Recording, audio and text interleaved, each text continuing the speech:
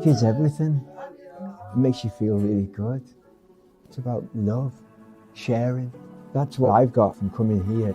Music is, I think, a fundamental human right. I think music therapy helps Sia because it taps into a part of her memory that hasn't eroded yet. The music's been very important to Mum because I just think it brings her back into our world a little bit. For some reason, his mind's clicked on in a certain way that it wouldn't have done without the music. I feel silence in my house for 5.5 years, and through music, perhaps he was able to communicate. Because music's such a simple thing, but it's a personal thing. It's little steps all the time.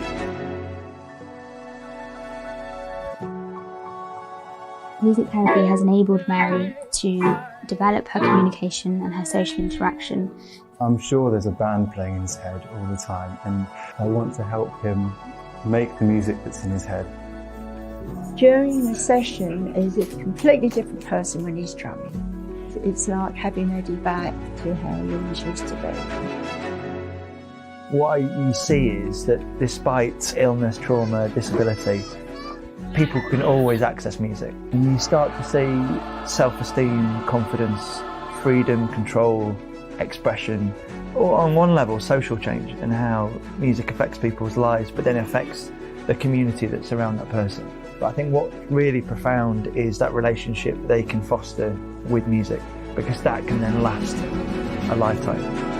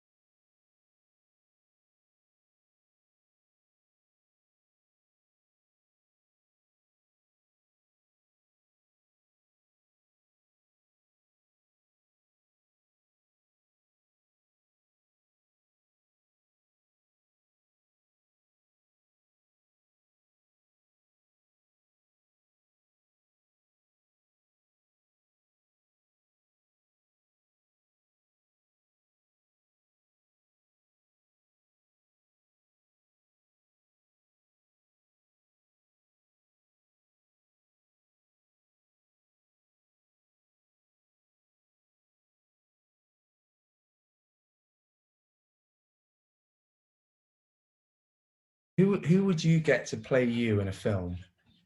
Well, it would definitely be a guy. It would be a small guy. Let me think. I don't know. Oh, what's that name? The name of that guy, Timothy Chalamet or something? The guy with the jaw. Oh, Shyamalan. Yes. Yeah, because like he's like how I wish I looked. You know. I'd be happy if I looked like him. Yeah. I actually, yeah, he's one of those actors where I didn't know anything of him. I watched Call Me by Your Name, and obviously it blew my mind in so many ways.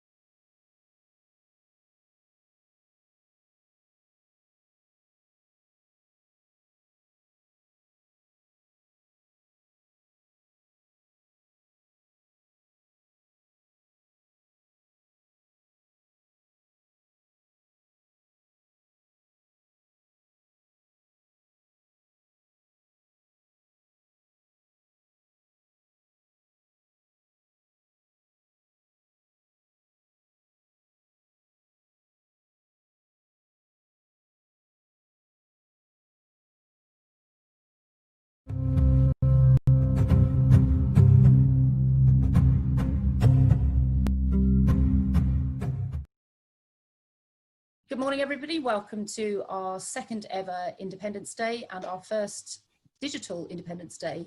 Like so many of you who are hopefully watching, we've had to readjust our plans for this year, and we debated whether to go ahead with Independence Day, but there seems to be so many things that people want to talk about, get advice on, and share experiences with, that we decided to run the day digitally and to give everybody a bit of space in between sessions and to make the screen fatigue not too bad. We're running over 2 days. So thank you very much for joining us. I'm Sybil Bell. I'm founder of Independent Venue Week. I'm Chloe and I do the day-to-day running of Independent Venue Week in the UK.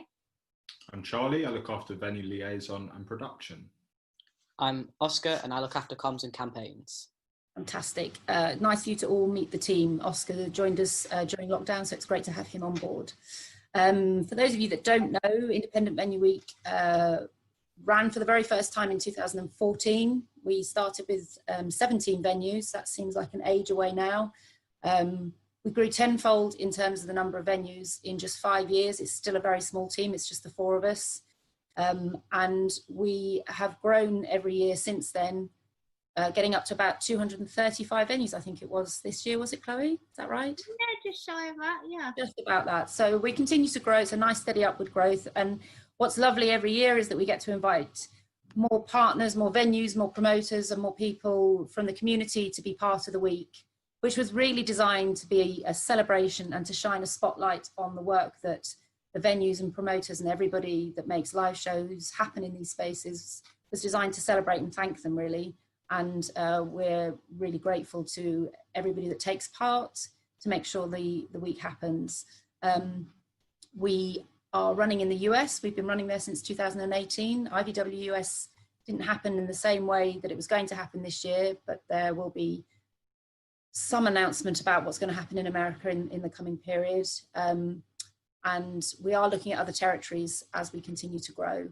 The other thing worth saying is that this year we've had to postpone, but we will be looking to launch our Yes We Can initiative, which is our training, education and community programme, which will be running in partnership with venues around the country throughout the day and across the year.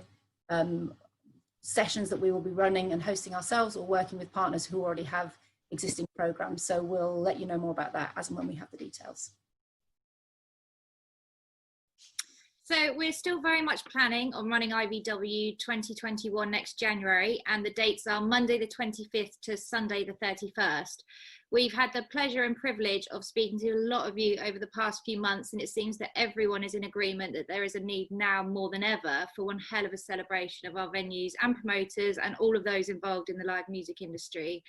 As you will have hopefully seen, we're moving over to a new portal, loadin.com. The vast majority of our communications will come via here, and this is the place where all of the forms we ask you to complete will be, as well as things like the details of artists looking for shows and IVW logos and other assets. Loading.com is hopefully going to make all of our lives a lot easier and save us all some very valuable time. If you took part in IVW last year, keep an eye out for an email from loading.com, as this will contain all of the details of how to register. We will start to send the emails out as of Wednesday afternoon, but as there are around 230 individual email invites to send out, please bear with us, we will get to you. If you are a venue that's taken part in IVW before but not last year, or are completely new to us, please email me and I'll send you an invite to join Loadin. We're really, really excited about using the new portal, and I think you'll love using it too. And the best part of all of it is that you will not receive any really long emails from me. All sessions today will be recorded and posted on our website at a later date. There'll also be a chance today to ask any questions and answers you may have. You can submit your questions via YouTube or Facebook. Just a quick note on etiquette. Don't you know who I am? Please do type your name and organisation you're from, or your artist name, or if you're a freelancer or independent. It helps us know who is asking so we can address you personally. Also state your pronoun if you would like he, him, she, her, or they, them. Please be nice. Please keep all chat and questions polite. You know what your gran says. If you've got nothing nice to say, don't say it at all. Everyone today is here to help, and if they can't, they'll hopefully know where to pass your question. Please share the fact that you are watching or participating today on social media, and feel free to tag us in. We are IVW_UK on Twitter and Instagram, and Independent Venue Week on Facebook. Please tag your comments with hashtag Independence Day 20, that's with a TS, not a CE, and let all of your friends know you're watching, your mum, your dad, that uncle that you've not spoken to in months, let him know that you are watching this and he might like it too.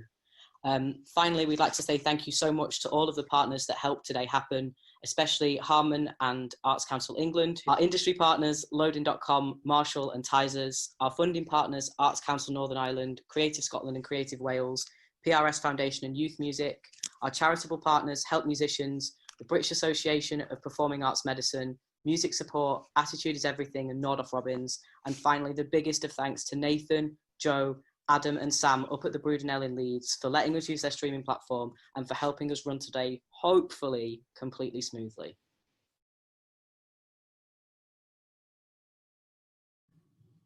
So today is Wednesday, the 29th of July, and we're just going to run through with you some of the sessions and panels and speakers, just so you know what's going on. Both days will start at 10 o'clock, but you get the chance to log in 10 minutes before each session. There'll be some content and some bits and pieces to see just to keep you occupied. Today is going to end at 4:30. We've built in 10 mini break sessions between the panels, so time for tea and a wee, I guess. And that's the time that you can log on to the next panel session and just enjoy some of the content we put together for you. We're really grateful to have our partners, Marauder, coming for a late panel session from across the pond, and somebody will tell you about that in a second. The first panel we've got today starts at 10 o'clock and is COVID relief and recovery. We've got some fantastic speakers who are going to share their experience of what it's been like during lockdown and how they anticipate getting through in the next few months. And moderating that panel is Dom Fraser, who's a freelance production and events manager, and she's the founder and director of the Boiler Room in Guildford. We've also got Harpreet Baparai, who's the venue manager and promoter up at the Crescent in York. Then we've got Maxi Gedge, who's the Key Change project manager and comms coordinator at PRS Foundation. Dr. Claire Mira Nelson, who's director of music at Arts Council England. And last but by no means least, Rebecca Walker from the Lead Mill in Sheffield. And then our second panel today starts at 11:10 and is called Welcoming Everybody in Your Community. It's being moderated by London Nights Art and BBC Six music broadcaster Amy LeMay, and features musician Chris Halpin, our IVW ambassador, painter and gig goer extraordinaire, and pretty much all-round legend, Big Jeff. We also have Emily Marlowe of Music Leeds, Come Play With Me, and the co-founder of Girl Gang Leeds, and Karine Mayer, who is the CEO of Drake Music. And then after that, our third panel starts at 12:20 and is called Shaking Up the Booking Model Post-COVID, and is being moderated by Nathan of Brudenell Social Club, and features panelists Sarah Joy from ATC, John Rostron from the Association of Independent Promoters, Kaya Milan of the Music Managers Forum, and Roxanne DeBastian of the Featured Artists Coalition. At 1:30 p.m, we will have our first afternoon session, and this will be hosted by Charlie Chu from Loadin.com. Loadin.com is an online platform originally developed for the festival market. The platform allows festivals to manage the relationship with multiple artists while keeping all essential booking info in one place. For Independent Venue Week, the Loadin.com platform has been adapted to allow us to manage multiple venues and all essential Independent Venue Week info in one place. The team at Loadin.com has now also developed a specific venue version, allowing you as the venue and/or promoter to sign up to use the platform to manage your own bookings. Advancing has never been easier. Loadin.com is created specifically for venues, promoters, band bookers, production managers, festivals, and artists. I'd like to give a big thanks as well to Charlie Chu and Alan James from Loadin.com for all their help in getting this together.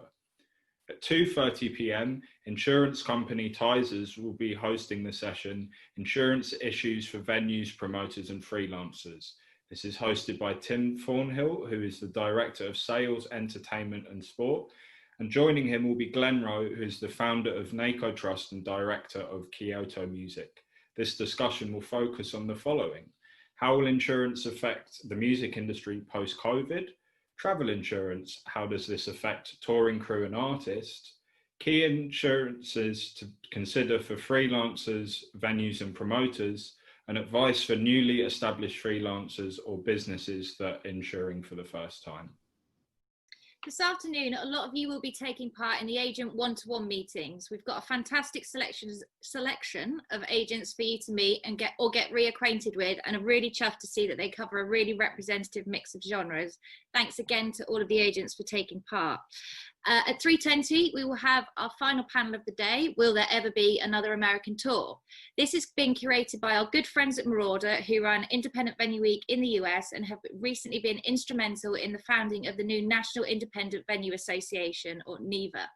The panel will be moderated by Cecilia Nielsen from Marauder, and Cecilia will be joined by Robert Gomez, owner of Subterranean in Chicago, Reverend Moose, co-founder of Marauder and executive director and co-founder of NIVA, Jackie Becker, promoter and founder of 11 Productions, and a manager from the UK.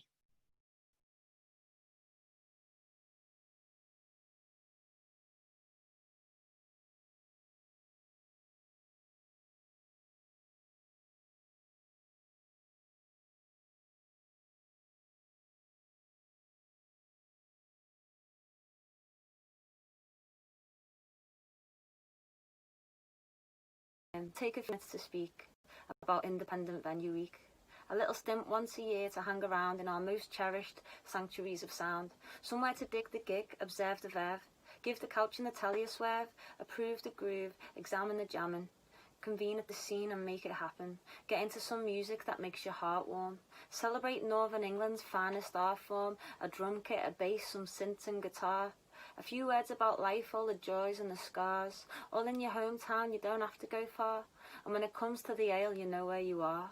'cause it's not a Carlin-sponsored bar, so it's not £6 for a warm plastic jar. You won't need to bring vodka supplies in your bra or in Capri Sun pouches in your knee-high boots, 'cause the people in charge are not in cahoots with the corporate owners, the guys in suits. It's no corporation, no, this is grassroots. And there's no knobheads throwing cups of piss, just proper music fans and proper gigs. It's the underbelly chic, it's the basement ritz, the organic foundations for tomorrow's hits, 'cause it's an ecosystem right here that we share. And you've got to nourish the soil to get the good air. So full respect to you friends for being right here, sustaining this sonic biosphere, a place for young songmakers to cut their teeth. Yeah, all the good stuff comes from underneath. A place for the more radical among us to go and rope in some bandmates and make a thing grow. So it's important we don't let these places go bust. And it's good news this week from the Music Venue Trust. Cut business rates, giving breaks on tax, so we don't end up with more student flats or luxury apartments to complain about noise. 'Cause who cares how many the venue employs when there's profits to be made for one of the boys? Don't move next to a venue and whine about sound. Mate, I've done longer solos than you've been around. Development dreams, crushing scenes for the cream. Gotta get the money, yeah, but that's just obscene. There's gotta be more to life than that. Just drinking some culture and don't be a prat. And big love to those keeping the whole thing on track. Shout out Six Music and Steve Lamack and everyone involved in pushing the scene everywhere from London to Stockton-on-Tees. Nice one. Yeah, we're doing this Stay at Home Festival tomorrow. Keep a lookout for us. Do another poem tomorrow as well. Nice one. See you.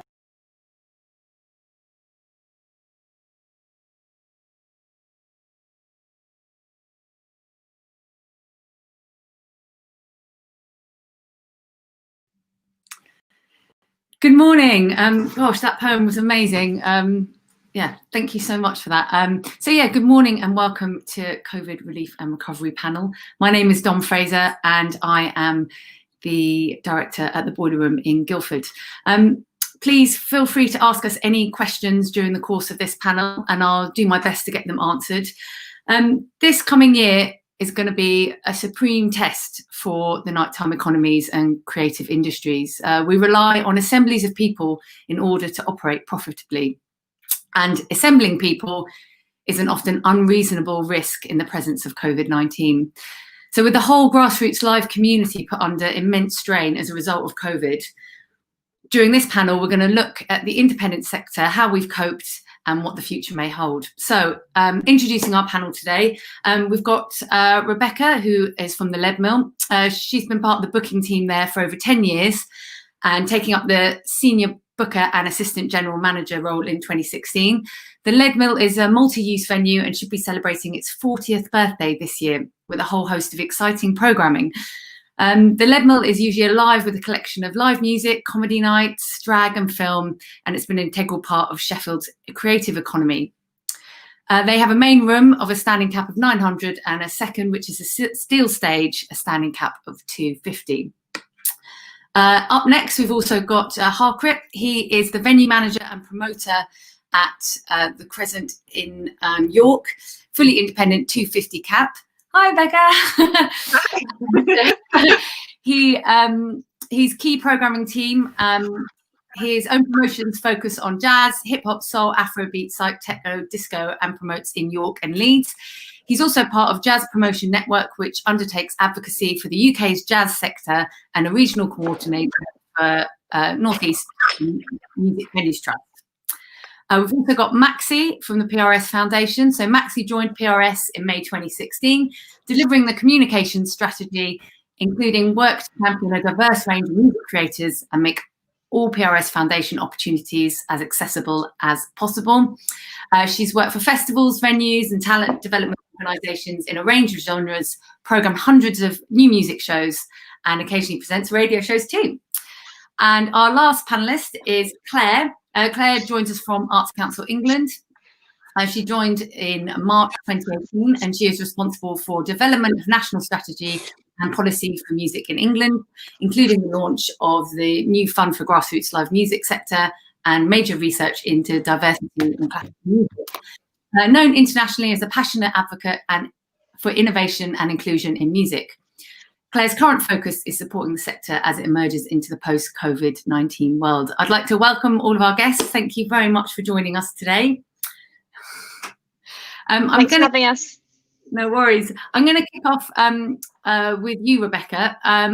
First question I've got for you is, the government are announcing they're trialling indoor events to reduce cap audiences. I think Frank Turner did one last night at the Clapham Grand. How are you feeling about reduced cap shows?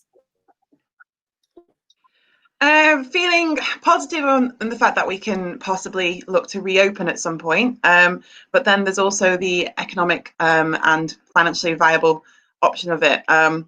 We've done multiple risk assessments now on the various guidelines that the government has published. 2 metre social distancing would have just put our capacity well below 100, and that would have included staff and the musicians. 1 metre, it's not changing it too much, but it would put us in maybe in a bracket of being able to have seated shows, like more intimate seated shows through comedy, maybe folk or jazz music, and that could be a possibility.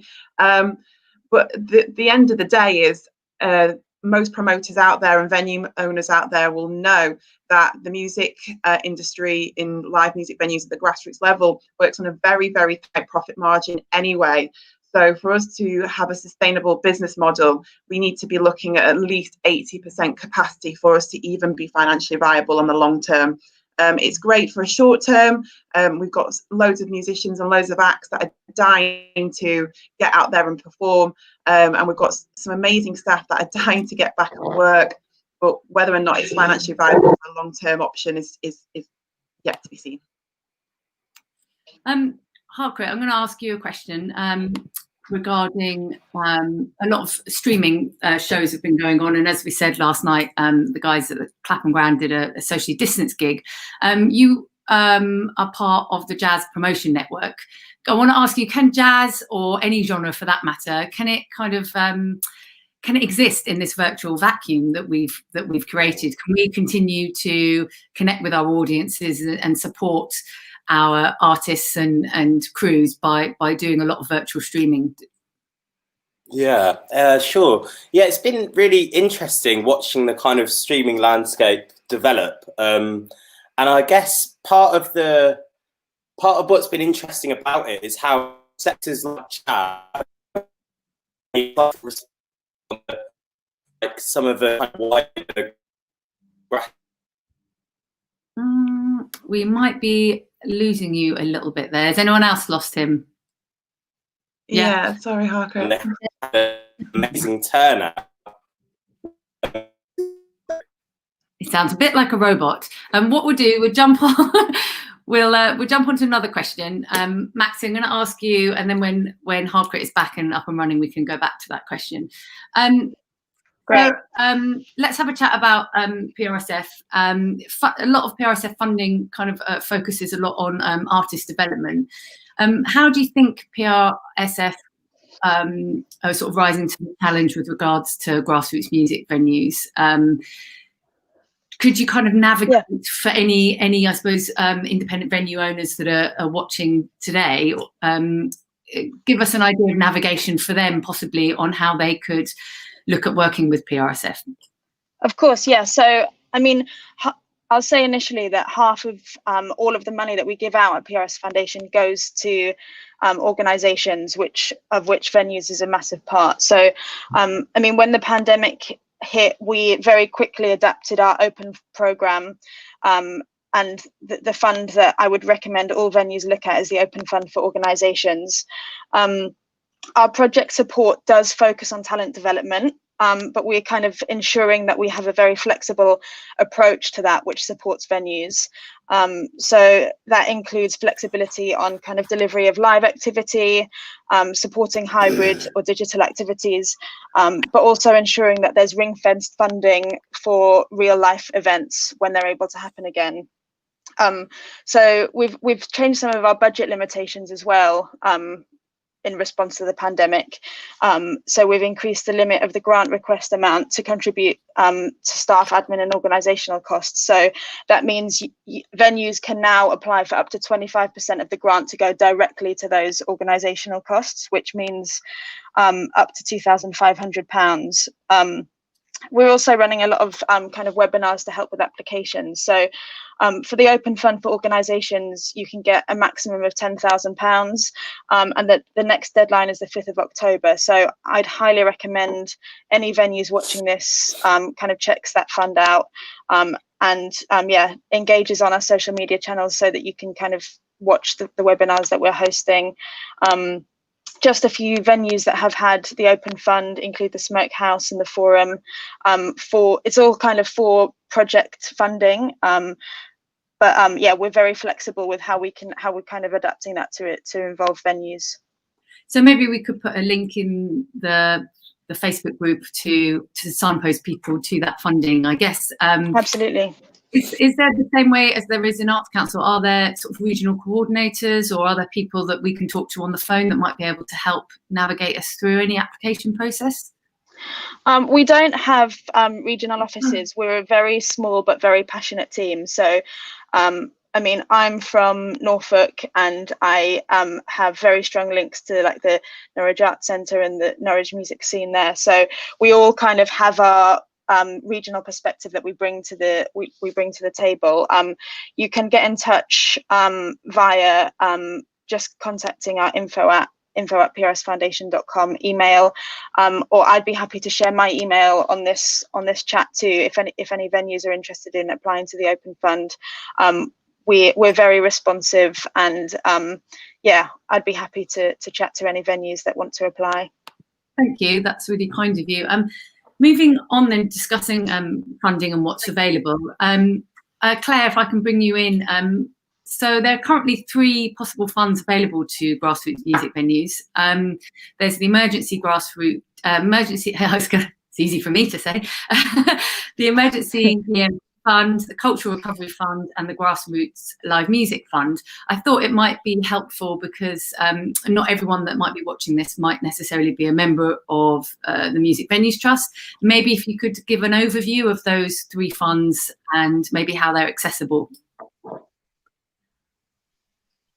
Yeah, absolutely. So the Supporting Grassroots Live Music Fund is a fund that we've been running now for about just over 18 months. And it's what we call our project grant. So again, it's a little bit like the PRSF's Open Fund. It's open to venues of all kinds, both to the venues themselves and to promoters who work in conjunction with grassroots music venues. And they can apply for up to £40,000 to support work, which could be touring projects, it could be doing capital work on a building. So we've had some people come in for everything from repairs to toilets to new lighting rig or sound equipment. Obviously, there's kind of no point in doing work on a building if there aren't artists going in and audiences going in to experience that. So any project that you come into under that fund has to have some kind of public facing expression. And even though obviously at the moment it's a lot harder for projects to have that kind of audience focus, we're really interested in encouraging things that are digital or hybrid, or just give you that space to trial a new approach and test out something that you might not have done before. So with a smaller size audience, or with different kind of artists, or maybe a different genre focus from the way you focused before. So that fund is open and can be applied for right now. We also opened last week a very, very short-term fund, which is called the Emergency Grassroots Music Venues Fund. It closes on Friday of this week. So no, it doesn't. It closes on the 3rd of August at midday. No, it does. It closes on the 3rd of August at midday. I think there's some false information on some of the documentation, but I will double check that before the end of the call and confirm. And it is for applications of up to 80,000 maximum, although we actually expect that the majority of applications will be significantly smaller than that. And it is literally only for venues who believe they may become insolvent by the 30th of September. So it's really trying to pick up on some of the concerns that have been highlighted about venues, particularly where they're under pressure from landlords, or they have outstanding utilities or other maintenance costs that they're unable to meet, which might mean that the venue could close. And we are seeking to support them. But as I say, that is only for venues who think they are likely to become insolvent by the 30th of September. Today, the government is announcing the detail of the new cultural recovery funds. I think probably as we're speaking, if not just before, the guidance document for that fund has gone live. It is for organisations of all kinds, and applications kind of fall into two tranches. One, I think, is probably more relevant to grassroots music venues than the other. So there's a grant programme where organisations can apply for up to £3 million of funding, and a loan programme which is for applications of over £3 million. My inclination is probably most grassroots venues will be looking at the grant programme and the full details of that programme, which I have to confess I haven't seen all of the detail yet, but have been published by the government this morning. Thank you. So, and there are regional coordinators that, if you're an independent space, you and you're struggling with the application process, there are people that you can get in touch with that will assist you if you're if you need it.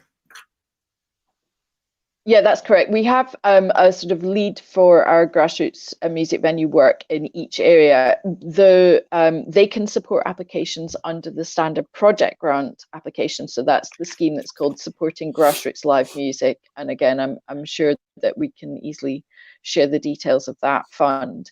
We're not able to provide advice on the emergency fund because its timeline is so short, it just wasn't practical to do that. And we've been asked by the government not to provide support to the main cultural recovery fund on the basis that the volume of different types of organisations that might need to come in is such that it's not practical either. So we can provide support around the project grant fund.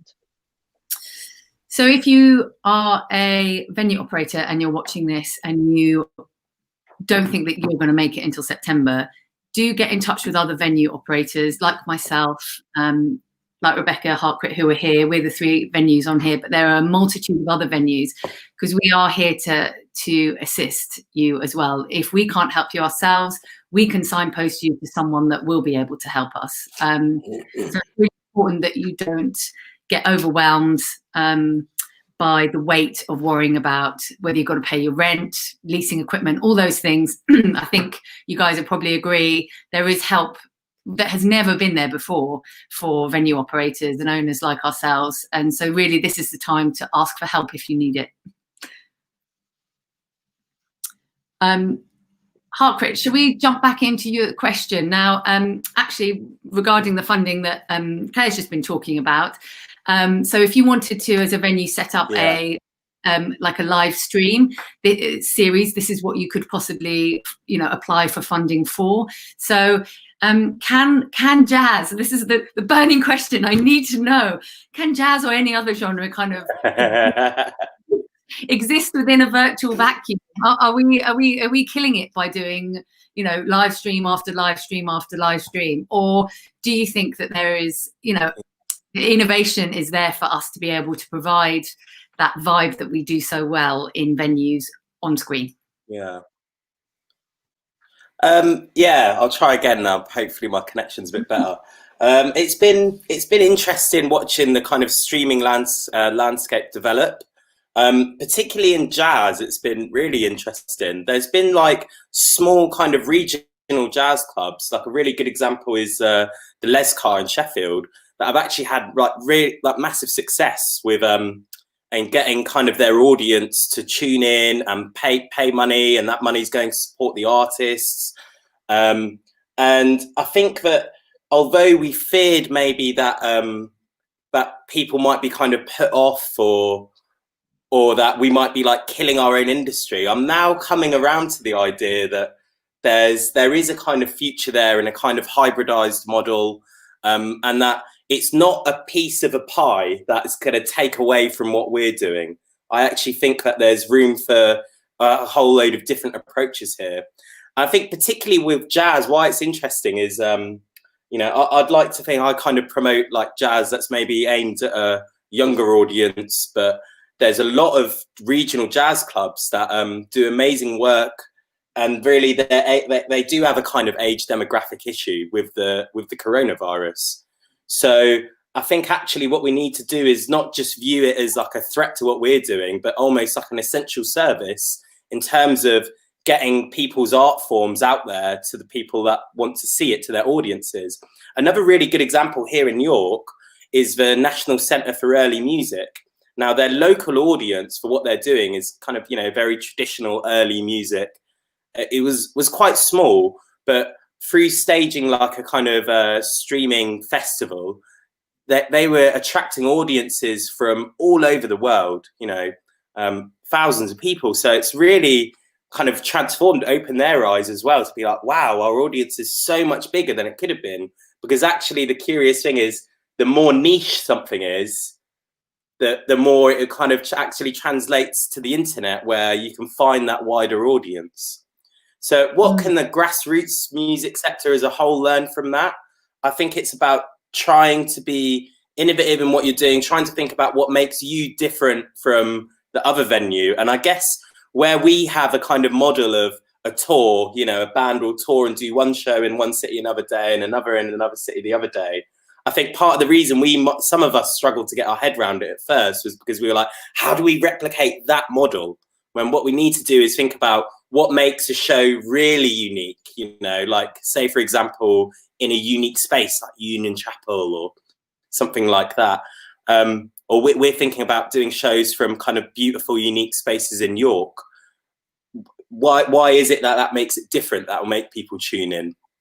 A one-off unique event rather than trying to replicate a touring model.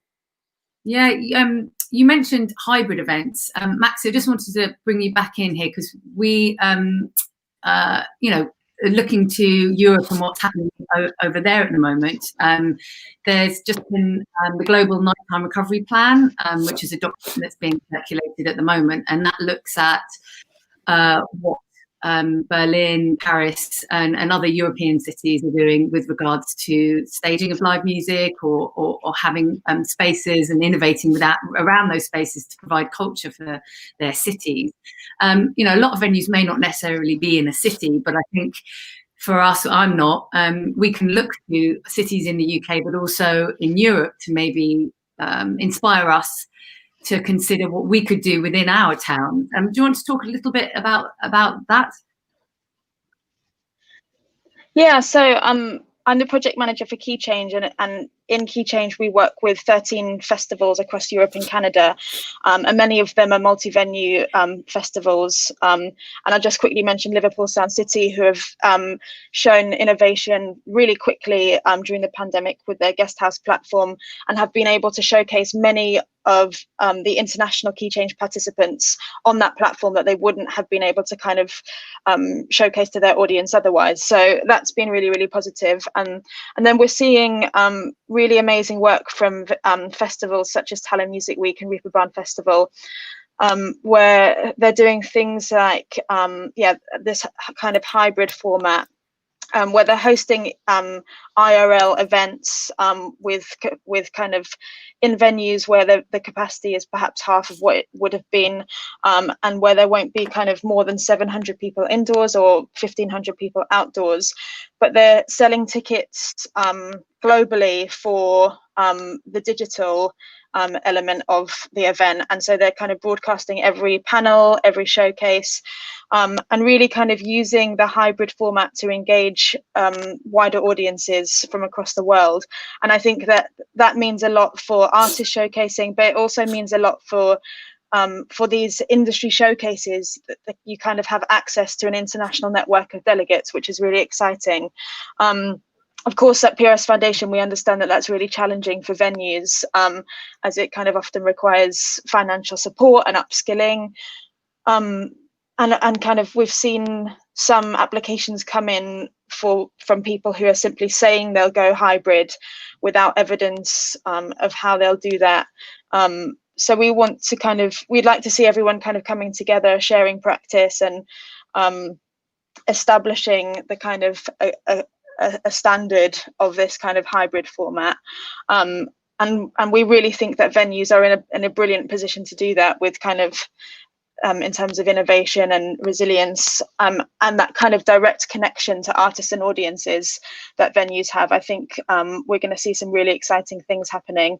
And yeah, again, we welcome venues to come in for the Open Fund for projects that focus on this kind of hybrid element. Okay, thank you. Rebecca, I'm just going to bring you in. So we're just coming up to August. What we would normally be doing now, I guess, is we would be expecting, we're a university town in Guildford, I think you are as well, and York. We'd be expecting all little fresh-faced freshers to be coming into town in the next month or so. How are we going to, as spaces, adapt and evolve to the fact that, the landscape is changing? So, we would be expecting freshers, and we'd probably be looking to Halloween, then there'd be Christmas. We've always been quite seasonal spaces. How are you guys approaching it at the Leadmill? Because I guess you must have a massive freshers events there, and I guess the same in York. Yeah, I feel really sorry for our club promotions team, because they've got freshers ready to go. It's already planned. They know exactly what's going on. It's ready to basically be put in place as soon as we're given the green light. Yes, we are very seasonal. July and August is typically our quiet time, so this would be the time when we would be doing a lot of planning anyway. Not much inactivity in terms of live music, other than a few festival warm-ups and things like that. But from about mid-September to December, we usually are having at least 5 live music events a week, at least 4 club nights a week, and that's just in our space. We also promote across the entire city and use other venues from 100 capacity up to about 2,000. So the whole city is kind of come at a standstill. We're still looking to adapt to that. We're still learning, as everyone is. It's difficult to say when we can get the doors open to full capacity, which is what we're aiming for. But we've worked a long time now to not just solely rely on students as our main source of income. It's very easy to just rely on students to kind of keep the club nights alive and things like that. So we've tried to open up to all communities within Sheffield, all age groups, and welcome everyone in. But yes, we are going to definitely see a deficit if it's just stay at home learning, which I know that most of the universities are looking to do, at least for the first semester. I think looking at what the universities are planning, second semester there may be more classrooms open, but we're all in the same boat. We all don't really know what's happening. All we can do is plan, and as soon as we're given the green light, our freshers, whether it's in September or mid-March next year, will be incredible. You mentioned about crews and anyone that works at a venue, or knows that we're like family, aren't we? Our crews, we see each other at our best and our worst. We shout, mummy and daddy having arguments, and they're like our children, our crew, but also like our brothers and sisters. This has been an especially difficult time for crews, for sound engineers, for bar teams, and this is a question, I guess, to everyone. If you can give me your thoughts on it. How can we look after them? Is there anything that we can do to look after the crews? Because it's challenging for them as it is for us. I don't know. Harkrit, do you want to go first? Or you go. Harkrit, go first. That's fine. No, I think he's frozen. You go first. So yeah, at the Lead Mill, we employ 75 members of staff on payroll alone. That's not even including our contractors. We have a lot of staff that we rely on to maintain and run our events. I think personally, I'm the oldest person that works in our office, and I'm known as Mother Walker in the Lead Mill office. I deal with a lot of problems with a lot of my staff. I think it's just making sure we're communicating with our staff. Yeah, sure. It's very easy. I guess it's, yeah.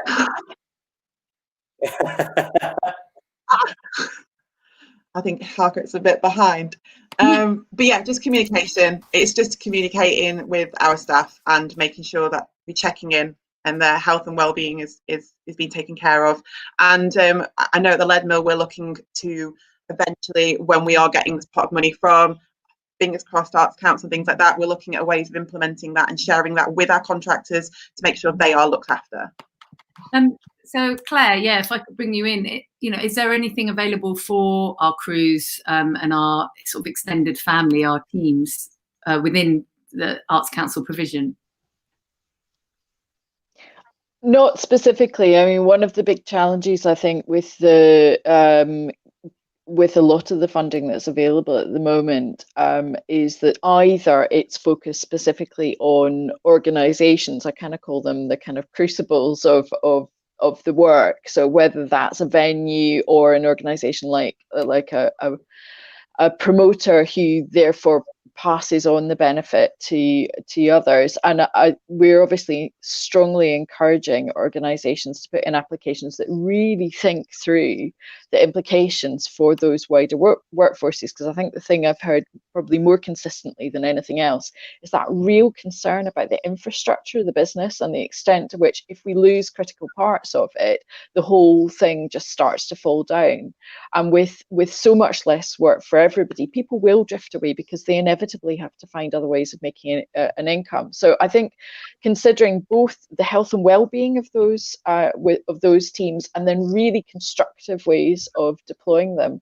I've heard a few great examples, and I think Rebecca actually possibly has some, but I've heard a few great examples across the sector where just the fact that there's a pause has allowed people to have the space to think about something fresh. So some colleagues in the festival sector were talking about the fact that they'd set a couple of the members of the team full time the opportunity to go away and think about sustainable touring and what they could do differently when things restart. So I think sometimes it's just about giving people a focus, giving them a bit of autonomy in their lives, actually something they can lead on and decide. And obviously that depends whether they are your employees and therefore, because of furlough, they've still been able to be paid to some extent. If they're not your employees, they're your contractors, I think building some of those costs into applications is a really, really important thing to do because of that need to care for the whole structure. Yeah, I think just picking up on that and re-emphasising that point, building in those costs into your applications so that where we can help our crews is, we consider them when we're putting in applications. Harkrit, how are you doing? I don't know. Have I caught up now? I think so. Do you want to give us your thoughts on that? We talked about our, looking after our crews and our kind of wider family that exists within our music venue ecosystem. Any thoughts on anything that you guys have done to stay connected or to, to reach out to them? Yeah, I just think just kind of, we're all friends here, and it's very much a kind of loose management structure, I guess. We're really a bunch of mates, and just been trying to keep chatting throughout the lockdown, and when we were able to start kind of meeting up and having some kind of staff meetups and stuff, so distance, of course, we've been able to do that. And then as we're now kind of undergoing like a lot of venue renovation work, trying to take advantage of being shut and stuff, I think we'll be doing things like painting parties and so on. And I guess as well, now that we're trying to think about what other projects we can do whilst the venue's shut, but elsewhere perhaps in York, we're talking a lot to the council and to the university about perhaps outdoor things or things in other spaces that might be like easier to adapt, and then that's another opportunity to, you know, find some work for that crew as well. Yeah, I mean, that's actually what we're doing at the Boiler Room. So there's normally a big fireworks fiesta event that happens on a park in the town. They normally have 15,000 people that turn up to it. It's a free event, and they torchlight procession through the town, and then it ends up in a big event with fireworks. But they're changing their model to a 5,000 cap ticketed event, and we will be, you know, government pending, so it should, as long as the guidance says that we can, we'll be providing music and a performance element to it. So I would encourage anyone that is watching to kind of contact your local authority, because I think they are in a position where they are desperate to bring culture back into the high street. They want to engage with their constituents and with the people that live in the town, because the towns are quite bare in some places, you know, the shops aren't open, and there's a lot of outdoor space that is available. And with some of the guidance that's come out with regards to like pavement licenses and being able to have road closures, I think, you know, if you can team up with someone, another delivering partner, or you can consider putting in a funding application to either PRSF or Arts Council, you know, we can be seen as helping to assist our local authority in bringing culture back, you know, kickstarting our towns, because that will bring people back into the high street, I think. I mean, that's what one of the things that we're doing. You mentioned Freshers, so we're working with one of our local universities about doing a Freshers event outside in a local car park. So that we'll see if that gets the go ahead. And but again, I think it's like you said, it's time possibly to do all those things you wish you could have a go at, but you haven't been able to. You've been stuck actually running the venue. So I was going to ask you, Claire, about a question about Arts Council England with regards to, do you think there's been a shift publicly with the perception of grassroots music venues? Do you think, you know, we've had such great campaigns like Let the Music Play and your campaign Let's Create, and also I think there's Let Us Dance. I mean, I think I've been certainly overwhelmed by the public response with regards to saving these spaces. You know, do you think that there has been, you know, arts and culture, there's been a shift? I think people have realised how important it is in their lives. Yeah, I think it's a really interesting point. And, you know, I guess at the beginning of the kind of lockdown period where we heard a lot publicly about the theatre sector, as the director of music at the Arts Council, I was really, really frustrated that we weren't hearing so much from music. And it's been really heartening actually to see the way that people have stepped up. And actually, I think the thing I'd reflect on that is my feeling is it has been effectively a grassroots kind of conversation, that members of the public were really aware in their local area of what they immediately didn't have access to.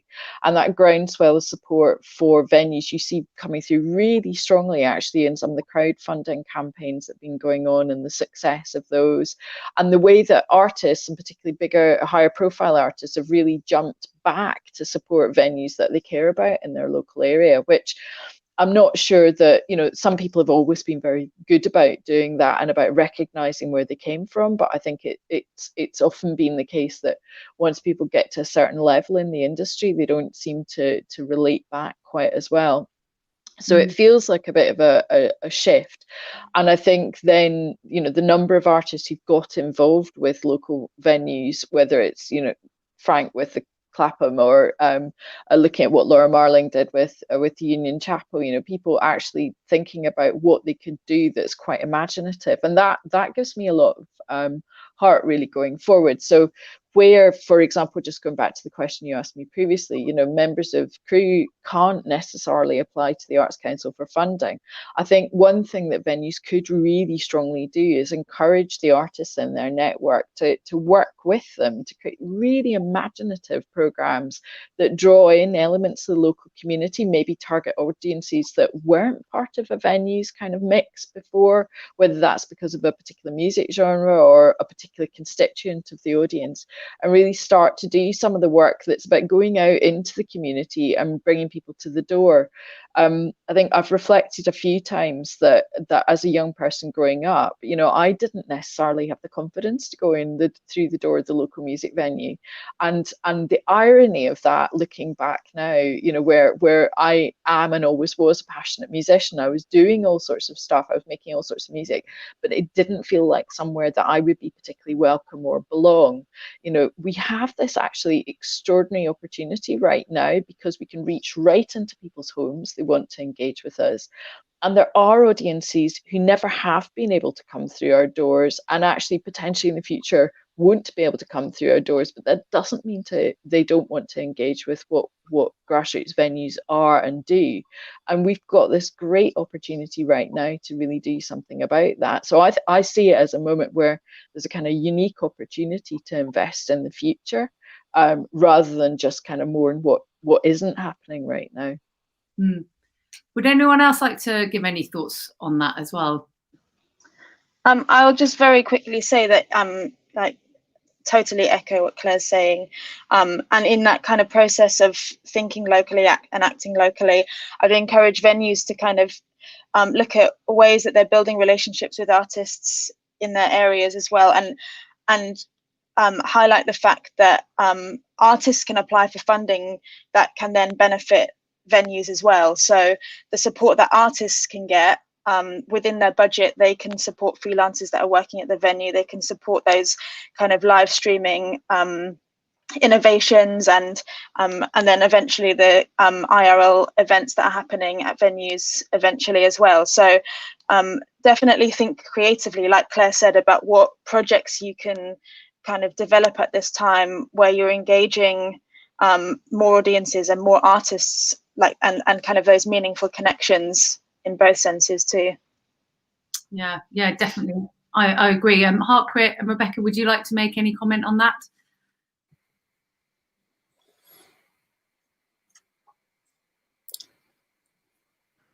I think just locally we are trying to engaging with our local musicians and making sure that those musicians are looked after, and as soon as we can open the door, it's going to be coming down to the local bands and the local musicians that are, sorry, my dog, they're going to be there to get our doors open and put events on first. Time for touring acts is like 3 to 4 months minimum. So we're going to be relying on those local musicians to get the people in the door to start with, especially when the government is notorious for giving us absolutely no lead time on anything. So. Yeah, put on a gig in 2 days. So we've got about 15 minutes left. So if anyone has any questions, please chuck them on the chats or the comments, and I can go through any of those. Heartcrit, I wanted to just touch on what happened with you with regards to the recent government announcements around loosening of planning protections, especially in regards with converting commercial to residential. This is something, again, as an independent venue operator, you may not be aware of. But that kind of loosening of planning protections was announced in the end of July and comes into effect in September. And what it means is that if we have where we are as venues have a space next to us that's been commercial, it means that basically it can be changed to a residential space with a lot less red tape. That can obviously send us into a bit of a whirlwind of worry, because one of the things, the external factors that we have to make sure that we're managing and maintaining is, our neighbours, and making sure that we're not causing a nuisance. So tell me about what happened with the Crescent and the deed of easement. Explain to us a little bit about that so people can kind of get a feel for it. If you haven't frozen.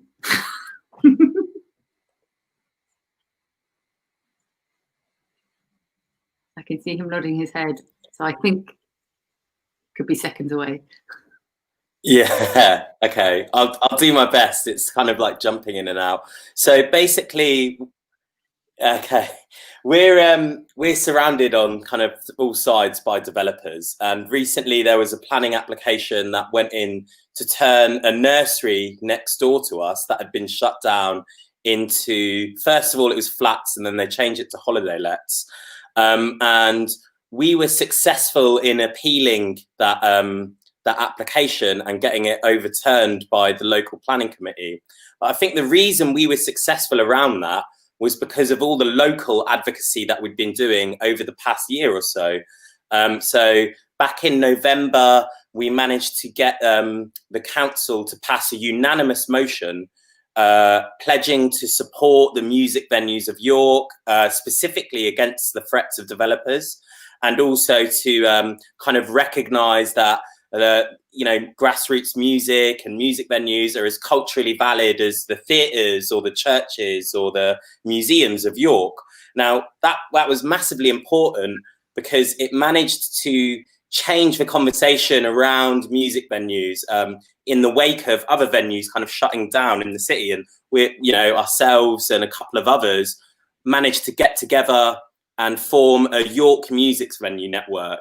So I think why this is important is because it's kind of demonstrating a model of advocacy that happens at a national level. Say the work the Music Venue Trusts have been doing has managed to change the conversation nationally, and things like agent of change, deed of easement, this is all kind of in our lexicon now. But what we needed to do is change it as well, where the local decisions are happening, where they're made, which is in your local council. So in that planning meeting, having the councillors talk constantly about deeds of easement or a agent of change and so on, it was actually kind of really inspiring. So I would suggest that every kind of venue needs to go out there, identify local councillors who are sympathetic to their cause, start speaking to your local licensing more, your local planning department and so on, and kind of emphasise that you're really aware of what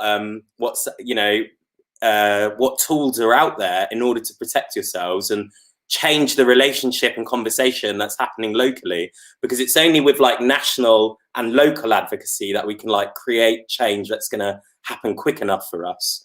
So we've been pushing for a deed of easement which is like an agreement between us and the developer that basically is like a kind of contract that follows the ownership of the property around, saying that whoever moves into there will be made aware that it's next door to a music venue and they won't be able to complain about noise. And we're hopeful that we'll be able to reach some sort of agreement with that developer. Ultimately, we don't want to see the building just sat empty. We recognise that development is going to happen, especially in a place like York. But it's about how can we have more positive and constructive dialogues with developers rather than constantly kind of reacting to what's going on around us. Yeah, I think if anything, that's one of the things that's come from this is actually how we can collaborate better with local authority, like Arts Council England, with PRS. It's how we're having a much more of a transparent, open conversation. And because people haven't got their busy lives where they're in and out and having meetings, we actually are speaking face to face with people. We're having access to people that probably we never would have had before because they would have been busy, in meetings a lot of the time. So I'm going to move on to our kind of some last thoughts on things. I want to pose this question to each of you and then get your thoughts on it. So recovery and building resilience, that's really, it's about relief and recovery within this panel. And it was really important. I wanted to try and focus, which I think we've done, on the positive steps we as venue operators can take to adapt and build this resilience, which will provide us with some legacy within our spaces. But how do we evolve? We've touched a little bit on changing our models, but for, and our teams and things. But for you personally, and as the the organisation that you're representing, how do you see this happening in the changing and moving forward? So, Maxi, would you like to go first, and then you can go each? Yeah, totally. So yeah, for PRS Foundation, I think supporting past and kind of current grantees and applicants has been really important. So with our COVID response, we've started a Sustaining Creativity Fund, which is kind of in partnership with Spotify, and it's been very focused on recovery. And I think that's where PRS Foundation can aid venues the most, with that kind of timely project support to aid that recovery. And we would love our we'd love our rebuild approach to involve more venues applying for that. So kind of, yeah, applying to the Open Fund for venues to kind of really evaluate and refocus your talent development work, establish yourselves as music hubs in your area, and get that support for your crucial role when it comes to supporting artists through programming and supporting diverse talent. And then also just to say, in my work with Key Change, we're really supporting organizations, supporting and encouraging organizations to examine kind of the resilience and sustainability of all areas of their work. So this isn't just venues, this is festivals, this is record labels, publishers, and yeah, we really think that gender equality is essential to sustainability and resilience. So we're encouraging organizations to kind of take our pledge at this time and think about positive changes you can make in all areas of your work. Yeah, just generally at PRS Foundation, we'll continue to adjust our programs to meet the latest needs of venues and organizations. So please do kind of stay in touch with us if you're watching about kind of what you're going through and any areas of support that you think are particularly urgent at the moment. And of course, we also work strategically with other funders and foundations to address those needs, including the Arts Council. So yeah, I would never talk about this time as an opportunity, but I think that like using the time to kind of build that resilience and evaluate or reevaluate how and why you're doing your work is kind of, yeah, what we're focusing on. Thank you. Claire, would you like to go next? Yeah, I mean, I think there's a massive thing for me, which is that I suppose goes right into the heart of what Arts Council is trying to support the sector to do. I mean, we've been having, I think, a much more constructive conversation with the grassroots music sector for a while now, and as I said, we've got this Supporting Grassroots Live Music Fund, which has been running for about 18 months, and will be running. I should have said perhaps that when we relaunching it is a pot of 1.2 million, so it's a substantial resource that's available to venues. I think my longer term aspiration would be that venues don't need that special ring-fenced pot. They should feel able and confident to come into our main project grants fund all the time. And I mean, even now, as I think I said earlier, that the Supporting Grassroots Music Fund is up to £40,000 application. There's nothing to stop a venue putting in an application for even more than that. It just wouldn't go into that ring-fence pot. And I suppose the larger the amount of money, the more competitive it gets.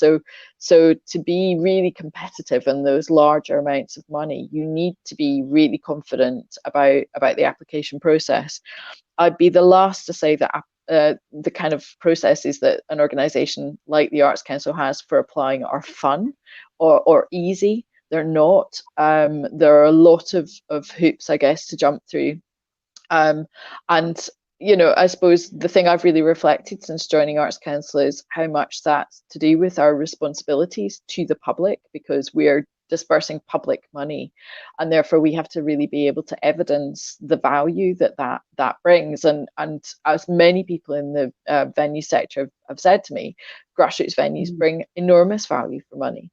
I think the kind of characteristics that really mark out great applications are some of the things that I'd love to see venues really thinking about and building into their work as they go forward. So accessibility, so that's both kind of physical access for disabled artists and audiences, accessibility in terms of being truly inclusive of different genres of music and giving the space to promoters from different kinds of backgrounds to shine through, and artists from different backgrounds to shine through, and realizing the richness that brings to the venue and bringing different kinds of audiences in. I think there's also a really important thing in there about partnerships and networking. So again, thinking forward and thinking about how difficult and challenging potentially it's going to be to get touring off the ground again. Groups of venues in different locations being able to come together to set up touring networks that then make it really viable for an artist to put on a tour, but actually you're sharing that burden between you and building and amplifying each other's work. It can drive tourism to different venues. You know, there's loads of really great benefits from doing that. So the power of working together and working really collaboratively with all different elements of the sector is something I'd love to encourage. Brilliant. Thank you very much. Rebecca, do you want to go next? I think in terms of the Leadmill and how we're going to be looking. Oh, sorry. Yeah, sorry. How we're looking forward to going in the future. It's just a case of we're quite a dynamic and creative bunch of people anyway. I think it's just looking about what we've got coming up, and just being ready to open doors as soon as we're allowed, and adapting our programme with what we're allowed to do at what stage. And I think as well, it is just like being engaged with the local community, and the local bands, making sure that they're ready to come in and perform safely and things like that. But the music industry, the live grassroots music industry, is such a dynamic bunch of people. We're creative and we will get through this, as long as the funding is in place and is easily accessible from Arts Council and the help from PRS Foundation. As long as that is accessible for everyone, and is easily applied for as well, and the guidance is there, we will get through this and we will be able to survive. And Heartgrit, do you want to give us your comments? We've got a couple of questions, so if you can give me your thoughts in about 30 seconds, I can quickly do those questions. Yeah, sure. Yeah, I guess it's kind of linked to what we were talking about earlier around if a national conversation around like grassroots music venues has changed, then we need to strike while the iron's hot. So that means, you know, if you want to diversify what you're doing as an event, like we're going to be seeking a variation on our license so we can, you know, do club nights better, things like that. And then just collaboration, you know, being able to have those conversations with like the universities and so on, or the council that we weren't having before, being viewed as a kind of cultural institution much more. And that option, I think, is there for everyone now because of the way that the conversation has developed. Thank you. Thanks to everyone for summing up your thoughts. I've got a couple of questions, so I'm just going to ask you for a yes or no. So do you think the touring landscape will change? We'll see artists doing smaller runs or weekend dates only? Yes or a no?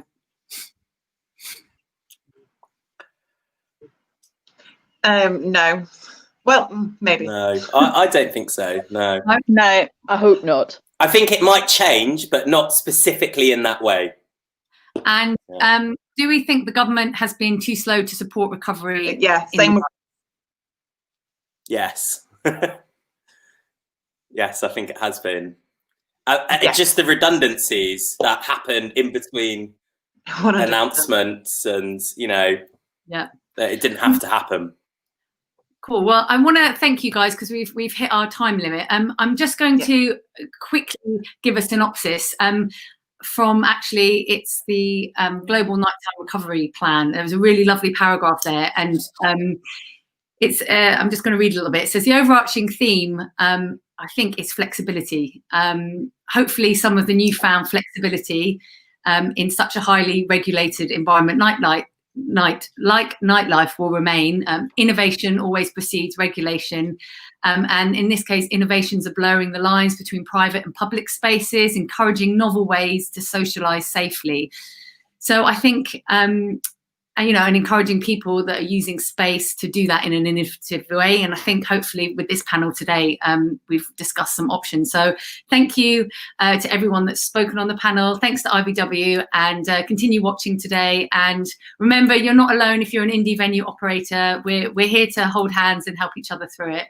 Thanks very much, everyone. Have a great day. Thank you. Cheers, guys. Bye. Bye.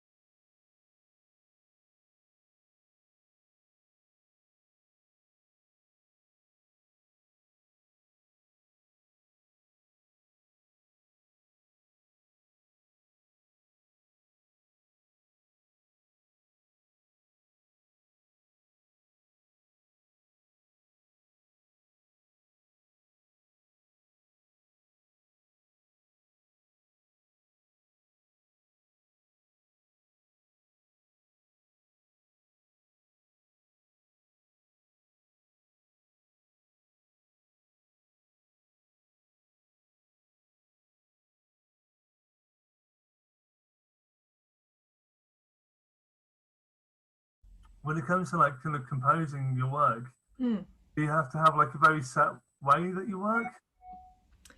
I have one sort of overall way of writing that I use across all the writing that I do. So whether that's an orchestra piece or a soundtrack. So I'm definitely not someone who thinks about genre at all. I'm not thinking this is a pop song, this is a instrument, this is a techno track or anything. I'm just thinking about the musical material and how to control that in a way that gives each piece a very distinct character. I want each of the tracks to feel in their own world and with their own identity, even though there's instrumentation elements that cut across with the instruments I like. So the thing that I do with all the tracks I do is I draw this very graphic sketch on a bit of paper, not notated initially, to like I was saying earlier, to plan out the sort of pacing of the ideas. So there's a lot of these kind of very angular shapes which help me kind of control the sort of context of a musical idea.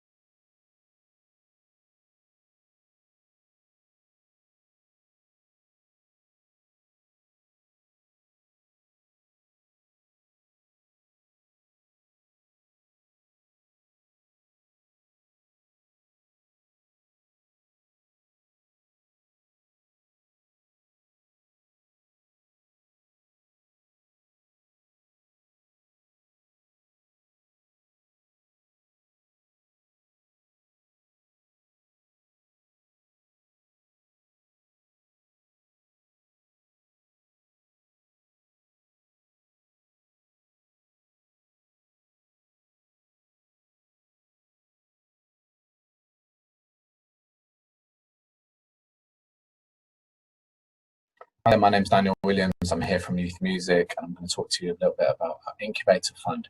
Should be really relevant for independent venues or any music business that's looking to access some funding to create work opportunities for young people aged 18 to 25. I've only got 5 minutes, so I'm going to run through quite a quick set of slides, but obviously you can talk to us in more detail afterwards. So Youth Music, for those of you who don't know, we're a funding body. We support music making projects for young people aged right from 0 to 25. We give out Arts Council England funding, and we also give out People's Postcode Lottery funding, probably about £12 million a year. That enables us to reach about 350 projects, support 80,000 children and young people. And we primarily focus on those who don't otherwise get access to music making. That might be because of who they are, where they live, or what they're going through. So that's Youth Music. This is our grants program. So we have Fund A, B, and the Incubator Fund. Funds A and B, we've got Fund A deadline coming up soon, 31st of July, so check that out. And then Fund B is for much larger grants, 30,000 to 200,000. They're primarily about music making for young people. Our incubator fund is slightly different. It's an employer accessed fund, which is about creating jobs for young people. I'm going to go on to talk to you a bit more about that. But firstly, I wanted to flag our Blueprint for the Future report, which the design of the incubator fund was based on this report.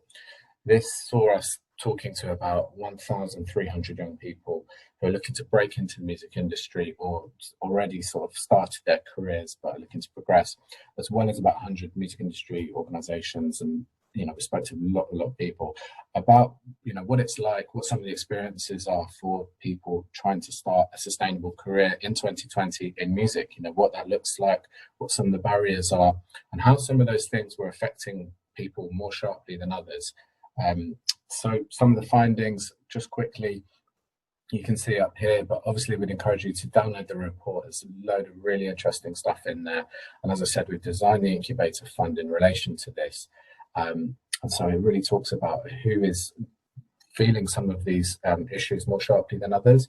And it probably indicates why the music industry is a bit less diverse than it should be, because there's a lot of work we need to do. So one thing I wanted to flag is that the Incubator Fund is not just for musicians, it's for any type of role within the music industries. So moving on to the fund, it's about supporting 18 to 25-year-olds, particularly those who are underrepresented, and look at the blueprint for what we mean by that, but supporting employers to create new roles and bring young people in so that they can actually bring their talent into your business.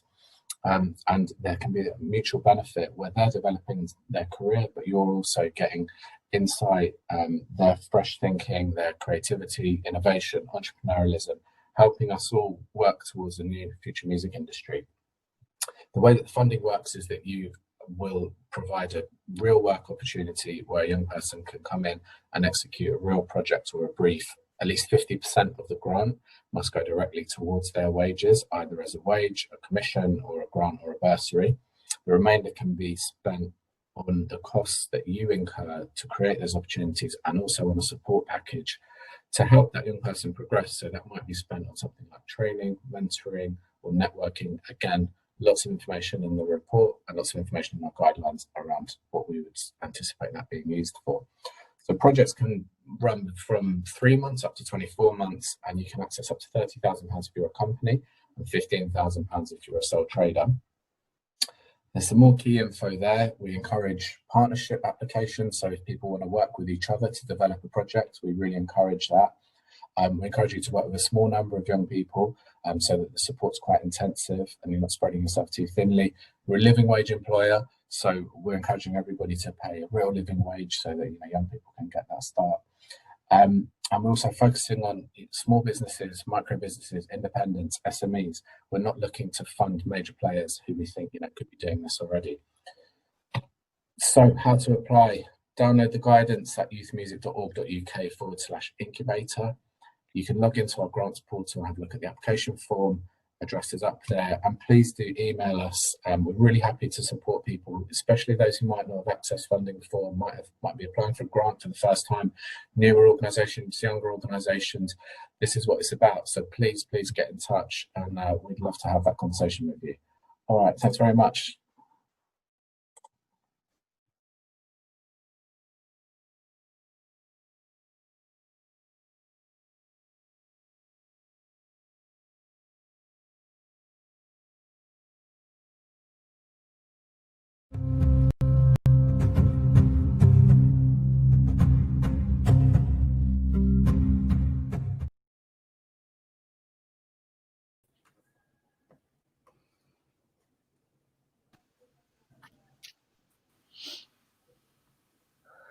Ew.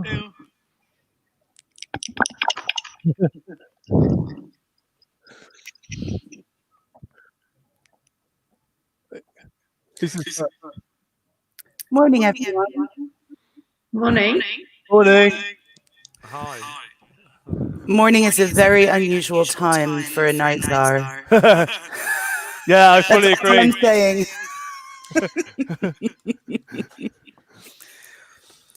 I think we've got someone's mic is picking up the feed, so might be mine. Don't know. Chris, you look like you've got a very professional setup there. So Yeah, maybe you're trying to look professional. Is it working? Can you hear me? well. We can hear you, but you're quite low, and we're getting a lot of howl around. I'm not saying it is you, Chris, but we might as well start somewhere, right? Do you have speakers playing anywhere? No, I don't know. That is weird, isn't it? How is that? Is that better? I'm still getting echo. Yeah. Maybe if we all put ourselves on mute when we're not speaking, and then we'll see how it goes. Okay. If I mute, the delay is still there. I'm not the culprit, I promise. That's sounding a little bit better. Can everyone hear okay? Yeah? Okay. Brilliant. So I think Oscar was going to come in and do a little introduction for us before we kick off. Is that right, Sybil? Sybil, I can see you're in the chat. Oh, okay, I can just go ahead. Brilliant.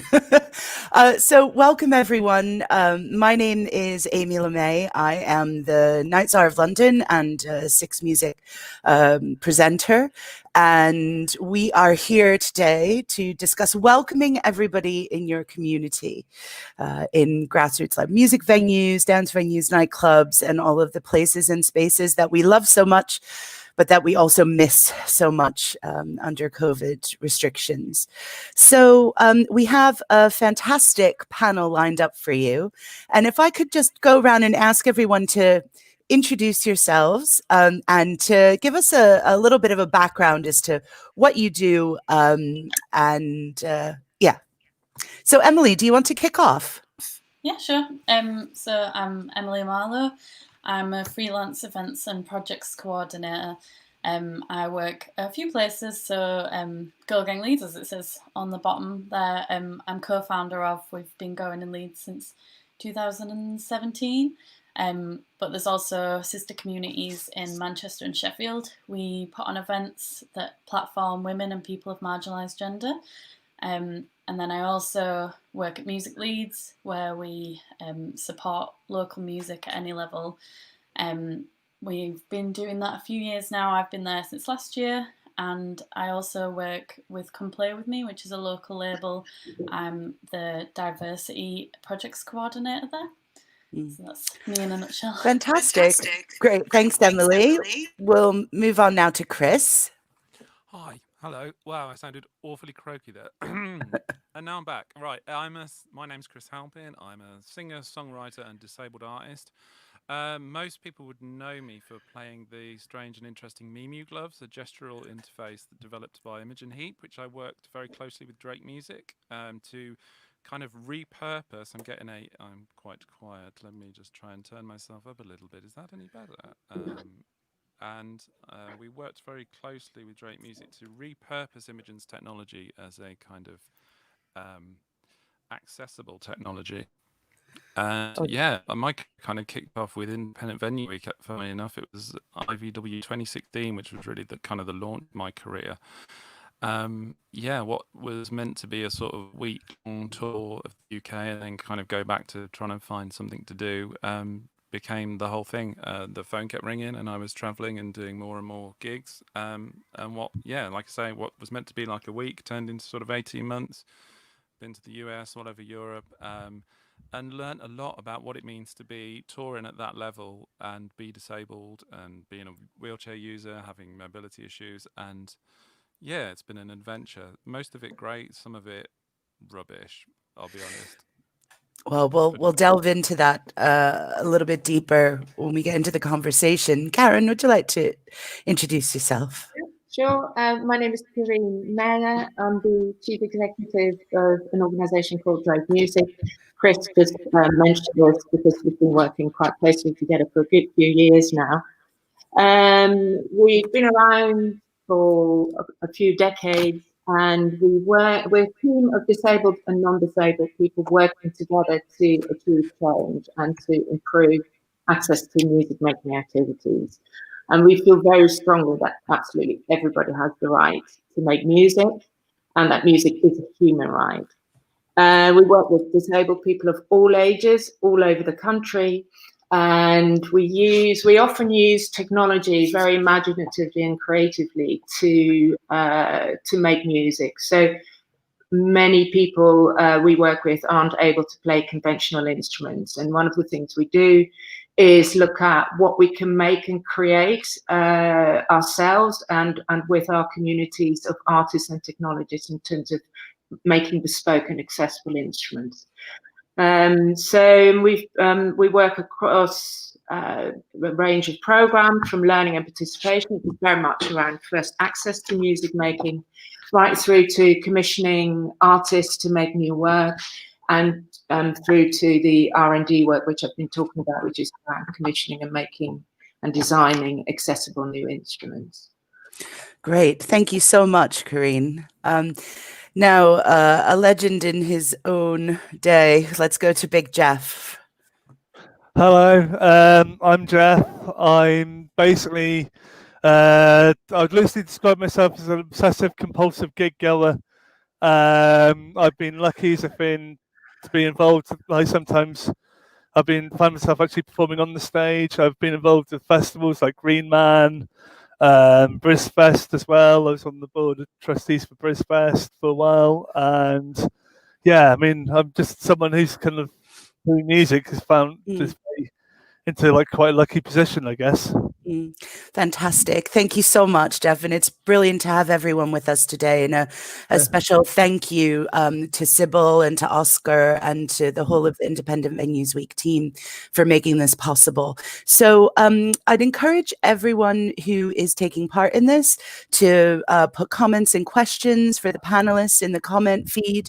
We'll be reading them out. We'll be dealing with them over the next 45 minutes or so. And so what I'll do now is I'll lead us into a discussion about the topic, welcoming everybody in our community to our venues, and then we'll open it up for a wider discussion. So I'd like to kick off with a question regarding representation. So I think it's worth recognizing that on this panel we have diverse representation of experiences, but obviously we don't have anyone of color on this panel. And so I just want to say that, and recognize that and say that, maybe that is some work that we could do better next time, and making sure that all of our voices are represented.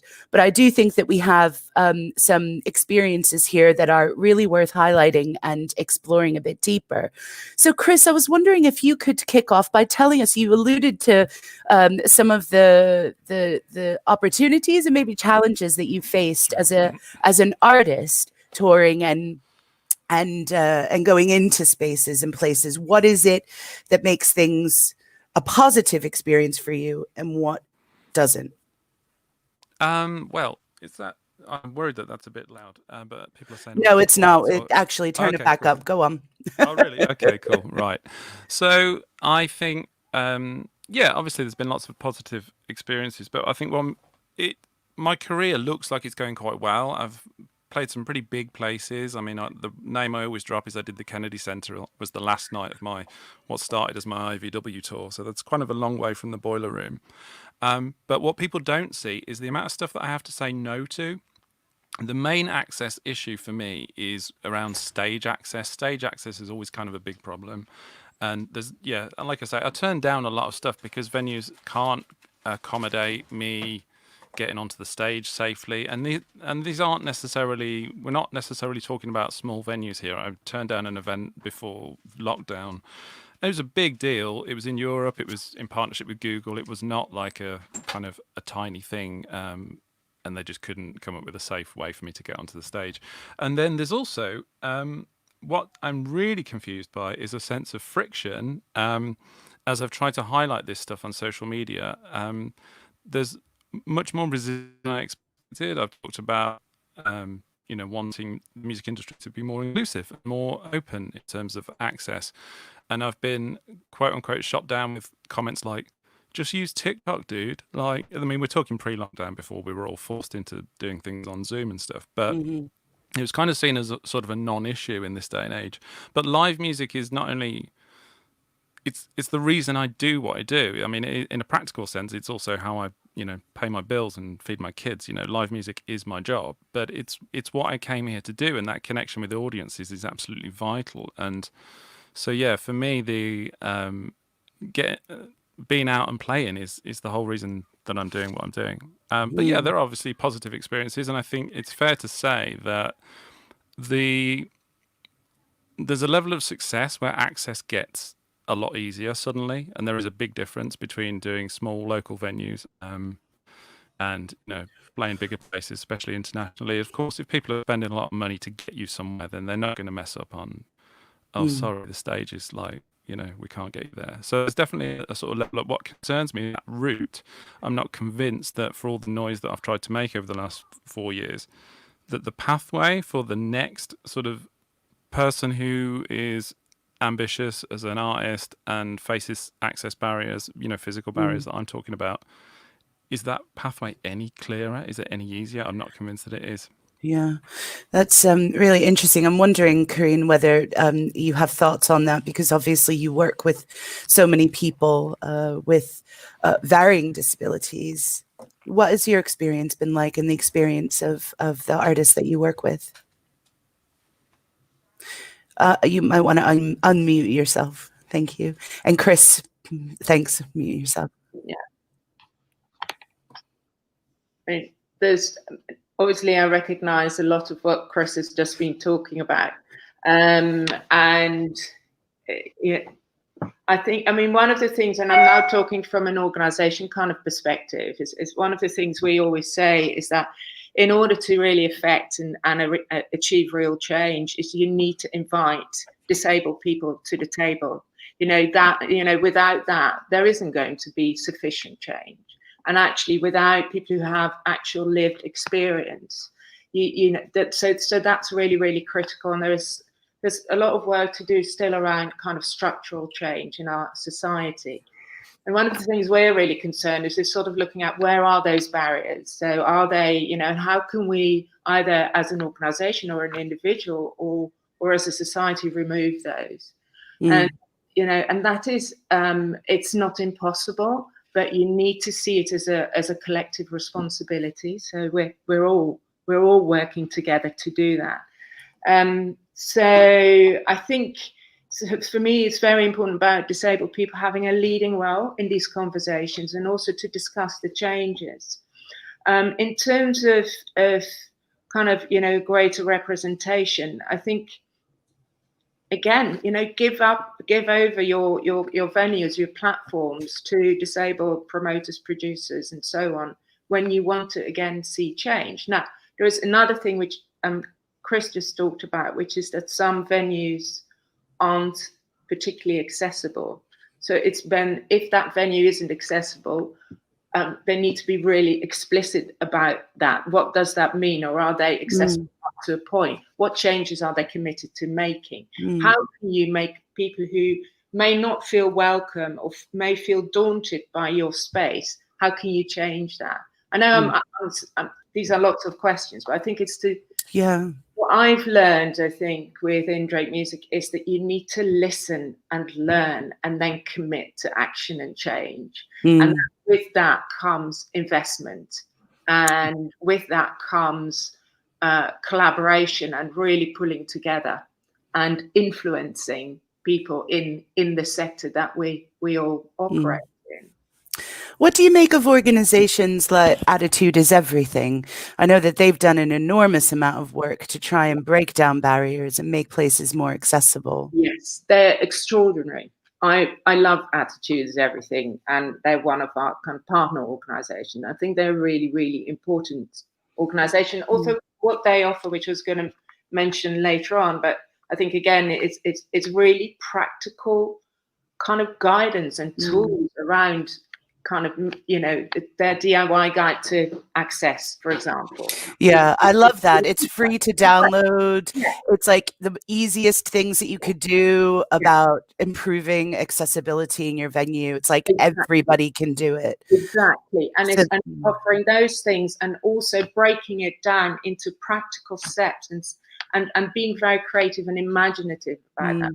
I think that's important. So you don't only give the kind of, you know, highlight the issues and the barriers, but you also start breaking down and showing what can be done differently in a way that we can all do. And I think another thing around access and representation is, of course, that, you know, that there is a very, very, and I'm talking now particularly about the communities that Drake Music works with, but people have a very diverse range of access requirements. So somebody else might actually want to come into a venue early and kind of understand what the feel of the place is like, and you know, and another person may need a ramp, or, you know, somebody else needs information in a particular format, or you may want to caption your, you know, your so and there is a lot that we can do. I think the other thing is that, you know, you need to read it. It's not impossible. It can be done. Yeah. I think that's such an important message, that it is actually, you know, relatively easy to make your venue, your space welcoming to more people in the community. In my role as Night Tsar, I work closely with grassroots live music venues, but also LGBTQ+ venues. And I think one of the best moments in my work was when we had a training session run by Attitude is Everything for LGBTQ+ venue operators. And you know, it's usually quite costly to do this kind of training. The will was there, but I guess maybe the resources weren't. So we enabled that to happen. And you know, it was amazing to see people all of a sudden just say, "Oh, I thought that, you know, I wasn't accessible at all," but actually they realize that if you put clear information on your website about particular things, that access doesn't necessarily mean what people sometimes think it means. You know, we often kind of think, okay, well, it's, you know, we have to be completely accessible for wheelchair users, for example, when some wheelchair users may be able to negotiate a step or two, you know, and so it is, like you say, really breaking it down. I'm wondering, Emily, whether you can come in now and talk about this. You know, if we think about the protected characteristics of age, disability, gender reassignment, race, religion or belief, sex, sexual orientation, how do these interface with each other in your experience in terms of making places welcoming? Yeah, I think they're completely inseparable. Like, you have to consider everything together. Whether you're working, for example, with Girl Gang Leads, we specifically work with women and people of marginalised gender, but we always try and consider all the other protected characteristics. So disability, for example, you mentioned the DIY guide from Attitude is Everything. We've used that for years and I always recommend it to people. It's a great resource. Yeah, I think it's vital that especially if you're working to platform or to make experiences better for people from one group, you should consider the intersectionalities, definitely. Big Jeff, I'm wondering if you have some experiences you'd like to share from your own personal viewpoint. Yeah, I mean, like for me, like especially within Bristol, it actually really helped me actually having live music venues, because it actually helped me access some parts of the cities which I thought would be too intimidating to kind of go down. And also within that, having, you know, like kind of like a structure, so you know what time, quite often you see what time like bands, if they're doing like a kind of like a gig or a festival event, quite often you'd see like set times. And so you'd quite often you turn up to a gig at, say, like the Louisiana or the Exchange, doors would usually be 7:30, and so usually I'd get down there for like door time, but then usually you'd know that there's like a set structure. And actually, that's one of the things which has really kind of helped me, because sometimes I found that with going to gigs, it's helped me, you know, like understanding like either emotional barriers or sometimes mental health barriers, because of it's like kind of getting me out the flat. And I knew that most of the places would be completely safe once I got inside. Sort of Yeah, thing.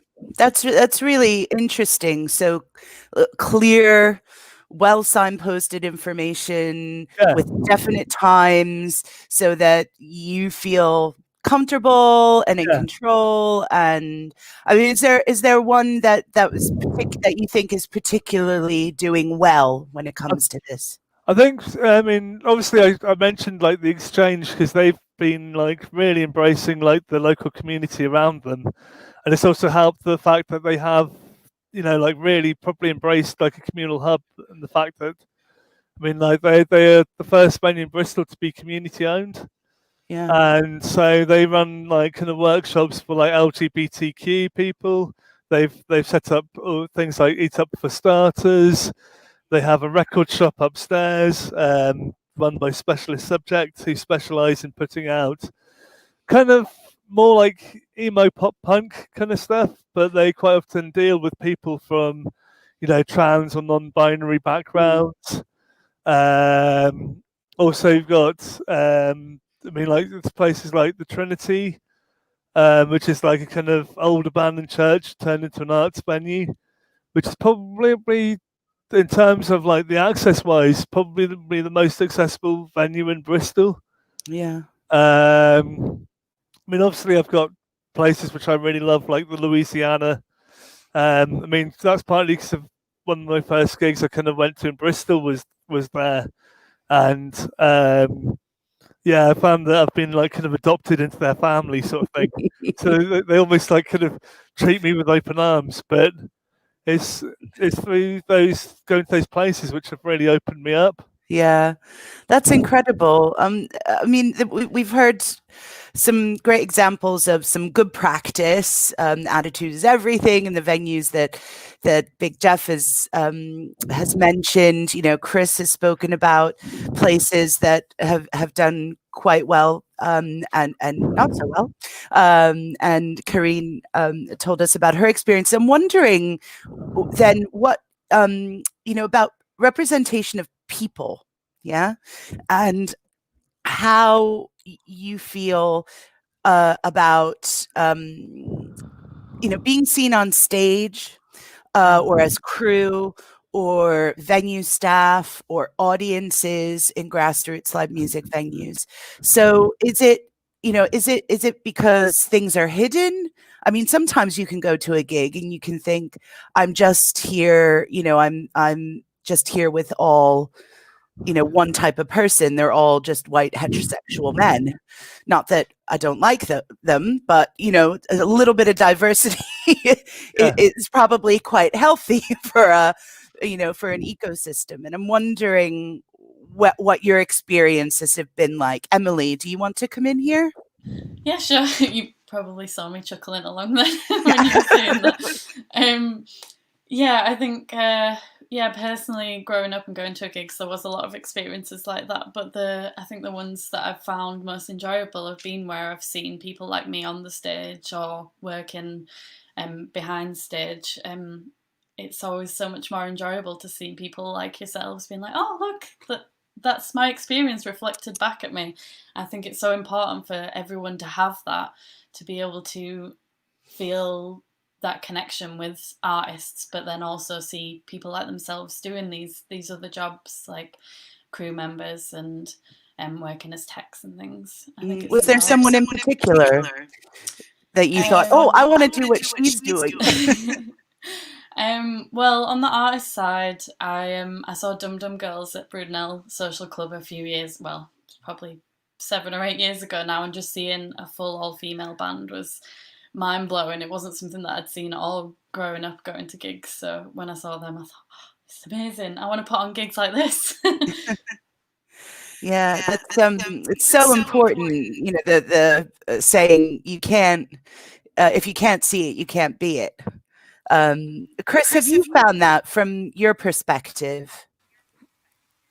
Yeah, I mean, it's you can still hear me, right? Yeah, it's massive for me. I was pretty reluctant. I mean, I didn't come here to be, you know, the disabled with a capital D artist, but when I remember on the IVW tour, the last night at the Half Moon in Putney, one of the security guys came into the dressing room a little bit sheepish, but he was like, I've been filming this on my phone because, like, my nephew's got CP and, you know, he walks like you, and I can't wait to show him. This is just so amazing. You know, it was a big deal for him, not just in terms of, I'd already got used to the idea of disabled people coming to gigs and my narrative being important to them, but disability isn't just about the disabled people. You know, non-disabled people are affected by it, families of young disabled people, as in this case.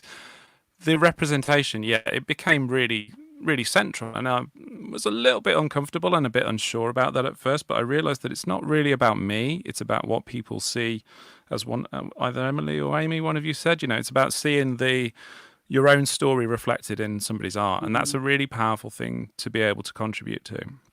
So yeah, it's massive. It's really, really massive.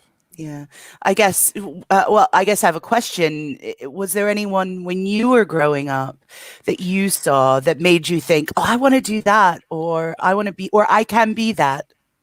Well, there was never I never saw any disabled musicians growing up until Mick Scarlett. Anyone?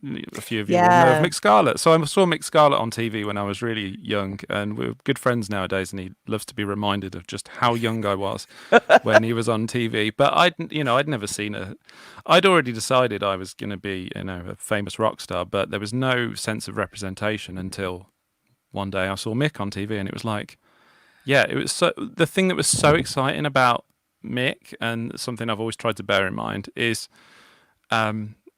he wasn't just a cute. It was not just someone in a wheelchair having a go. Like, he was really in your face. He's punk as hell. He was really, really edgy. And I thought, yeah, that, you know, I'd been, you know, in SEND schools and things, and I couldn't, even disabled children that I was still a child at this point, you know, disabled children that I'd met, I didn't feel that I fitted in. I felt I was pretty angry and rough around the edges, and, you know, I liked loud, scary music. And then there was this guy on the TV that was like, oh yeah, that's like me. That's like, yeah, it made so much sense, you know. Karine, does this sound familiar to you with the people that you work with in your organization? Completely. And again, it's absolutely important in all the work that we do, that, you know, say, for example, when we go into school, and Chris can echo this because that's a couple of projects we've worked with you on as a music leader, is that the young people we work with, or older people we work with, see, you know, music leaders, music facilitators, musicians who identify as disabled. So you don't forever sit in a classroom and be taught by non-disabled people. So that's got to change. And we are, in our own work, in a small way, constantly changing and addressing that. And that has a powerful impact. And a lot of young people have said to us, actually, suddenly, you know, seeing that, actually, so this could maybe be for me. And the problem is that what we often find is that some expectations are, people sometimes seem to think that if, you know, say a young disabled person cannot achieve or make music in the same way as anybody else. So to see that, you know, and so there is something around attitudes and expectations that we need to address. But actually for somebody to see that, you know, either on stage or in the classroom or in a management role, that is saying, this is possible. I can do this. And I think there's another thing that we find, and again, that I'm really passionate about, is how do we create really relevant, accessible progression opportunities for disabled people who want to have a career in music, whatever that may be, on or off stage. And again, that doesn't, and what do you need to put in place in order to make that happen? And what can you do? And to kind of, for somebody to go and think, oh, hang on a minute, I could do this. Yeah, it's that, you know, if you can't see it, you can't be it. And I'm, you know, just to your point earlier, Corinne, around, you know, the structural change that needs to happen in order for these, you know, the sort of bigger changes to happen, because it sounds like everyone on this, you know, in this panel, and I'm sure many of the people that are tuning in are used to doing those little things, but it's about those big structural changes and making significant shifts. Jeff, I'm wondering if there were artists that you saw that really inspired you to feel confident to go out to gigs. Did you ever see yourself reflected on stage? Both yes and no. There's definitely artists who've really inspired me. I think a lot of it is also comes down to things like, obviously, like Karen just mentioned, visual representation is quite a key thing. And I found that, because I've been brought up around, you know, people who've got learning difficulties mostly throughout my life, so I was brought up with the kind of things which I had being relatively normalized to a certain extent. Yeah. And I guess it's like sometimes there are invisible barriers which people may not always be aware of, and I think so. It's hard because I can't really pinpoint it on one artist. I mean, I could obviously pinpoint like Daniel Johnston, for instance. There's someone who's been a big, like, massive influence on me. Or there's why has he been such a big influence on you? I think it's partly I got introduced to him via the documentary that came out about 10 years ago called The Devil and Daniel Johnston. I think it's just that sometimes when he sings so kind of expressively about some of the things which were kind of going on for him. And I think it's like how music can be used as a direct form of communication. And I think that it's become, I guess, a lot more easier some ways to talk about some of the subjects because of that. You know, that like some shows I may go to, like they'll mostly in being grassroots venues. I don't necessarily go to shows always to feel good. You know, to feel something. Like one of my favourite shows of this year was More Mother at the Exchange, and she's like an incredible industrial hip hop artist, but her whole thing is that she does ask very challenging questions of the audience about, you know, kind of like sexism, racism, yada yada, but and it's that willingness to kind of almost be opening to feel vulnerable. Yeah, that's really interesting. Emily, I'd like to bring you in here to maybe talk a little bit about the importance of allyship.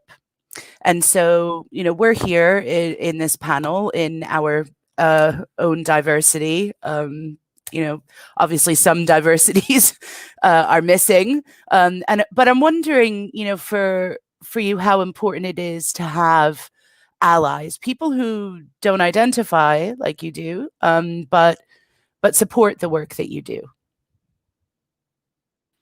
Yeah, I think allies are amazingly important. There's not going to be real systemic change that we've been talking about until people from the different protected characteristics that you're talking about until everyone gets on board as allies. I think, yeah, to have that real change, we need to have everyone on board. And How important is it, for example, to have male allies that, you know, challenge sexism, for example, in gigs? You know, as a woman who has gone to gigs my entire life, you know, if I had a pound for every time there have been some, you know, I'd experienced some form of sexism or sexual harassment, I'd be a very rich woman. You know, and only it's relatively recently that we've kind of said, oh, we actually need allies in this. We need our brothers to stand up. So I'm wondering if that is an important issue for you as well. Yeah, definitely. I think it's not just allyship within like the crowd as you were talking about, but it's also allyship within the organisations that put on the gigs as well. Like a lot of promoters and venues are owned and run by cis men. I think we need those allies to be putting things in place, to be getting training and to getting their staff to a place where they can support people if these things do happen. For example, within Leeds, I know quite a few venues have now had the Good Night Out training. I think things like programs like that are invaluable in tackling problems like sexual harassment at gigs. What do you have a view on this, Chris? On allyship and the importance of it for you, or perhaps not? Yeah, I mean, it's obvious. It is. It's definitely important because I think once it breaks out of the gravity of, and this is one of the problems that I've made some videos that were quite been praised as being quite on point about certain access issues. One of the things that I face at gigs is that I'm an ambulant wheelchair user, so I get out of my wheelchair. That will cause some degree of controversy for somebody because some people can't cope with that. Clearly I'm faking it. Clearly the wheelchair is part of an elaborate ruse to cheat the system. So you need, I think that, and one of the problems I had was I was beginning to make these kind of videos and this commentary was that I was finding it hard to escape the gravity of people who, you know, preaching to the choir, people who already knew the narrative. They already knew that this was a problem. But what you need is people who don't know that it's a problem or are outside of the issue to get behind it and make a difference. And that's when you know, there have been examples through my career where that's definitely happened. Certainly organisations like IVW and Attitude is Everything have really been massive allies to me personally, but also seeing it's great when you see artists who've got behind things I've said publicly when it doesn't affect them. Actually, it's not, you know, once you think beyond the boundaries of what affects you, that's when, that's where real change will happen, because I can speak to my audience of lots of disabled people who go, yeah man, right on, man. But it needs to escape the gravity of that, because I'm talking to people who know this stuff anyway, you know. Breaking out of those silos and stopping, you know, breaking beyond the preaching to the converted, like you said, is so crucial. It's crucial to that structural change as well that Corinne mentioned earlier. So I'm wondering if our lovely audience have some questions that they'd like to post up in the comment chat area, because we have about 20 minutes left, and I want to make sure that everybody has any questions that they're able to get them answered. We've just had Tiergarten Records say, seconding the love for Attitude is Everything. They're a fantastic organization. Well, third, fourth, fifth, and sixth that because they've I feel really changed the landscape for grassroots live music venues, and actually for larger events as well, you know, with their you know, sort of bronze, silver, gold badging, and their sort of clear communication. So everything from a sort of baseline DIY, you know, that DIY guide that we mentioned, up to working with, you know, British Summertime, you know, in Hyde Park, and everything in between.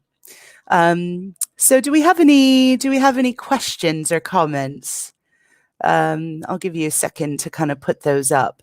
In the meantime, while you're having a little think, sorry, Can I did chime in something? on the attitude point? Yes, please, Chris. Yeah, because I think one of the things that we were keen to get across, my first tour with IW was all in partnership with Attitude, and it wasn't. We were trying to raise the awareness of what it means to be a disabled artist, and I think that they're really keen to stress, and I certainly want to get behind, is that information is really the key issue with access. It's not about going around and bashing venues and for not being accessible, because there are limits in terms of funding and the age of buildings, and there are.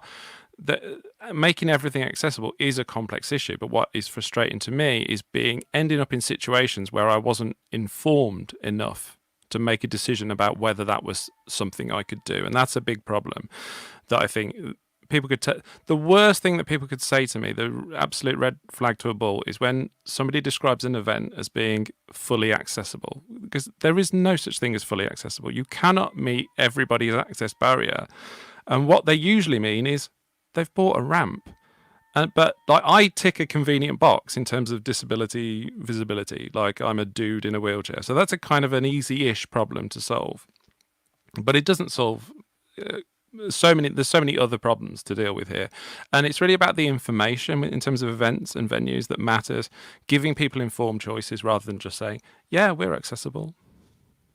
Rant over. There you go. That's great, Chris. I've got a question here from Damien McAdams, who says, if there's one simple practical step that each venue could initiate right now, what would you recommend? What I just said, yeah. Let's start with the information. That's important. Anyone else? Yeah. I'd say for me, it's the communication. If you're communicating what an event is, what the capacity. Also, if like I've got a friend of mine called Zach, and he quite often has to ring up the venues and ask them what their accessibility is, or especially for people with kind of autism, Asperger's, who sometimes get intimidated by crowds. Is there any way that he can go and stand somewhere safely, sort of thing, and still enjoy the shows? Sort of thing.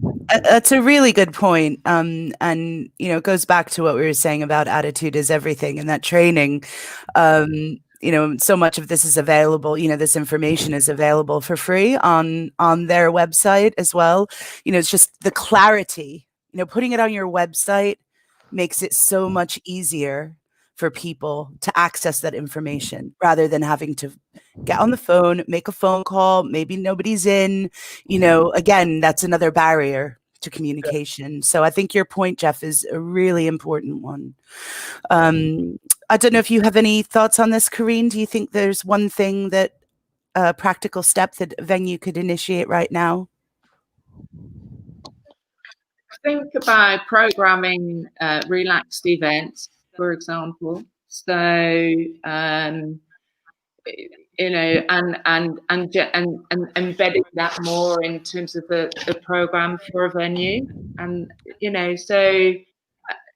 and everything else has already been said. But the other thing is to just don't make any assumptions, and listen and learn and ask when you don't know.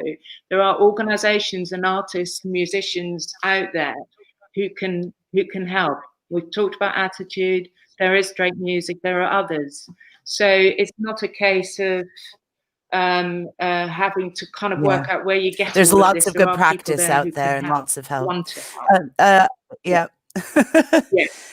I'm wondering, do you have any insight into this, Emily, that you'd like to share?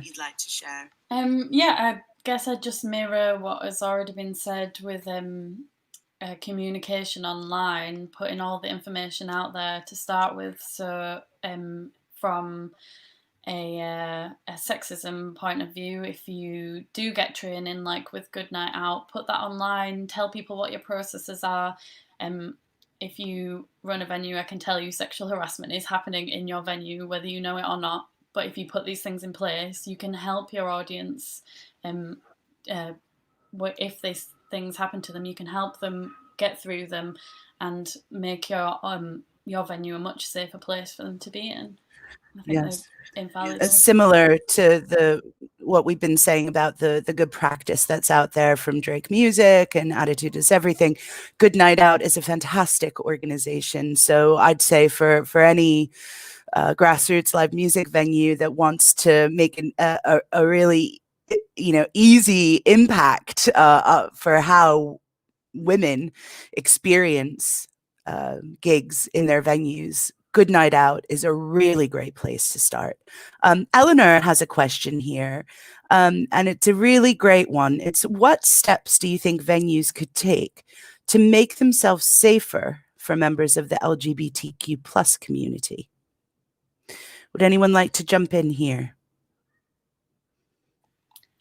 I'd say talk to community and see what it is that they need. Every community is different. I think an LGBTQIA plus community does have very specific needs compared to some of the other communities that we have been talking about.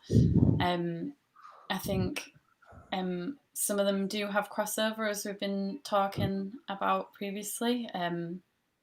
Yeah, talk to community is key, I think. Yeah. Jeff, did you want to come in here? Yeah, I was just going to say that it's all about like community kind of integration, really. So that means, like speaking to the people who belong to the LGBTQ community, it's a bit like kind of what Emily's just said, really. But it's also about like kind of seeing if there's ways that they could encourage, LGBTQ events into the venues, so that would like kind of like getting them to put on nights, getting them to put on, nights which appeal to like, I guess, a cross spectrum of people as well. Yeah, I think that's a really good point. And, encouraging, say, independent promoters to come in and run a night.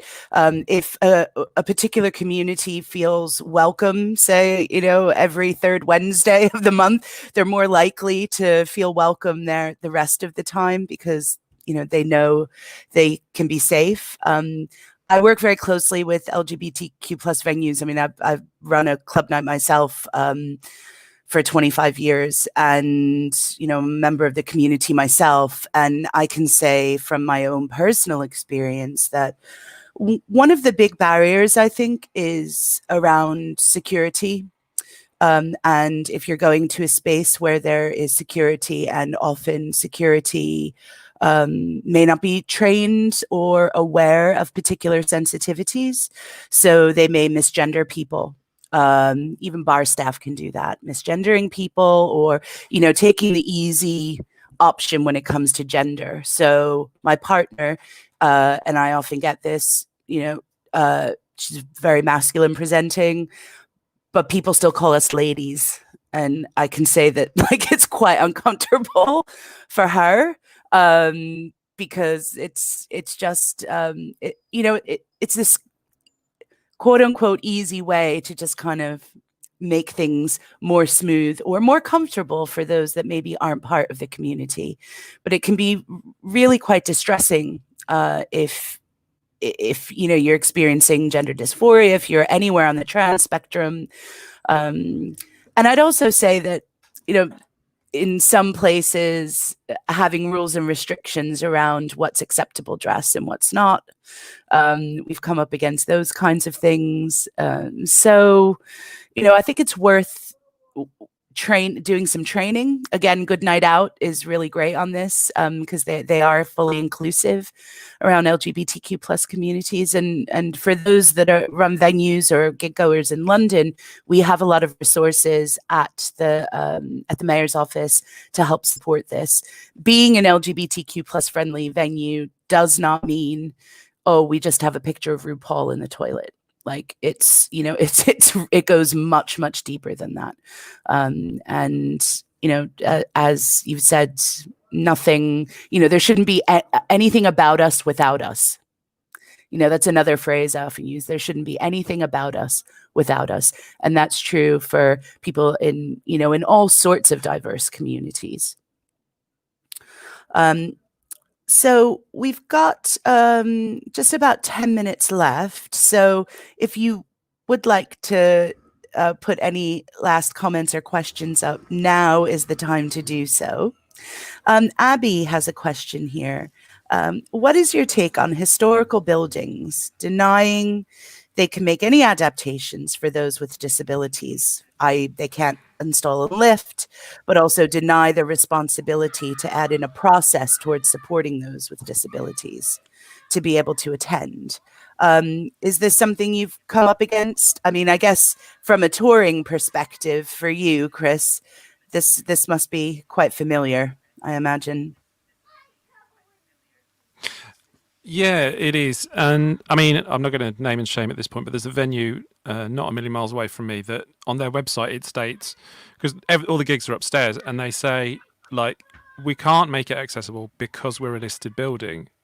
And that's not how it works. Nobody said listed buildings can't be accessible. That's not what the law ever stated. So to play that card is really dodgy. I've spoke with venues who are as frustrated as I am because they don't have the support and the funding of local council. I'm not an expert on how these changes get funded. I know the Arts Council funding has been available, and I know of projects that have been supported in that way to make them more inclusive. I've performed in some old buildings that had some very strange solutions to access, but it can be done. So yeah, it's a very thin excuse to play the historical building card, and I don't think it's legal. Yeah, Karine, I'm sure this is something you've experienced as well with the artists and performers that you work with. Yeah, this happens on a fairly regular basis, and I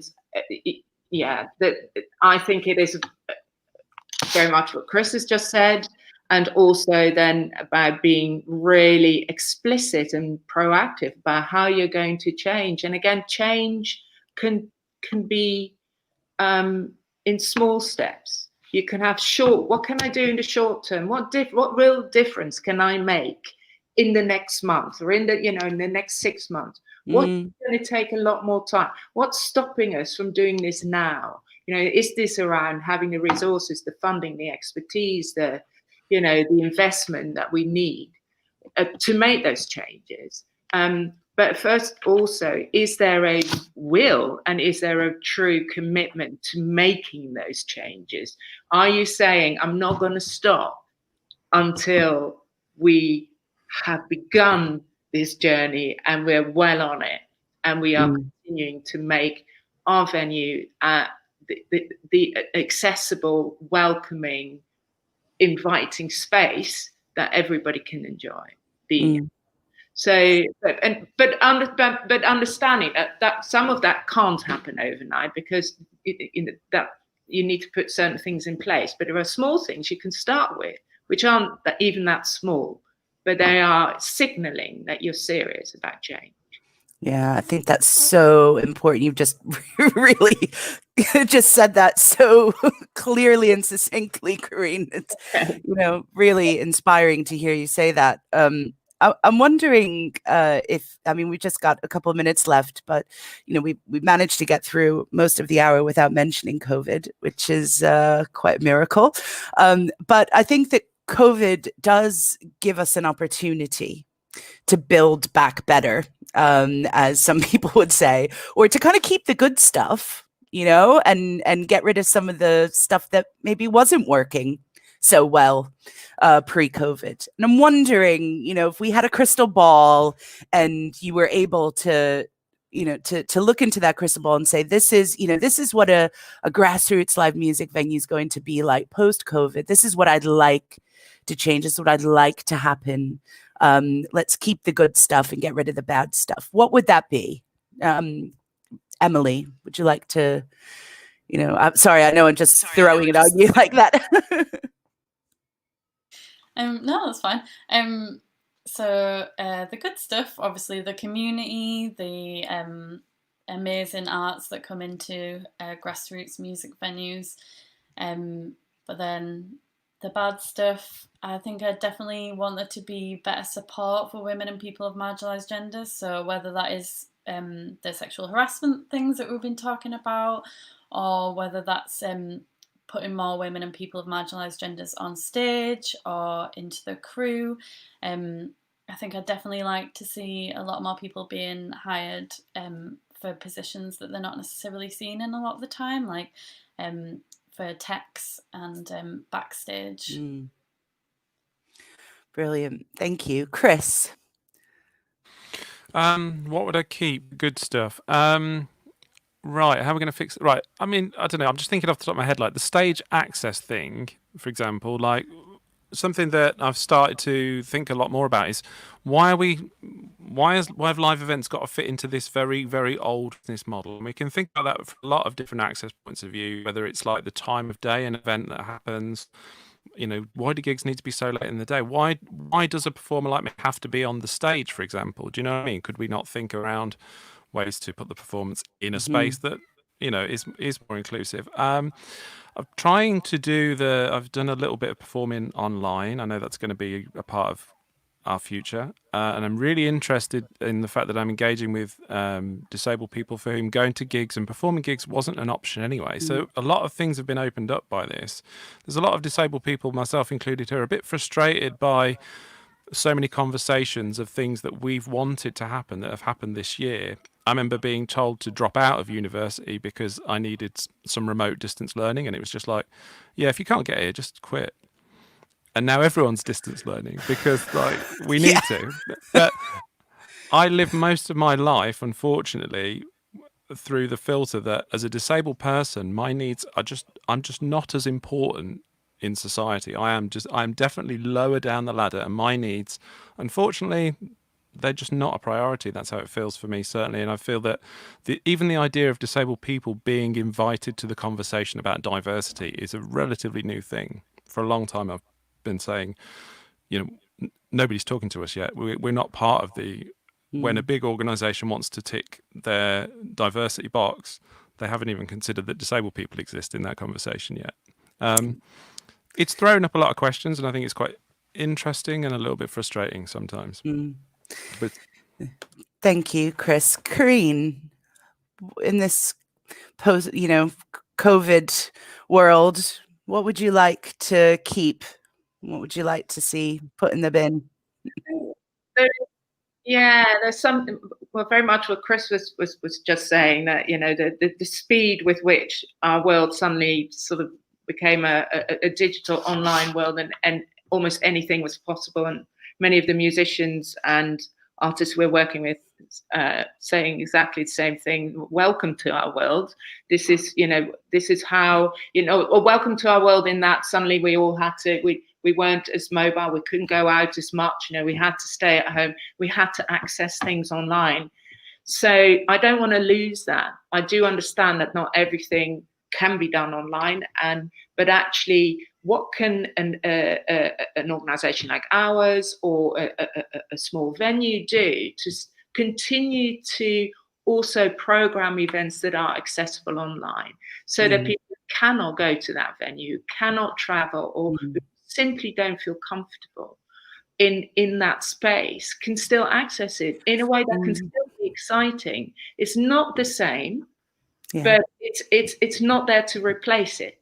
Yeah, it's a sort of mixed model going forward. Jeff, what about you? What would you like to put in the bin, and what do you want to keep and make better? Oh God, well, obviously I think it's going to take a long time because I'm still getting used to actually being around people. Because of and actually that's one thing which is going to take a lot of people quite a while to get out of is, post lockdown is actually learning what's, the acceptabilities and the boundaries, and how do we, learn to feel safe around people again, especially considering quite often I'd be in my safest spot would be tucked down the front by the stage somewhere, because of then I'd have the direct communication from the music and from the artist. And then also that I could cut out whatever background noise to a certain extent. But then also quite often I would kind of look around the room and see if I'm having a shared experience. And it's about those sorts of things, kind of probably having to get used to those. Yeah. Brilliant. Thank you so much, Jeff. That's really great insight. And that draws our panel to a close. That just flew by, and still so much to talk about. I know Sybil wants to join us and just say a few words. Hi, Sibs. Hi, everybody. So good to see everybody. We're almost to the office for this, so we can be together. But I just wanted to say the most enormous thank you to you all for taking part on this panel. And Amy, you're right. Yes, we didn't have any Black representation, and a great deal more that we could do there. But the insight from you all was absolutely fantastic. And I think it's really interesting what you were saying, Chris, as well, about how COVID has driven everybody to be able to do things remotely. And it's a shame that it's taken that. And I hope we do start to see a real change in our community, both on stage and off stage, for people across all parts of society and life to have equal opportunities across the board, regardless of their background, whatever minority the group they're from. So just the most enormous thank you to you all for taking part today. It's been a real... Thanks, everybody. Lovely to see you. Like to meet you. Bye. Take care. Bye-bye.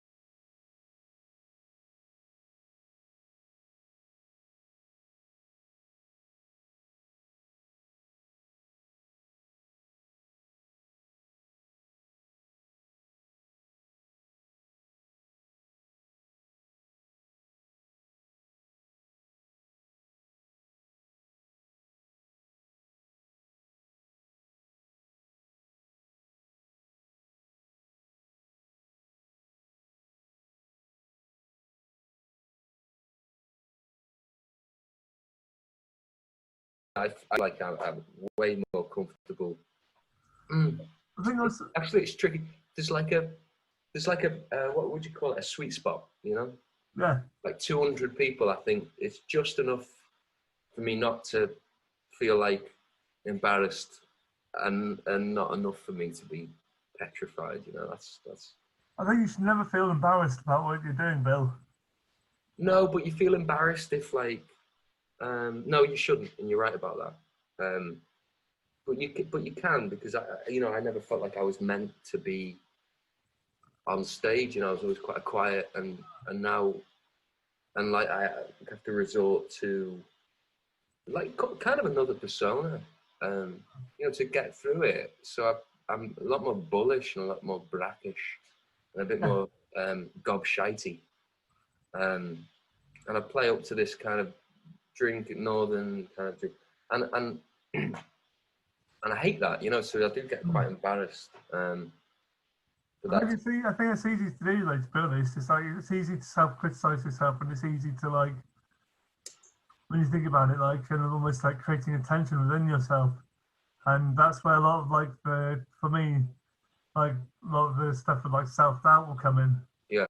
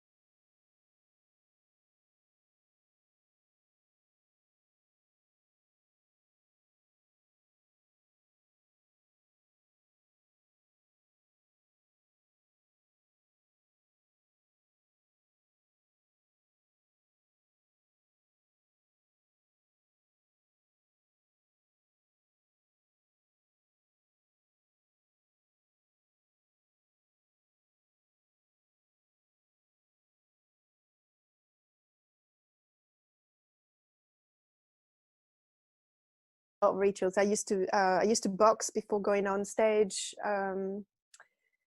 I needed to be sweaty before I go on.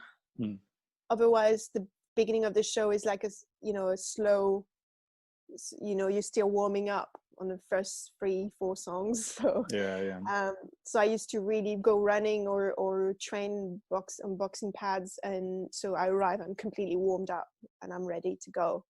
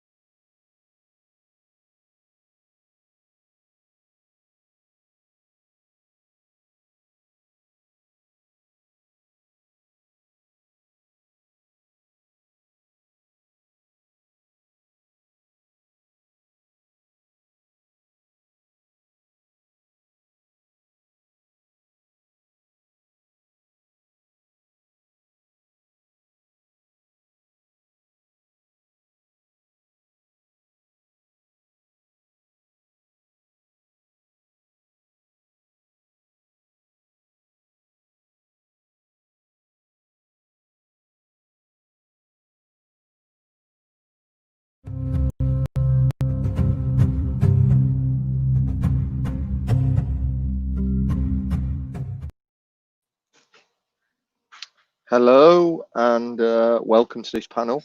And today we're going to speaking on shaking up the booking model post-COVID. So we really want to talk about, in a new world where the models and mechanics that have already existed in booking pre-COVID, do they still exist today? And is there other aspects that we can look at and discuss and find maybe a fairer deal for all in this process, one that benefits everyone across the live music ecosphere, from artists, managers, agents, promoters, venues, crew, and everyone across the board. So just to introduce everyone else on the panel and let them introduce themselves.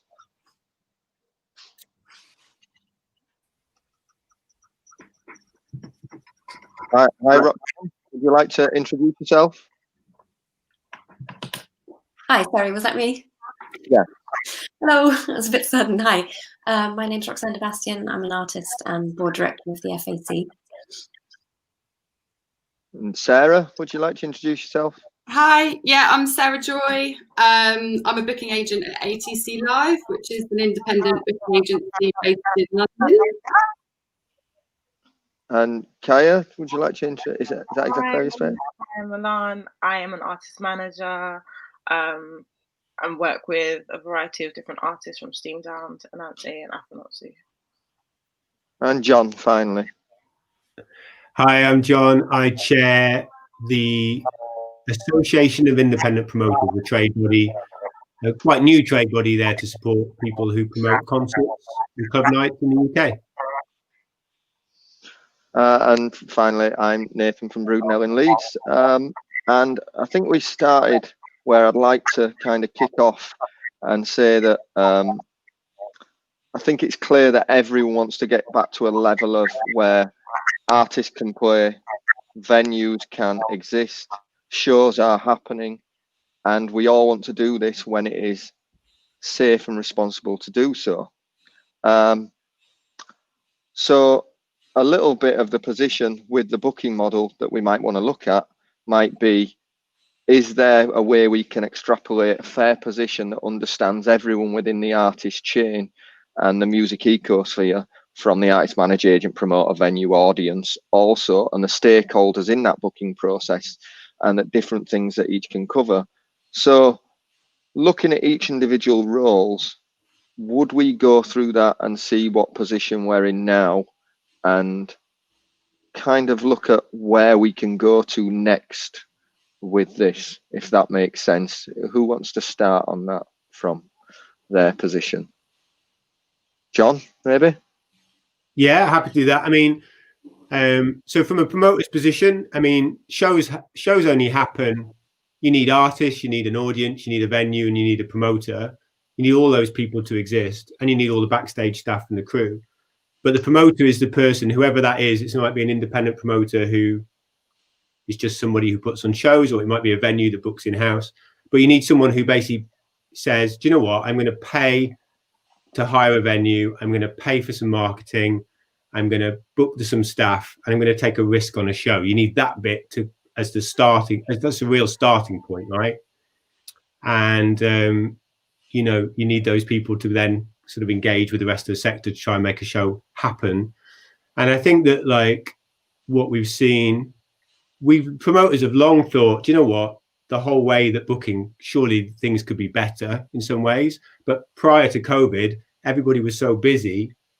It's really hard to make those changes. I think during COVID, we've got some time to explore these changes, but also it's really shown that some of the things that exist are real problems right now. So like I just outlined, there's a lot of cost that a promoter puts forward into putting a show on. And if we just talk about people that aren't really worth tickets, that sounds horrible, actually. If we talk about the difference between someone who's definitely worth lots of tickets, and that's why they're touring, or versus someone where you're working a lot harder to try and bring an audience together and everybody wants that show to happen, that's quite a lot of money to put out. And so some things that we've noticed already is, as a promoter, you pay an artist a fee, and you quite often pay a deposit. And if a deposit sits in a bank somewhere for 6 months, that's money. Instead of being in a bank, why can't that money, why let's have no deposits or smaller deposits? Because then that way, as an example, promoters could put more shows on, right? We know that in the grassroots, there's a whole administrative burden about putting a show on, you know, the whole booking it, doing a budget, the support, confirmations, the artwork approval, and there's quite a lot of things. Maybe we could make that a lot easier or a lot more streamlined, and for everybody that would then enable promoters or everybody to put more shows on. You know, there's some crazy rider requests that come in that we get from emerging artists, that for some, or the ecosystem has allowed for there to be these big riders where actually maybe if they were more focused on what the artist actually needs, which is sometimes like, you know, they just really want to be welcomed and received to a town, that would enable people to put more shows on. So just like things like that could change, that would make that process from a promoter perspective, enable them to put more shows on, basically to have more time to put more concerts on. So essentially reshaping the deal, not just shaking it up, but reshaping it so that it can give or allow promoters or venues the opportunity to take more risks on shows because their finances aren't as tied up. Is that where you're leading to?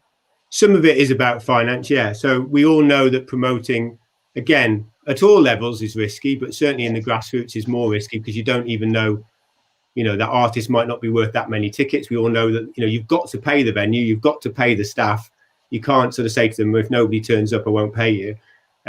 We know that the artists are touring on tiny budgets and they're struggling as well, but the margins are incredibly tight. The idea, I was involved in a webinar on Monday, and in the past, 30 years ago, artist fees were quite low. And the promoter, when you made an offer, you offered the artist a certain amount, and in your budget, you built in a promoter. It was called a promoter profit, but it was a promoter fee. So I'm going to pay the artist £100, and I, as a promoter, am also going to get £100. And if we cover all of that, after that, we then split the profits at 70-30, 30 years ago.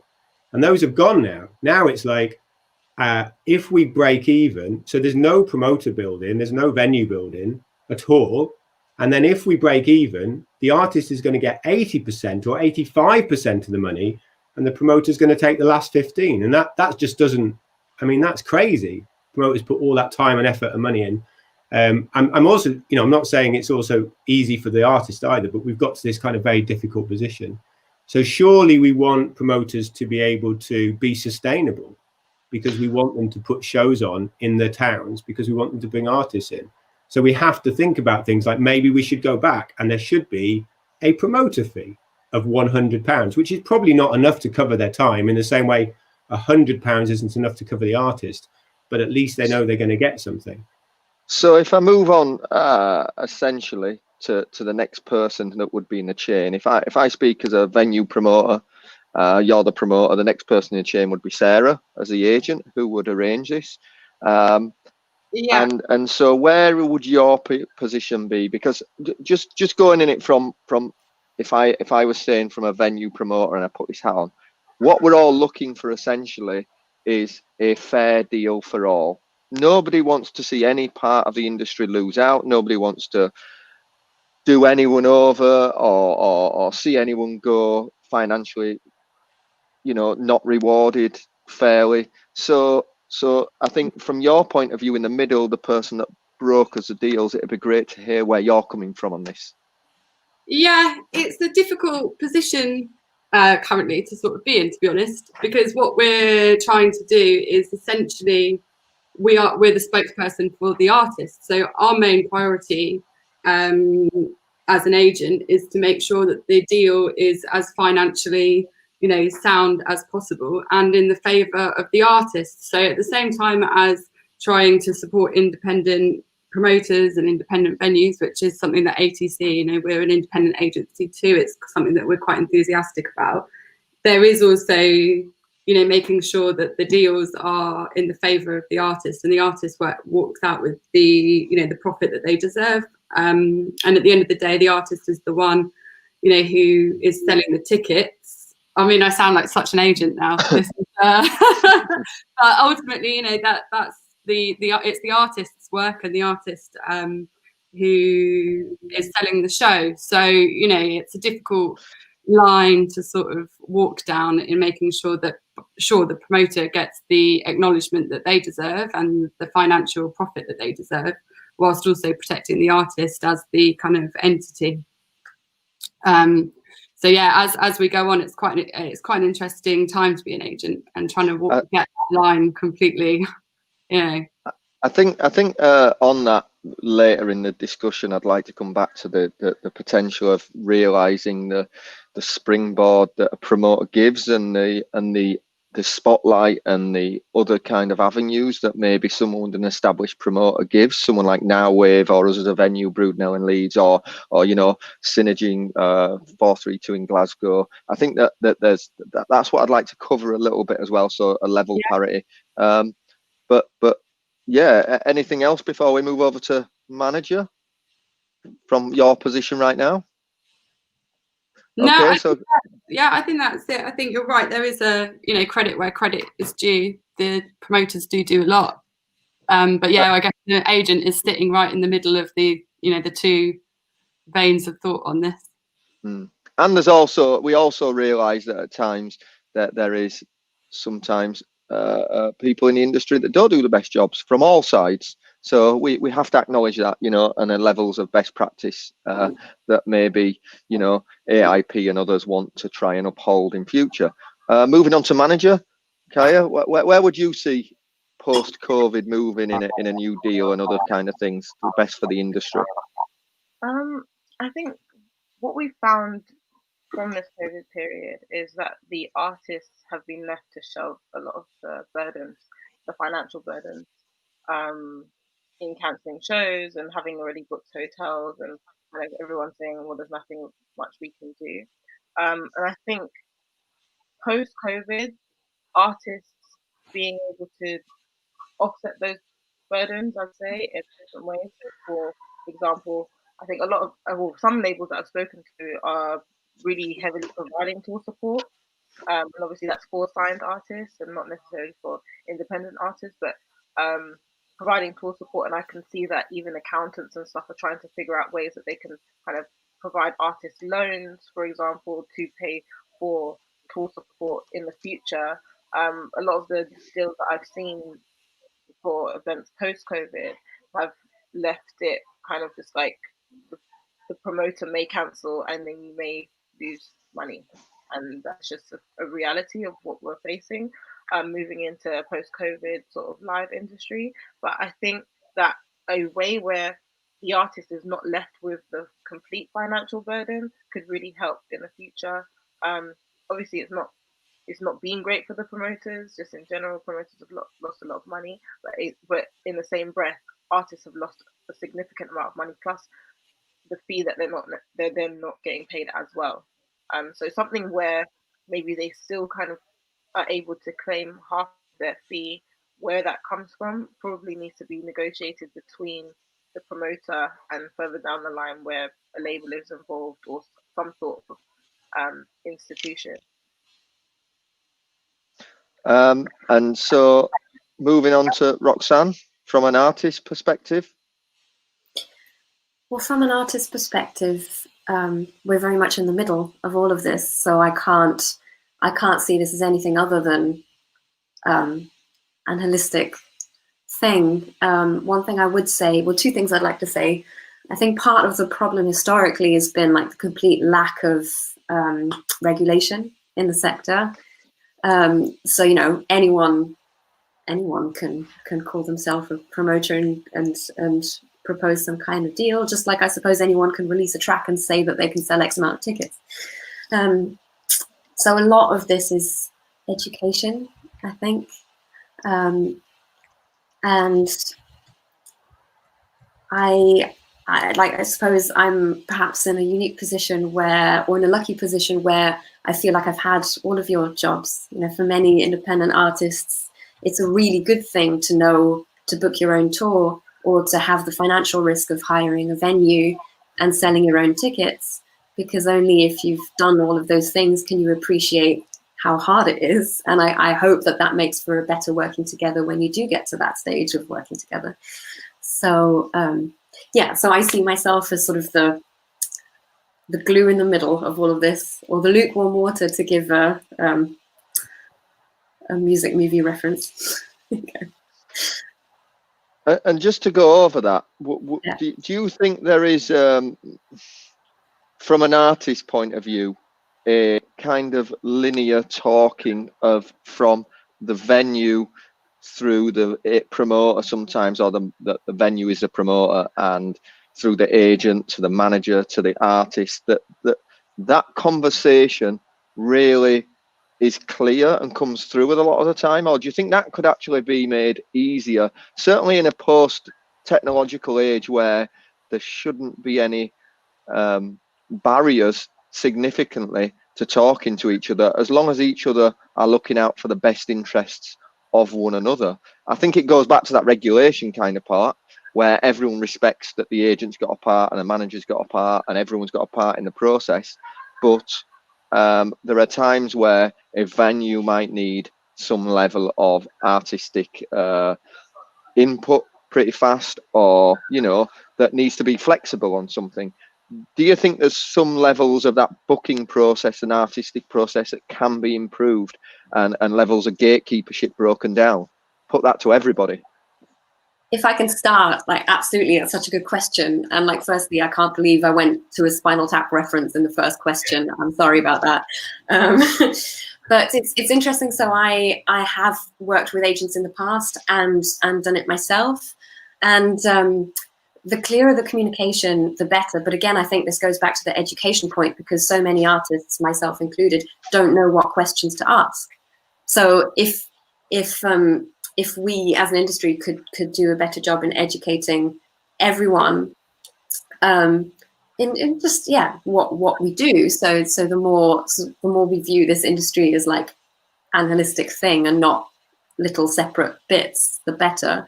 So for instance, when I worked with an agent, because part of that communication was removed, the communication sometimes wasn't as smooth as when there were fewer like links in the chain.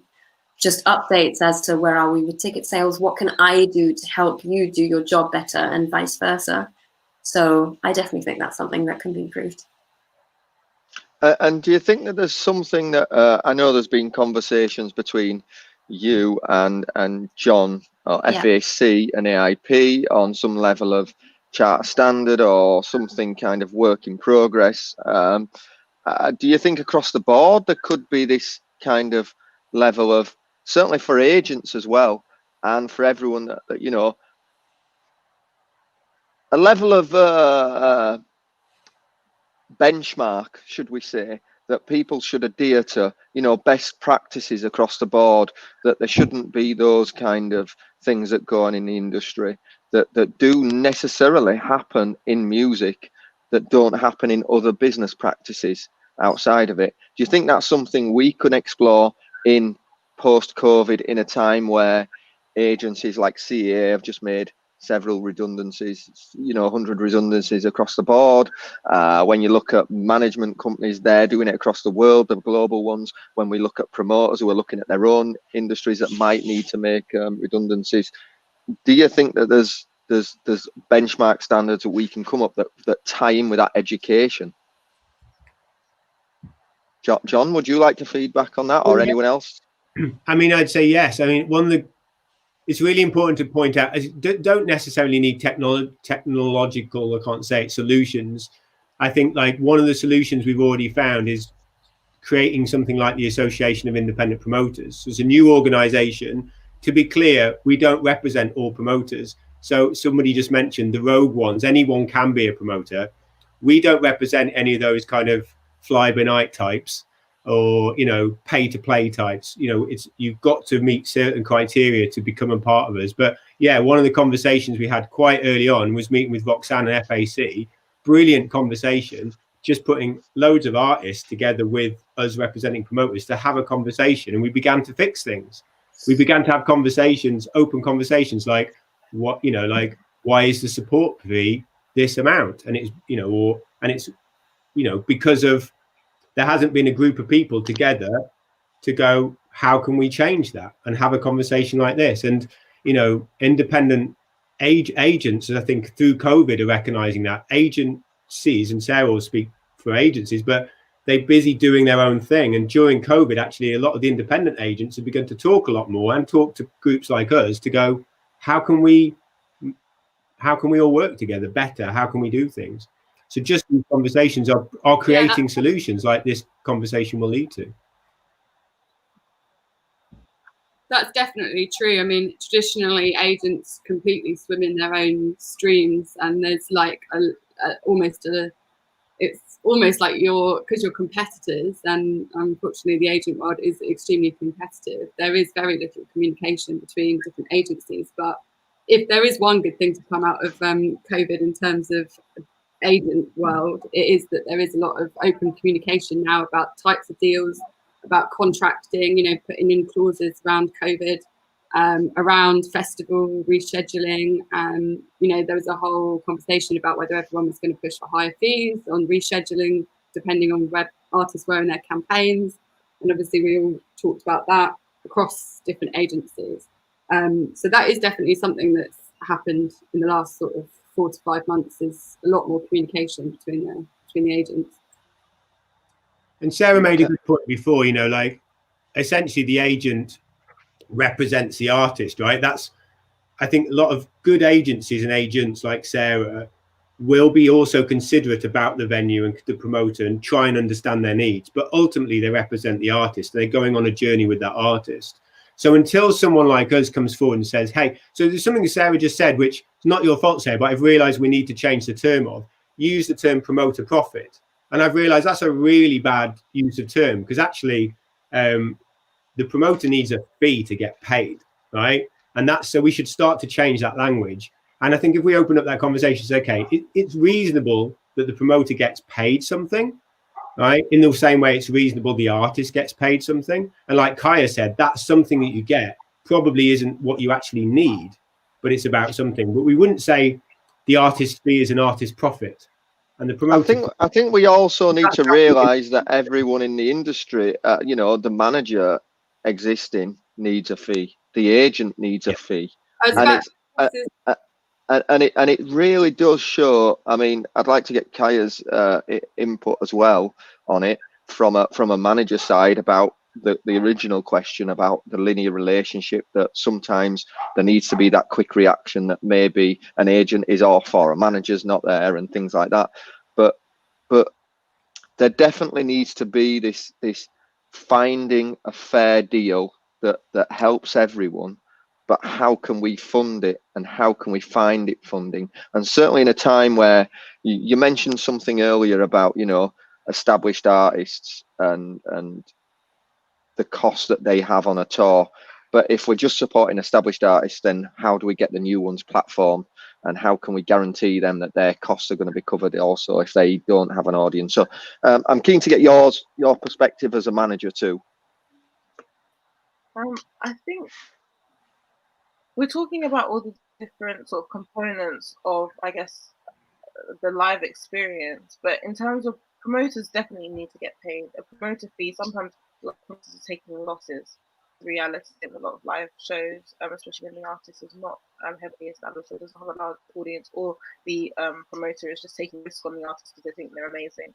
The same thing with the manager. A lot of the time, we do on this side we do talk about artist profit, John, in terms of, you know, if a fee, for example, is £3,000, once we pay our musicians, I don't think fees are always based upon the experience that the artist is providing, for example. So if we have, you know, it's normal for us to have about 8 musicians on tour. Those musicians also need to get paid a fee. That's fair, and when a lot of the time it's not fair for a lot of musicians. If you kind of go into the model of the artist, and then the manager kind of gets lugged with the 20% of whatever the artist gets, because that's who the manager manages, and that could end up being like £20 when you're doing like a one-off gig. And those things come into play when you're doing touring, for example, and then you can lug that money together a bit more. But everyone needs to be paid. The agent needs to be paid. The agents mostly are working on a percentage basis, and we all are to some degree. And unfortunately, the money is just not enough, and it doesn't really pull together. Even if the artist is spending around, like, you know, 1,000 caps venue and selling it out, I think what we're going to see moving forward is a lot of brands getting involved and using brand sponsorship as a way to sort of up the money for everybody. And that's something that we've discussed with our agents about, trying to see how we can put brands and pair them with the artist. It's something that makes sense, and then offering maybe audiences some sort of giveaway to promote the brand, but then also being able to use that brand's sponsorship and finance to then add to that fee and pay the promoter properly, and pay obviously the agent and the artist and the manager together.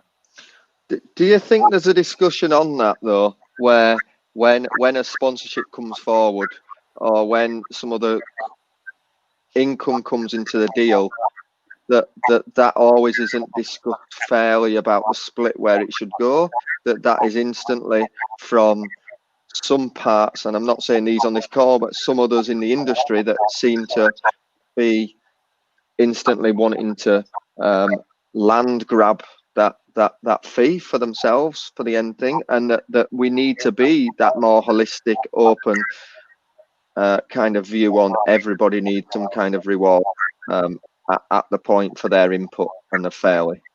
Yeah, I think there's a there's a lack of understanding for the food chain, and I think people don't, especially in 2020, the role of a promoter, probably from a traditional promoter to now, has slightly changed. And I do recognize from a management perspective that promoters are relying on the artist a lot of the time to sell the tickets and not actually promoting the shows directly, which I think there's a grey area, because if from an artist perspective, if they are selling all the tickets, then the idea is, well, why are we paying this promoter, whatever percent to do this show?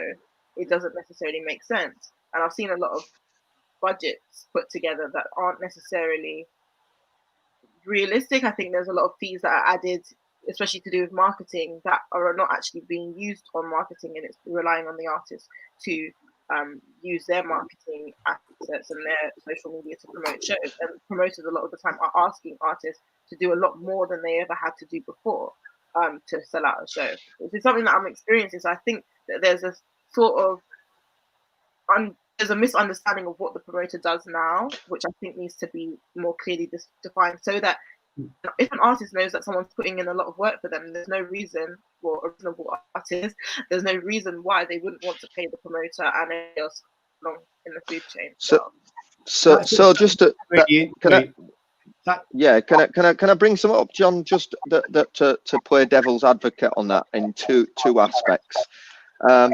One is that sometimes as a promoter and venue, we struggle at times to get the artists to promote themselves as well.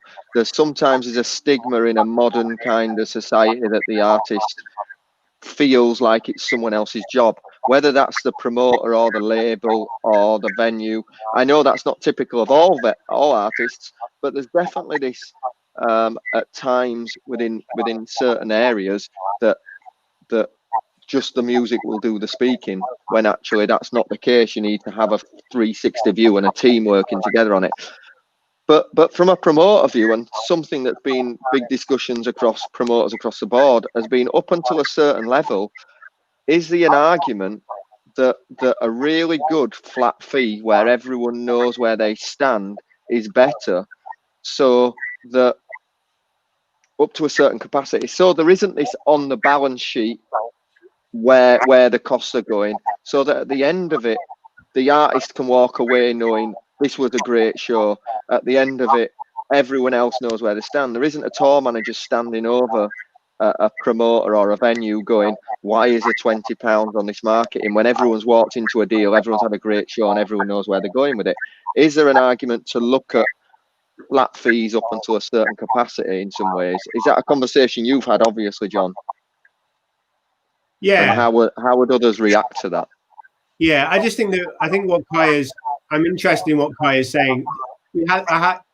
There's this view sometimes that when a promoter isn't, I'm confused by this whole promotion isn't working. There isn't any artist in the UK that doesn't use a promoter to promote their shows.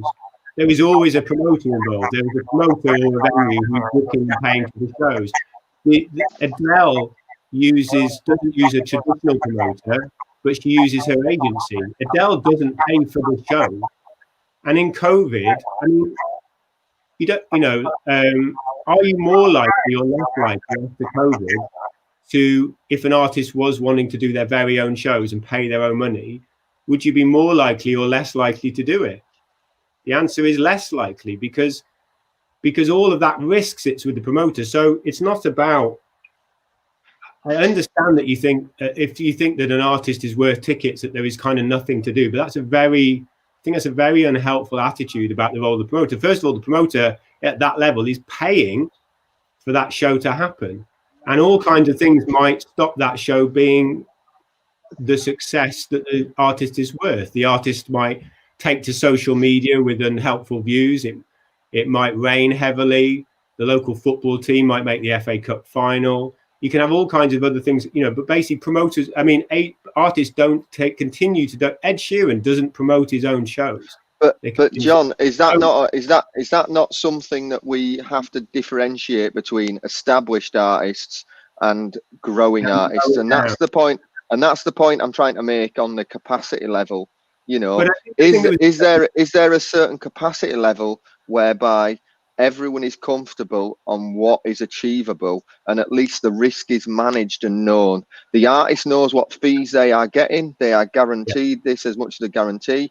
The other side of it is, yes, there might be some other bonuses in there, but when it comes down to a profit share split based on percentages, there's this sometimes what can be an amazing show. You've just sold 100 extra tickets on what you have projected, and you're arguing over £20 for some posters, which makes no sense because everyone's earning a lot more than what they went out to set out to do. And it's this weird little elephant gremlin in the room that sometimes can cloud this.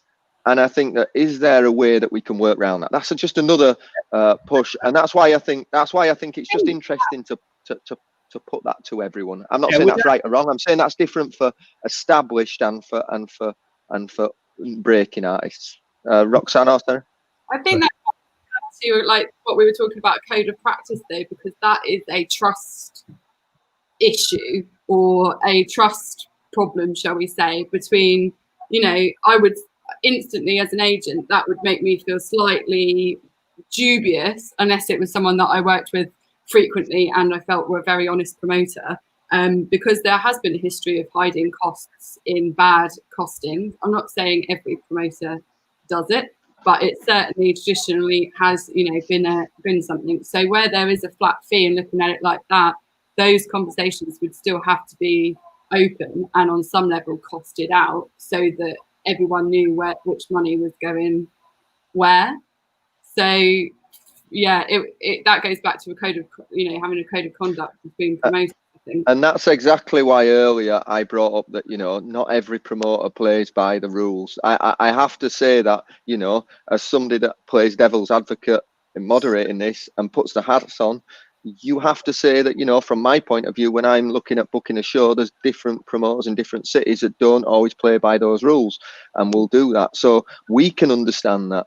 And I think there definitely needs to be that code of conduct, especially as well with agents, like I say, that maybe do other deals under the table or try to do stuff with managers or whatever else. There's that across the whole industry that maybe we're looking at benchmarks. Sorry, Roxanne, you wanted to reply as well. Just to say that while it's really, really hard to be in this industry, one of the good things is that especially artists have more choice now than ever. You know, there's more opportunity to be more in control of your career and all your working relationships than ever.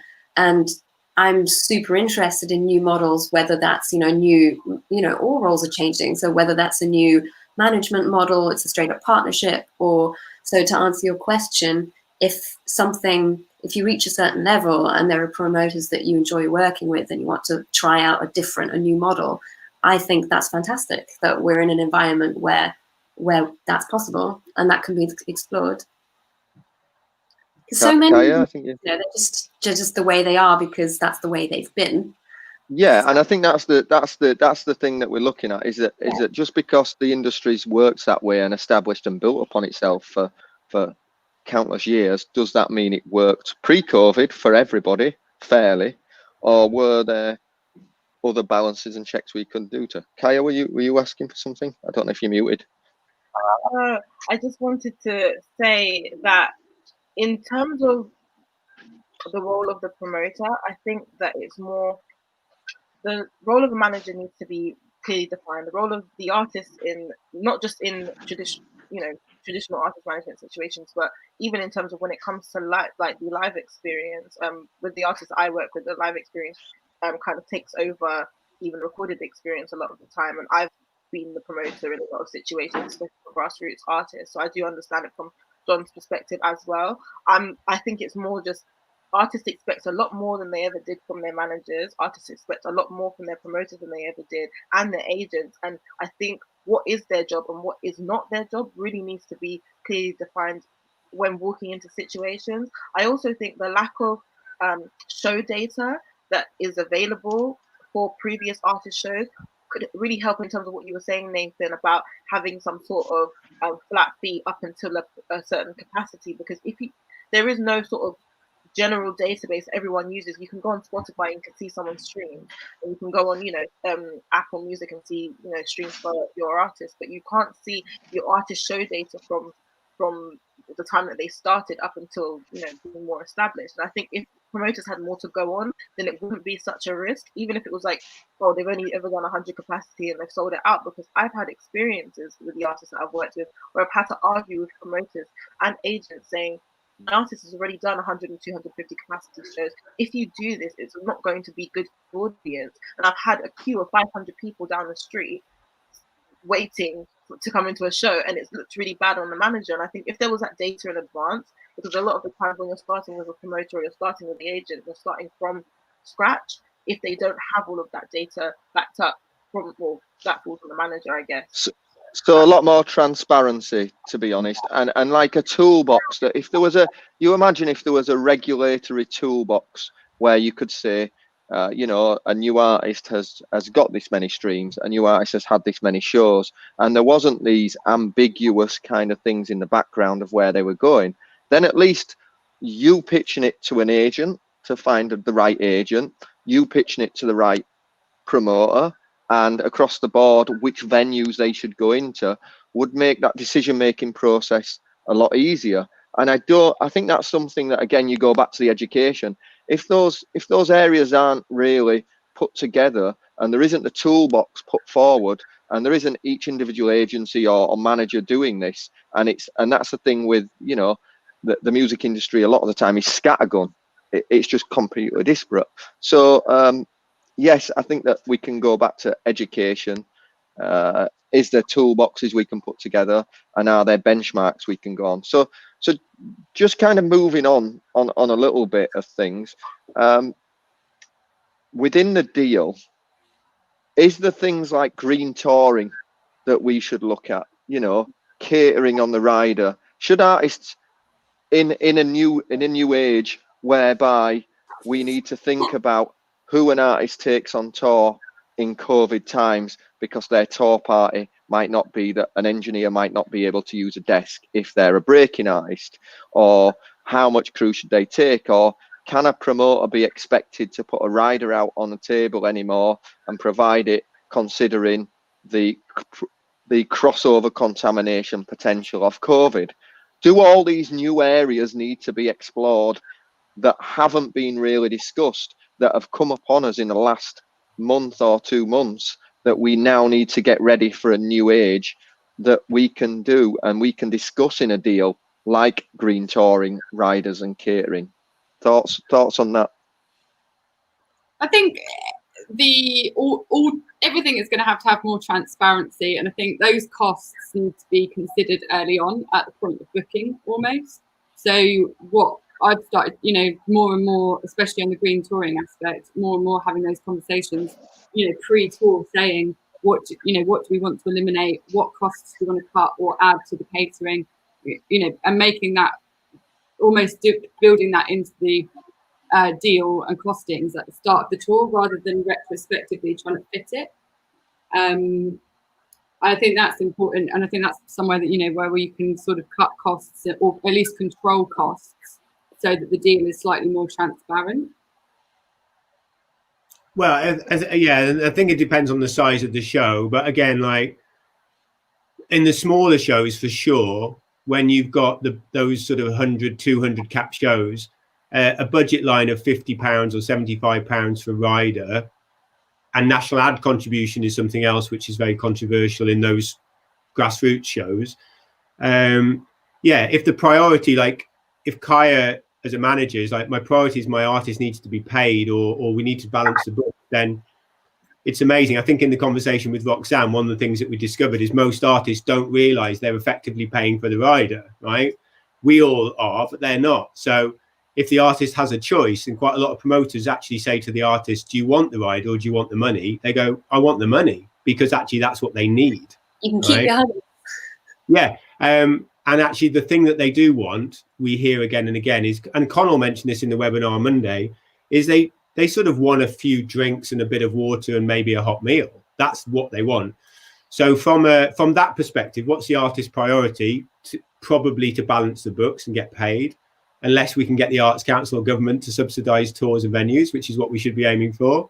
But if they're not getting that, probably they want the cash. From a green and environmental perspective, how many show reps have we got who just tear their hair out at all the waste they throw at the end of the day? From a COVID perspective, does it make it safer? Yeah, clearly that's a thing that we could all easily address, because it would mean, you know, it's a bit less administration, it's a smoother show, it's a safer show, and it's a bit more money for the artist. That to me is a win. National ad contributions in the grassroots is that's a huge topic, but in short, if you are the promoter who's going to be working with that act forever, and if you're the artist, then you want that national ad contribution, because that little show in the Brudenell is part of a bigger long journey. But if you are the Brudenell, who might only be seeing that artist for 2 shows before they get bigger, I'm not saying you would do this, Nathan, but some venues go, well, why have I got that £50, £100 line in my budget when, I need to keep my venue from closing, or I'm a promoter not getting. So that's another thing where I'm sure there's a better solution. Nathan, if I could add to the question, it's just interesting. This is a conversation we're having on the FAC board with artists such as Howard Jones, who tour like every year, all year round, and he's at a stage where he is thinking about the planet and isn't keen on flying to and fro from to the States every couple of months to tour. But this is what I mean with why it's so important to see this not as separate sectors, but the music industry as a whole, because for so long, for artists and their immediate teams, playing live and touring is the only way really to make money. And haven't we seen that now in this crisis? So that's why it's such an important moment to all get together and to see how we can reshape not just the booking model, but the entire thing, to make sure that we can continue to make music without ruining the planet. Yeah, so to go on and bring Kaya in from her perspective as a manager, and that discussion that would go across, I personally feel there needs to be a pretty quick discussion on things like this. What not just what the finances of the deal, but the mechanics that are in it and the other sides of it that go through it. And certainly catering is one of the ones that COVID provides a significant kind of interest, because an artist halfway through a tour gets infected through X, Y, and Z. But I think that there's definitely levels of this discussion that we can say. I mean, I've worked with established artists such as Hugh Cornwell, who go out and just get their own rider based on the fee that they do, in comparison to others at grassroots that want everything delivering on a plate. Now, it's just, again, education. But I'd be interested to hear what the manager in the middle, who has to represent the artist, their needs and wants and desires on a tour, against balancing it with the finance and thinking, in a new age, is this practical? So from a manager's perspective, do you think there's a battle to have to actually bring expectations into what we might view as a new age right now? I definitely think that there's a reality that we've been faced with, which is you make a certain amount of money from a show as profit for the artist, and out of that the artist has to pay for what they need to pay for. What I think is there's certain things which need to be contextualized within the artist team, which is whether or not they even need a meal, or whether or not they're going to eat at the hotel later. I think those are things which are just realities of the situation. Sometimes artists don't really want to eat; they'll eat if it's there. But from a management perspective, you might not really want us to have a heavy meal for a show. It might not be the best thing for them. And I think it's nice to have it, but there's certain things which they're not necessary. And I think we've become accustomed to having these things on the rider. Something I found in general is that we've got enough water in the venue, which means that every time I have to run out and go and buy water from a shop or something. And those are things that should really be helpful, especially if you're not driving or whatever the reason is, to be able to just go out and get enough water that's going to be needed, not just for the artists, but also their band members as well. And I think not always are promoters prepared for who's actually going to be there. I have shows where an artist has got 30 people backstage and they want things for all of those 30 people. That's unrealistic for a promoter to be able to provide that. And I think there's from a manager's perspective, they might have already briefed those 20 other people that are not supposed to be there that you're not going to get anything from this rider. But then someone has a conversation with the promoter saying that we want more of this, we want more of that, and the promoter's kind of just putting their hair out trying to think, well, I wasn't prepared for all of this. So I think there needs to be like a reality check within who you're booking and who they're going to come with and what resources they really need, and that needs to be a conversation directly between the promoter and the manager. I think that even bypasses the agent from in a lot of ways, because of the fact that artists should get certain things, but there's a reality which is we might not need this because of how our tour is set up or how we're operating in this space. So I kind of think that that's a promoter to manager conversation, and it needs to be normalized. And I also think normalizing calls between promoters and managers on the phone needs to happen, because a lot of the time it's in an email and then someone hasn't read the email properly, or it's just got lost in translation, or the promoter or the agent hasn't passed it on to the manager, or vice versa. And I think the promoter needs to feel free to give the manager a quick call and say, look, this is what it is, and kind of normalize communication between the teams. I think that would really help in a lot of situations.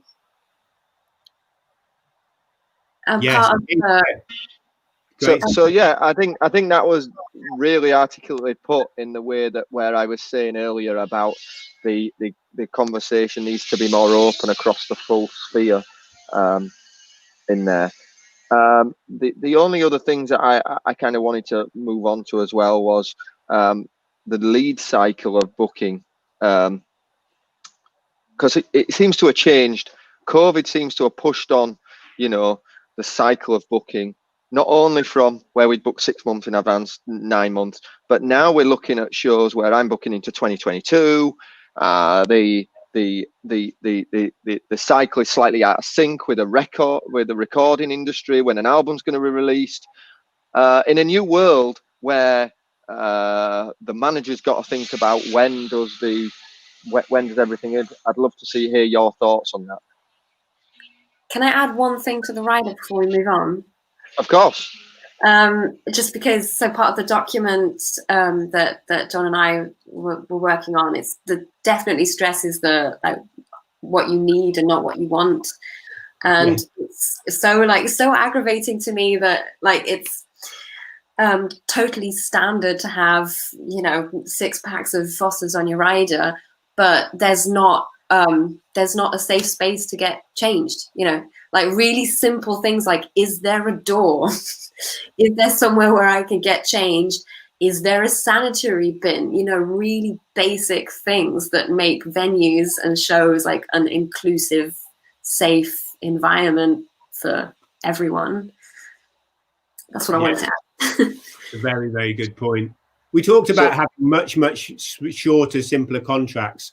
We understand why the contracts are so big, because every agent and artist and promoter has been through a thing where, I don't know, there wasn't enough security, there wasn't this or there wasn't that, but they've expanded into these massive contracts, which we understand that they're done in good purpose, but they end up being too long. And Roxanne's point spot on. We want to kind of get rid of all that so that it's really clear, so people do read them because they're short and it does tell you what you actually need, because we're all really busy and that communication gets lost. Again, though, something that the agent would get beaten over the head with if the contract was not watertight. So again, it's like there's this balance between getting what's covering everyone.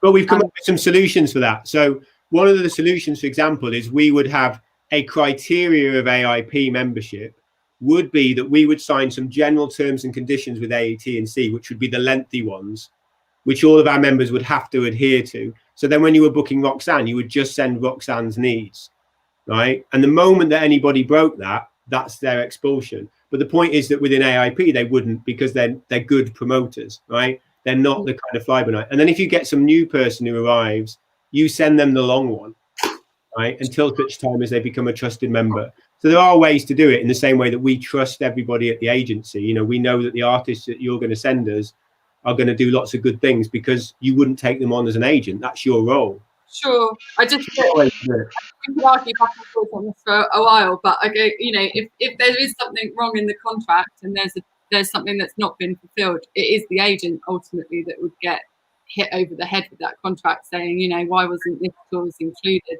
So yeah, there's maybe more to debate on that. Yeah. Conscious that time's moving a little bit, so I wanted to explore, like I say, the new what will next year look like? The next, you know, what is a new cycle going to look like? Are we out of sync with touring and album releases? How can we go down? Should there be more collaboration? Will next year, with everyone fitting previous shows from this year into 2021 and moving on, be more oversaturated? And is that considered from an artist, an agent, a manager and a promoter point of view? The data that we're getting says that from various surveys says that audiences want to come back later, artists want to get on the road sooner, promoters want to take less risks, and where is the responsibility with getting artists on the road? Where does that lay? Because if promoters don't want to take the risk, or venues don't want to open, whose responsibility is it? So it's just a couple of different aspects there to think about before we bring up some of the questions very quickly.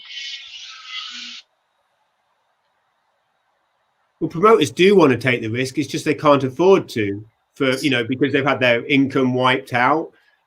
Because we've talked about the economics of putting on those shows are difficult at all levels. But the responsibility, that's the thing. We all want, everybody in this room wants it. You know, if you're a venue in Hereford, you exist because you want people to come to shows. If you're a promoter, you want to book shows on, artists want to tour, agents want to, we all want it to happen. What is it going to look like?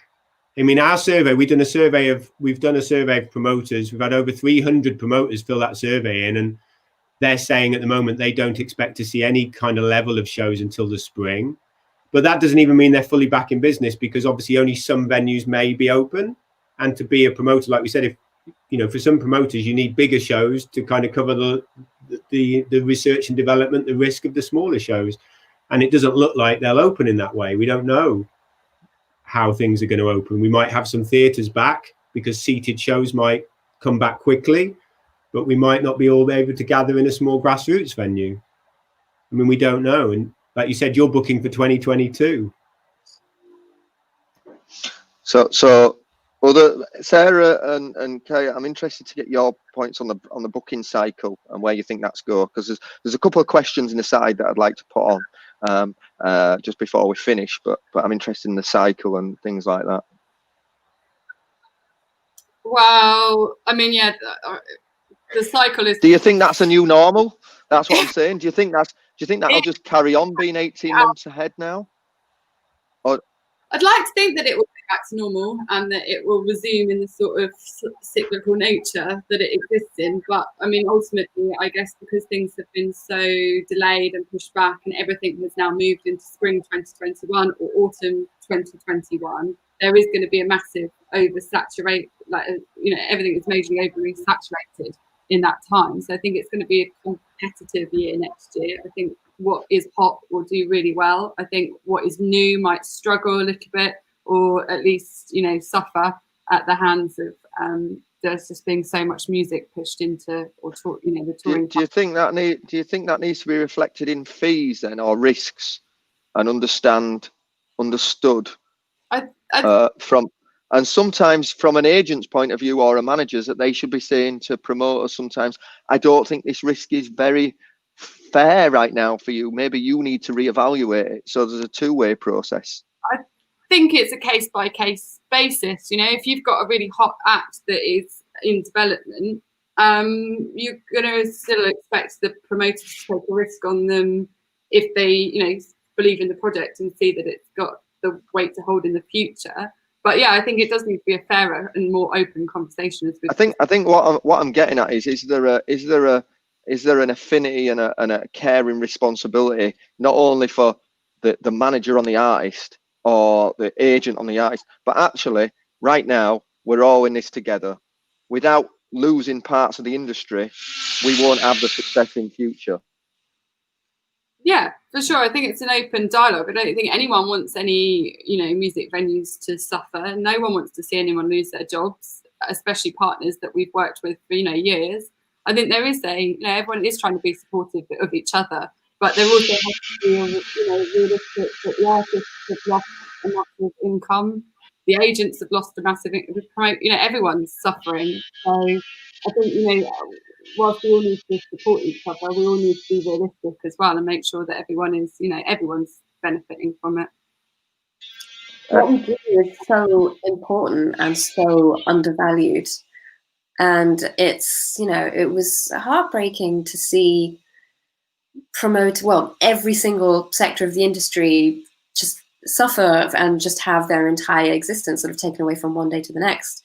And this is why I think it's just so important that we all speak with one voice to try and get our government to see that what we do is important. And that we get support. If we're talking about the grassroots, we've got to recognise like the 800 grassroots venues were all, loads of those venues. Some of those venues were already financially in trouble, and all of them at risk. From the survey that we've conducted of promoters, 47% have said that without financial intervention, once furlough ends, they will close. Right, and we know that agents have had no income at all as well. And then we know that other areas of the sector have been massively hit. It's unrealistic to then go back into that grassroots section with all of that and go, but we all somehow need to then recover from that and get paid more. It's not possible. So something else has to contribute to that change. So it has to be government through through subsidies or through the Arts Council. It has to be those that are making money in the larger, whatever that is. I mean, certainly things like secondary teaching. Can I just bring up something that I said yesterday when we were speaking, was that certainly I'm going to bring up a question quickly that someone's also brought up, but that I made that analogy that in music we have seen a Nirvana t-shirt, we have seen a Rolling Stones t-shirt, we've seen a Brudenell Social Club t-shirt, we've seen labels, Heavenly Records or other records t-shirts, but for me the re-evaluation of culture needs to happen, and that we haven't seen. You don't see a Royal Opera House t-shirt, you don't see a Northern Ballet t-shirt, you don't see the artist of them represented. So I think that we need to understand and shout about our long tail economy from music and how we can support it better, and I think together we need to do that and bond behind it, and how we bring up other sides of the economy. I'd just like to bring up a question just before we go that someone's brought in. Wait, Joe. Put this to John. Maybe. Do we think there's a better way of promoters evidencing work other than we've done this now? We're trying to get our findings in the room. I guess. Well, I think that. And that's to agents as well, and to everyone across the board, because actually not just having what they call a business plan that someone puts forward in a standard template that doesn't mean anything really. Is there a way of rethinking that and assessing the intangibles that people put in? I think it depends where you are on the promoter journey and who you are dealing with as an agent. So I think generally good promoters and good agents build relationships and work together, and they work together forever sometimes. Like a good agent will recognize somebody in an area that does a good job, and their version of good is whatever, it might be puts on a good show, it might be works really hard, it might be pays quickly, it might be whatever, it might be just someone that they really, they have an affinity with. And that's it, right? You don't have to necessarily plan. When you're trying to develop yourself and get onto the radar of agents and so on, that's a little bit different, and Sarah would be much better positioned to kind of say, well, to sort of describe how you choose who you don't work with. But I think once you get established as a promoter, I think the then difficult bit, and Joe is a you know, an established promoter. The harder bit is then a bit further along when the bigger companies come looking for your acts, right? And that's you know, we've not talked about that much today, but there is a whole thing where somebody's been involved in developing an artist or putting on shows, probably losing money, and then, you know, a bigger company makes an offer. Now sometimes that's just on promoting, and sometimes it's a global deal. I'm just conscious of time, and I think that the way you're going with that is there needs to be a new recognition of a level of loyalty in the industry, and certainly at a time where COVID, where venues are putting their own finances out to make other amendments to their venue, be it screens, hand sanitizer, X, Y, and Z, that everyone's got to put into, and that artists have different expectations when they come. Managers will expect things, and agents will. That everyone's having to put more into the costs, not necessarily on the balance sheet that you see it, but that will come into it. Like I say, hand sanitizer.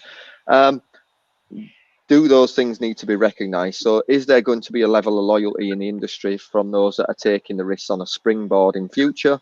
That'd be nice, but I think we just need to, I'm conscious that we're just a little bit over time, so a wrap up from each individual one. On the loyalty, on a fairer deal for all, on where we think the transparency of speaking from promoters, venues to management, and everyone in the ecosphere that needs to stick up for each other a little bit more rather than the bum fight within it.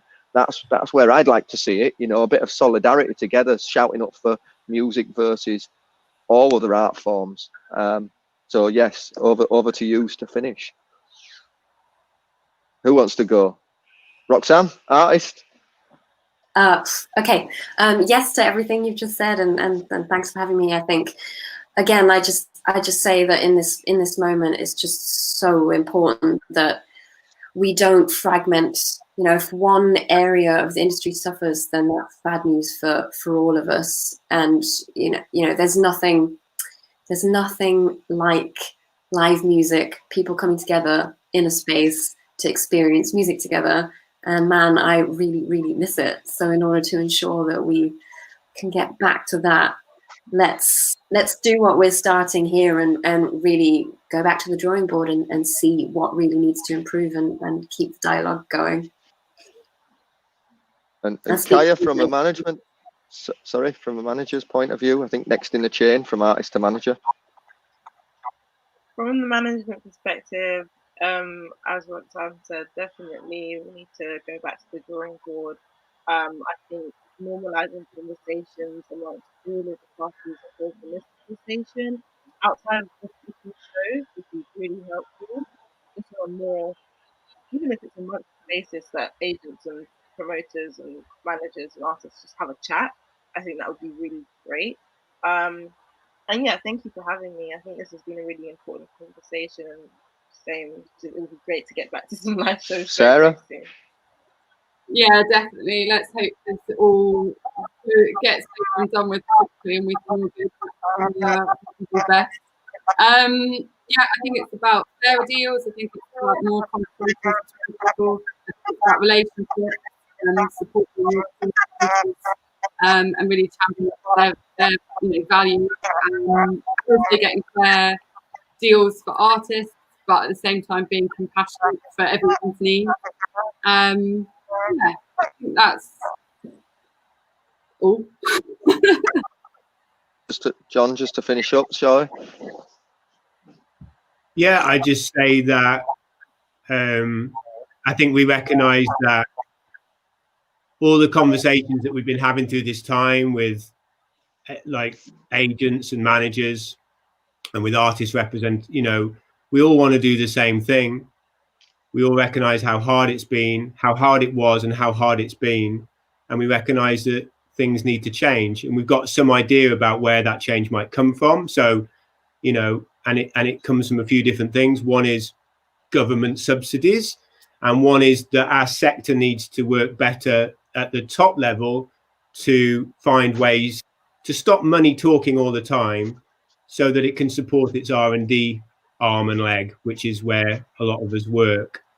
But do it in a way that doesn't stop that ability for everybody to get paid and an artist to do well and choose to work who they want. But we've got to recognise the input that everybody makes, whether you're agent or manager, the journey that you go on. And but there's a lot of good conversations, and this has been part of it, and there'll be some changes, and there are some changes happening already. And I think that everything I've seen so far is in everybody's interest. It's good. It's quite I think this has been a great conversation, that we've got all these different people into the room, also that these conversations don't happen as much, where there is managers in the room, there is agents in the room, and we can talk openly and frankly about it. So I'd just like to finish and say thank you for everyone coming today. We could probably have had this conversation for about 3 more hours and gone delve deeper. We've only just scratched the surface. And thank you. It'd be great. Appreciate everyone's time. And thanks for watching, everyone at home. Cheers. Thank you. Bye. Bye.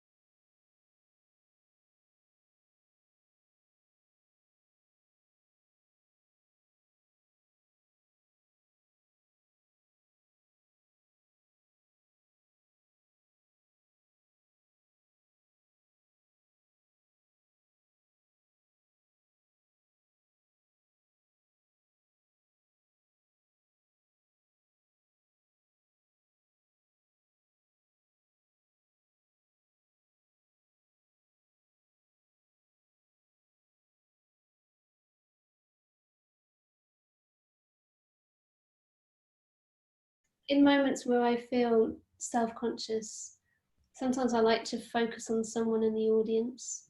Really? Yeah, because then it stops being about me and it's about them.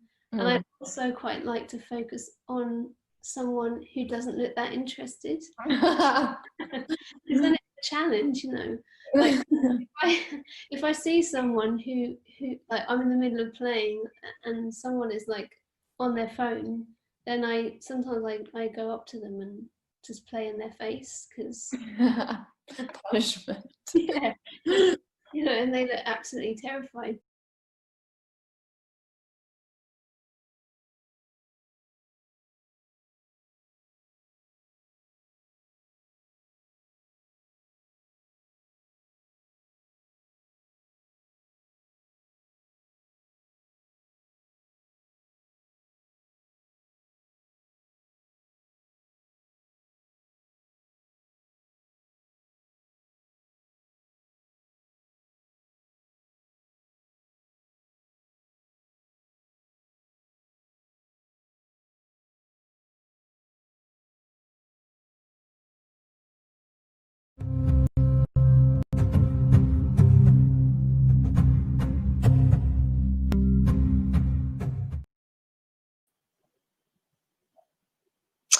Hi, welcome everyone. So I'm Charlie, I'm the General Manager of Loadin.com. Thank you so much for having me here today, Independent Venue Week. So the reason why I'm here today is because IVW has adopted our platform in order to streamline the registration and communication process for Independent Venue Week in 2021.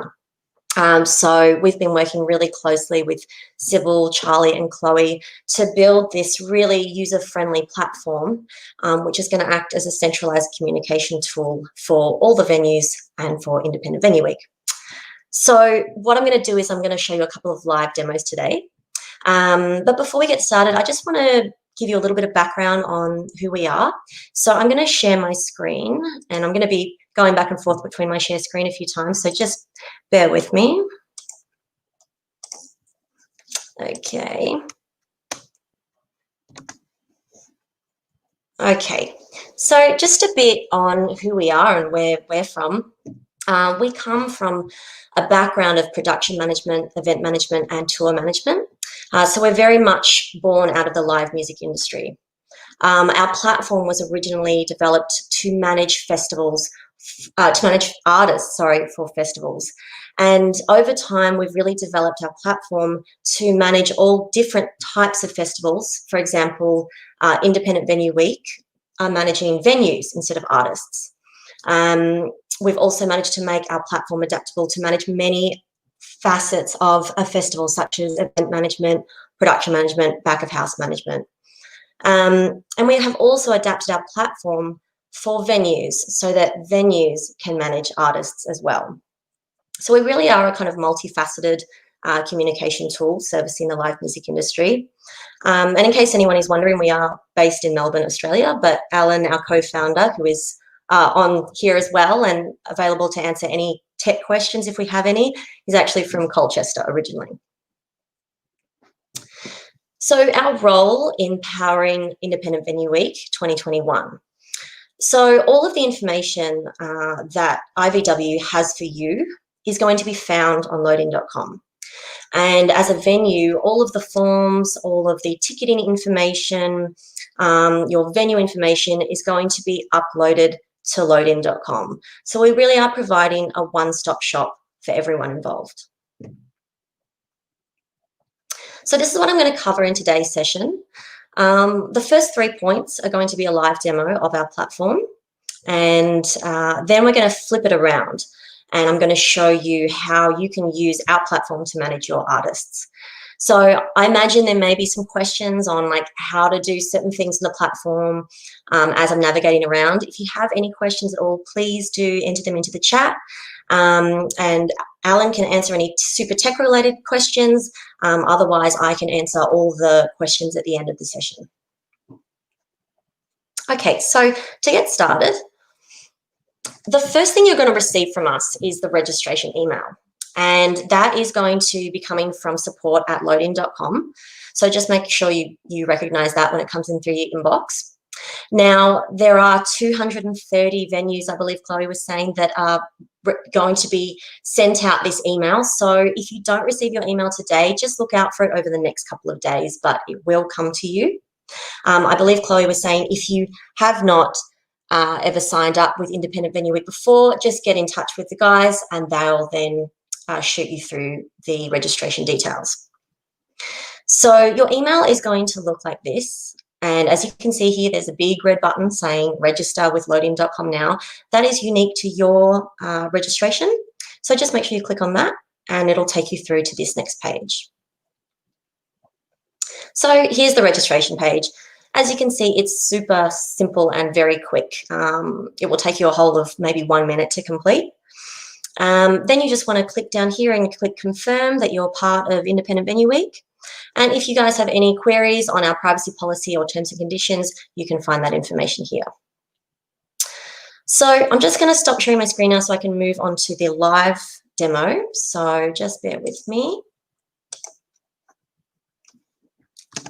Okay, I'm going to share my screen again.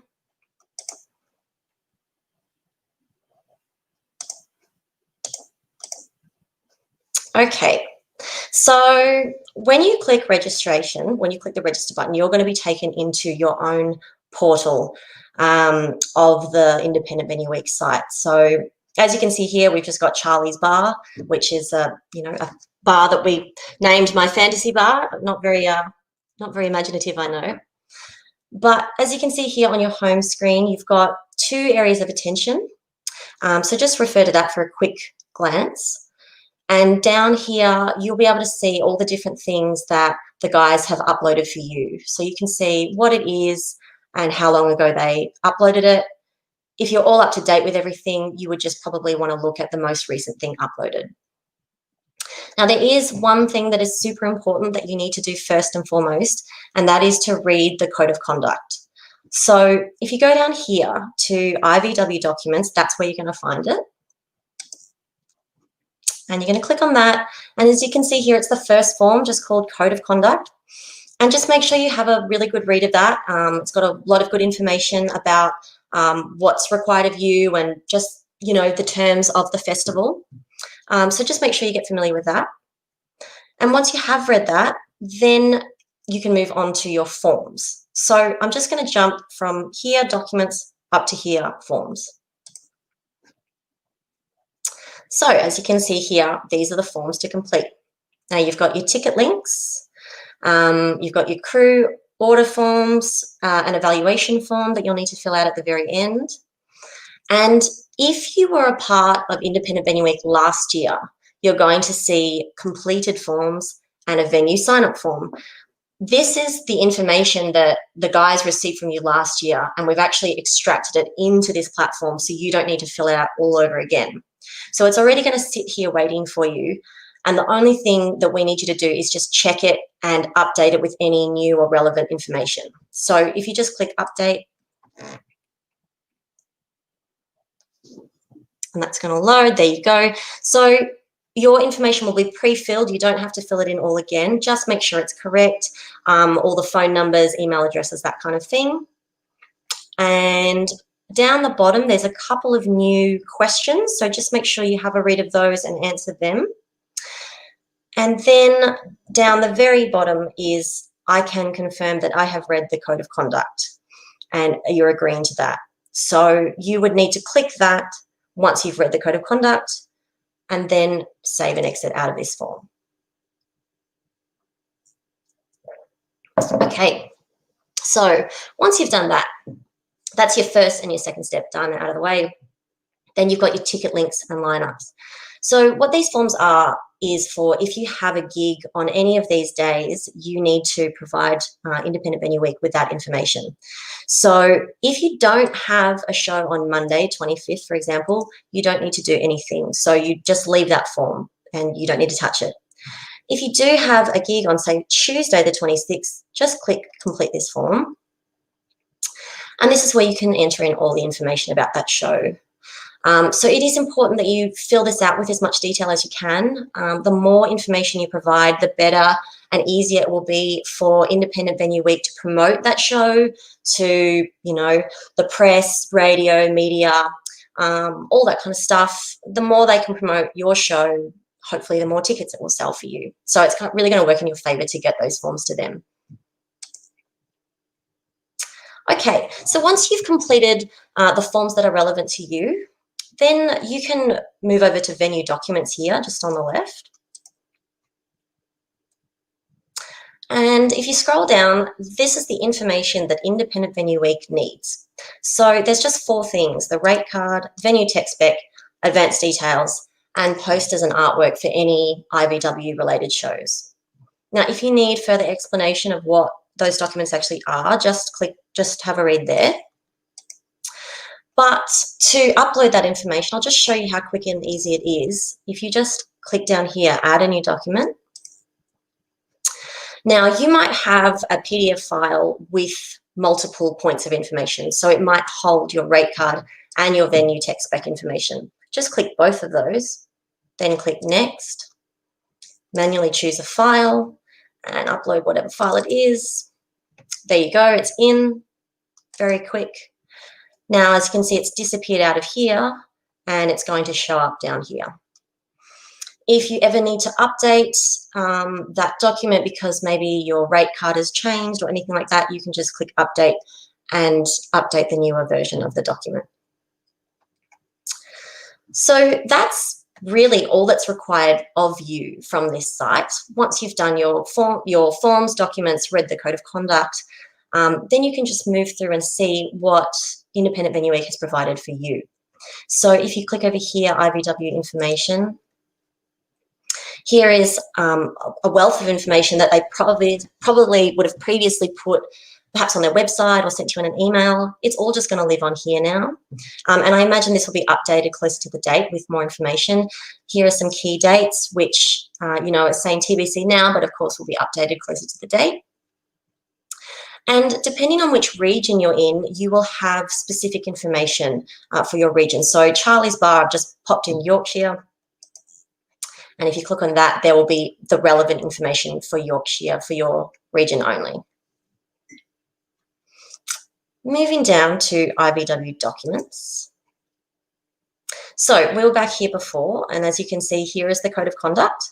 And also here's another document for you, which is logos and assets. So there's a link in that document, and that will provide you with a whole bunch of files and pictures and logos that you can use for your marketing and social media.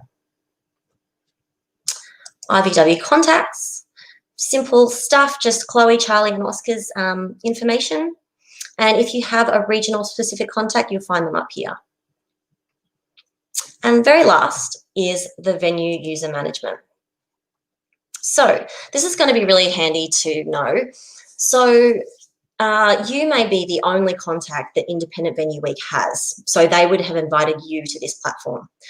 However, you might have an assistant manager, a bar manager, a business partner that you also want to have access to this because you want them to be able to fill up those forms or those documents or see the information. So if you want to invite them in, you can just do that yourself. So you just click invite a contact, and it's as simple as entering their first name, their last name, and their email, and then you just click invite. And that person will then receive a registration email exactly how you received at the start. They'll just have to fill out that very quick registration form, and then they'll have access to this site along with you. So this is your portal in a nutshell. If you ever get stuck on anything, there is a help me with this at the top of every page, and that has step-by-step instructions for you. But if you ever get stuck on anything, if you're having problems with anything at all, just email us at support@loadin.com, and we'll be there to answer anything you have. No question too big or too small. So that is that portal, and I know that there may be some questions about how to do some things, but I will get to them at the end. What I'm going to do now, though, is I'm going to switch over to the other side of our platform.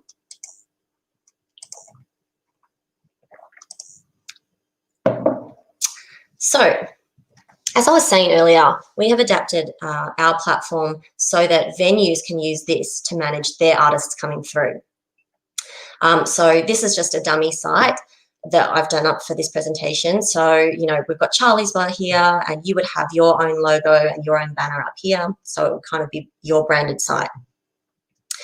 Now, what your homepage is going to show is it's kind of a bit like a Facebook news feed. And it's going to give you at a glance updates of all the things that your artists have sent into you that are going to be playing at your venue. So, you know, as you can see here, James Frank, an artist, has uploaded a document, which is the tech writer, and you can see that it was 1 day ago. So this is really just an updates kind of page. Now, I'm not going to run through everything here on this page because this system can do a lot of things. I just want to show you the things that are relevant to you as a venue. If you click here to bookings, I've just created 3 nights of gigs. I obviously understand many live music venues would be booked out, you know, perhaps 2 months in advance. So you may have like a very big list, and we'll have a calendar view for that. But what you're looking at here is, so a gig on the 6th of August, Alyosha is the headliner. These are the supports. 7th of August, this is the headliner. These are the supports. 8th of August, Slow Burner is the headliner, and these are the supports. Now, if we go into this booking, what you're seeing here is what we call the artist roster. So as you can see, you've got your 3 artists that are playing on this night, and you can see that we're tracking all of this information from those artists. So, for example, you can track certain things from some artists and not from the others. Like Slow Burner is a headliner, so I want to get their poster, but Talent Squad and Yacht Club DJs are supports, they won't be, you know, creating a poster, so we just block that out for them so they don't get bothered about that. You know, an artist can also tick that something isn't relevant to them, so that's what that cross means in there.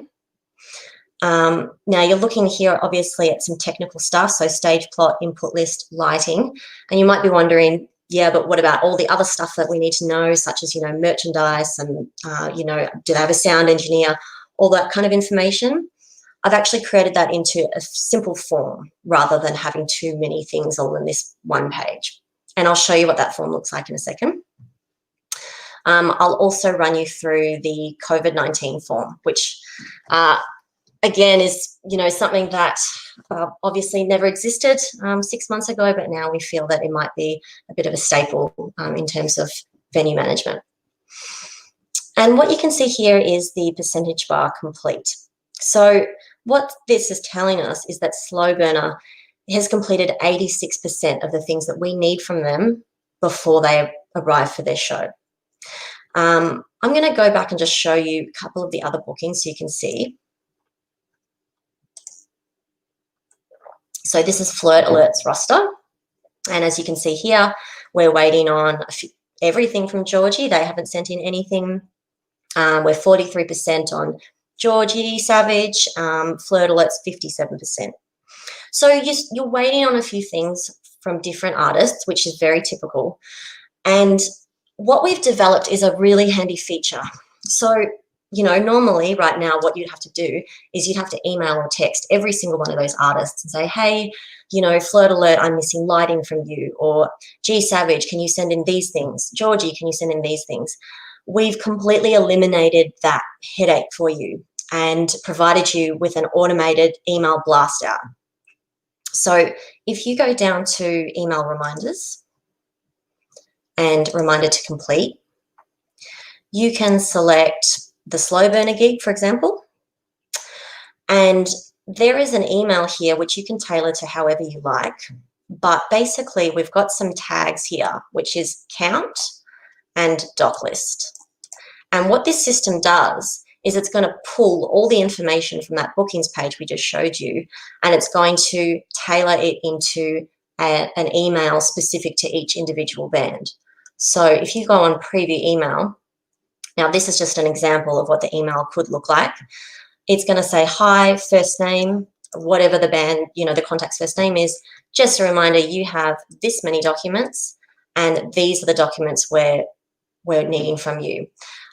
You can click send, and that can send to literally hundreds of people at the same time, and it will be completely tailored to every single one of them. So we really feel that this is something that's going to save you a lot of time, a lot of headaches, and it's just so that all of your comms can come from one place. So what I'll do now is I'll go up to some forms. Now you've got the performance info form. This is what I was talking about before. Our system allows you to create forms just exactly as Google Forms or Jotform, if you've ever used that before, or SurveyMonkey. You can create a form exactly like that in here. This performance info form is a bit more of that kind of quick information that you need. So how many members are in your band? Are they all 18? Are you going to be selling merch? Are you bringing your own sound engineer? Do you have a door person? You can put absolutely anything you want in here. And you can make this a compulsory form for them to fill out before they arrive. Now, this COVID-19 form, I don't know what the stipulations are in the UK on people coming into your venue, but certainly in Australia, if anyone comes into a restaurant or a venue, they need to provide their name and their phone number at an absolute bare minimum. And then some venues are going so far as to ask health-related questions. Obviously, this is all for contact tracing, and we feel that this is going to be an ongoing thing and possibly the way of the future for a while until, you know, this is all over. So you can build a form like that in here. And this is just a COVID-19 form we've created. You know, you can ask, have you traveled overseas within the last 14 days? You know, you want to obviously get their contact information. You know, are you experiencing any of these symptoms? Yes or no, that kind of thing. And you can create this in an external link so that you make it compulsory for every one of the band members to fill that out on the day that they're arriving for the show. And you can track that information as well to make sure you've got it all before they arrive. Okay, so when you receive responses from the form, they're just going to live in here, and you can download all of that information to a CSV file. Moving on, so Charlie's Bar content. This is what you guys would usually call your worksheet, if that's the same word you guys use over there. This is where you're going to have all your basic information about your venue that you would send out to every band anyway before they arrive. You can make this page as comprehensive as you want. You can obviously add in pictures, you can add in links. So this is going to be the artist's one-stop shop, and they'll be able to find this information here when they log in. If you click on Slow Burner here, this page is only going to be able to be seen by the bands playing on the Slow Burner night. So this is where you give them their set times, door info, payment, and anything else that you want them to see only and no one else to see. I'll just jump back here, sorry. I also forgot production-related content. So if your production or tech manager has PA specs or anything like that, perhaps stage specs, loading area, you can provide all of that here as well. And we've got a couple of other sections, guest tickets. So, you know, normally at the moment, somewhat, you know, you're providing guest tickets to the band so they can put their friends and family on the door. However you normally track that can all be tracked through here, and you can put in kind of stoppers. So you can sort of tailor it that, you know, Slow Burner is allowed 6 guest tickets, but maybe Flirt Alert is only allowed 4 guest tickets, and you can put stoppers on so they can't request too many. You can set reminders so that they make sure that they send in that information for you on time. And you can download all of this information as well into a CSV spreadsheet as well. There's a couple more things. Charlie's Bar messaging. So again, this is a blast out messaging system, and this can be for anything you want. So let's say Slow Burner here, urgent information, maybe set times are changed or something like that. You would just go set, you know, set times changed, type in your email, send email, and that's going to send to all those artists for that gig. So we're just trying to find really quick ways for you to communicate with your artists. And lastly, I'll just do one more, Charlie's Bar user management. So again, this is the same as the other page. You can have as many of your bar colleagues managing this site for you, and there is no limit to how many people you can have, and you would just invite them there yourself. So I'll stop sharing now, and I will just go back to pricing, because I'm sure you're all probably wondering that. Okay. Oop. Now, basically, our trial period would normally be 30 days. What we've done is we've extended this to all the venues signed up to Independent Venue Week UK 2021, whether you're a venue or a promoter, just you know, the promoters and venues associated with the festival will have an extended free trial period of 6 months. Now, the reason why we've done that is because, you know, we obviously know that it's going to take a while for bands to actually be playing again. And we just didn't want you to run out of your free trial period before you even have time to kind of trial it with actual artists. And we also just totally understand that, you know, the live music industry in the entire world has received a big blow. And any way we can kind of ease the burden and help the industry get back on its feet, if that's providing you with free software that will make your life easier for 6 months, then, you know, we are totally happy to do that and provide that to you guys. Once the 6 month period is over, it's then just £10 a month. There is no plan or no contract. You can opt out at any time. And I do just want to make it really clear as well, because, you know, I've covered a fair bit just now in a short period of time. Your registration as a venue for Independent Venue Week is 100% free. So there is no trial period or anything like that with that. That's just your login. But if you did want to trial Loadin.com as a venue, this is the pricing plan that we've got for you guys. So I'll just stop my screen. I've probably blasted through that. Sometimes I do kind of rush, so I'm sorry about that. Do we have any questions at all? I should be able to see them in the comments. Is that right?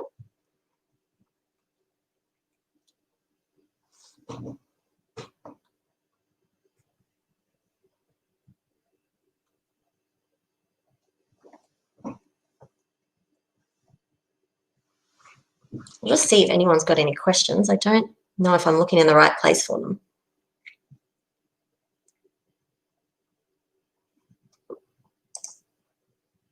Okay, no questions. That's good.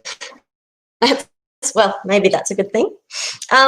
Look, I know that we covered a lot in that, and this is being recorded. So, you know, if I zoomed through anything way too fast, you can always look back on the recording, which is going to be saved on the website and on the YouTube link, I believe.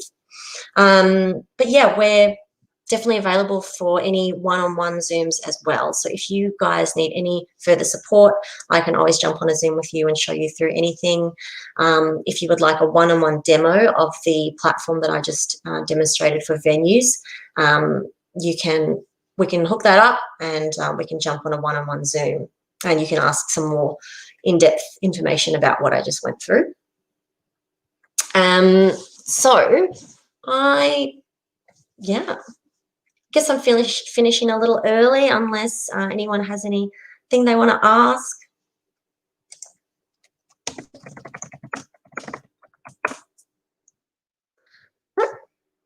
Okay, well, thank you so much for having me. I hope you enjoyed the demonstrations that we did and the information that we've got, and I really hope you enjoy using Loading.com for Independent Venue Week. I think you will find it a really useful tool. Hopefully it's going to save Sybil, Charlie, Chloe and Oscar a lot of time, and yeah, hopefully we cross paths again. Thanks very much.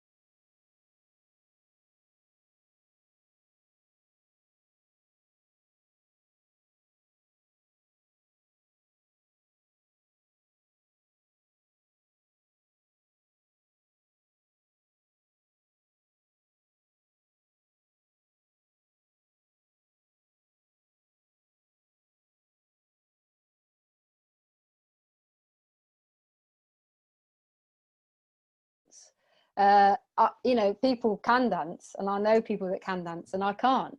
So yeah, I'm like, you fuckers, where did you learn this?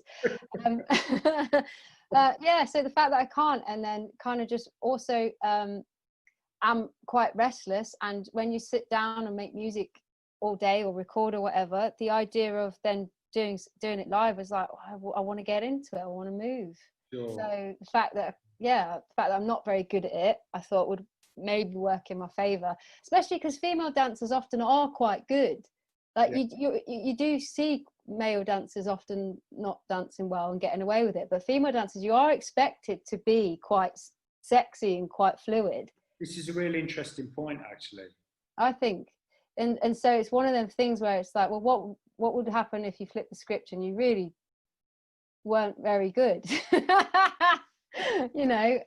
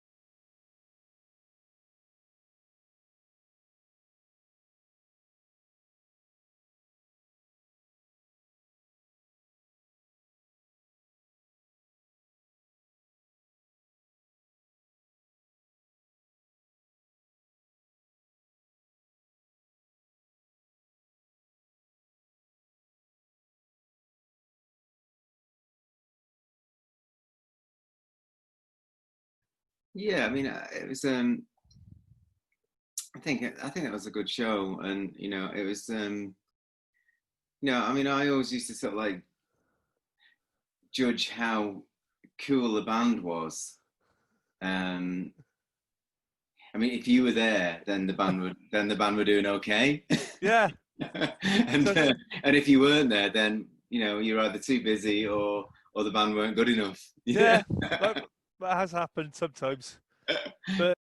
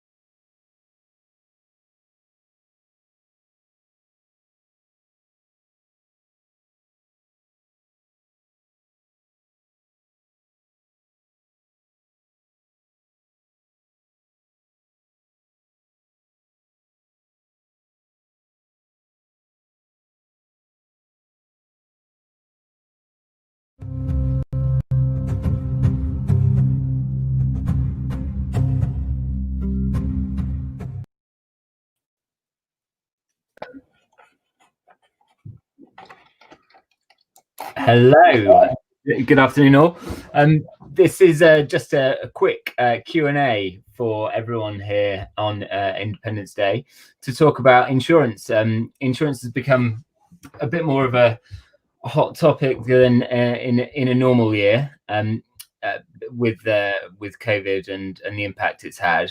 So I'm here with Hannah, who from Tysers, and Glenn. Glenn, do you want to just do an intro, and then Hannah, you do the same? Yeah. Hi, my name is Glenn Rowe. I run a charity called NACO Trust. I managed a bank called Muse for 18 years and took retirement 2 years ago to concentrate on doing something else.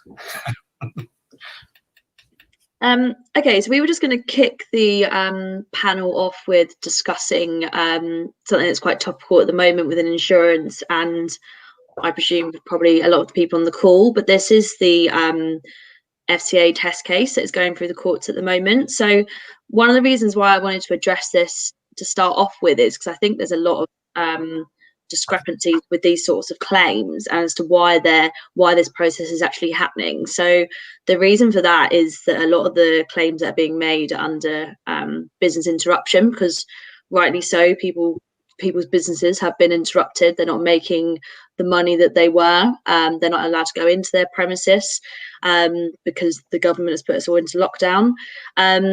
But the actual cover of insurance with business interruption, there has to be property damage for this cover to basically be triggered.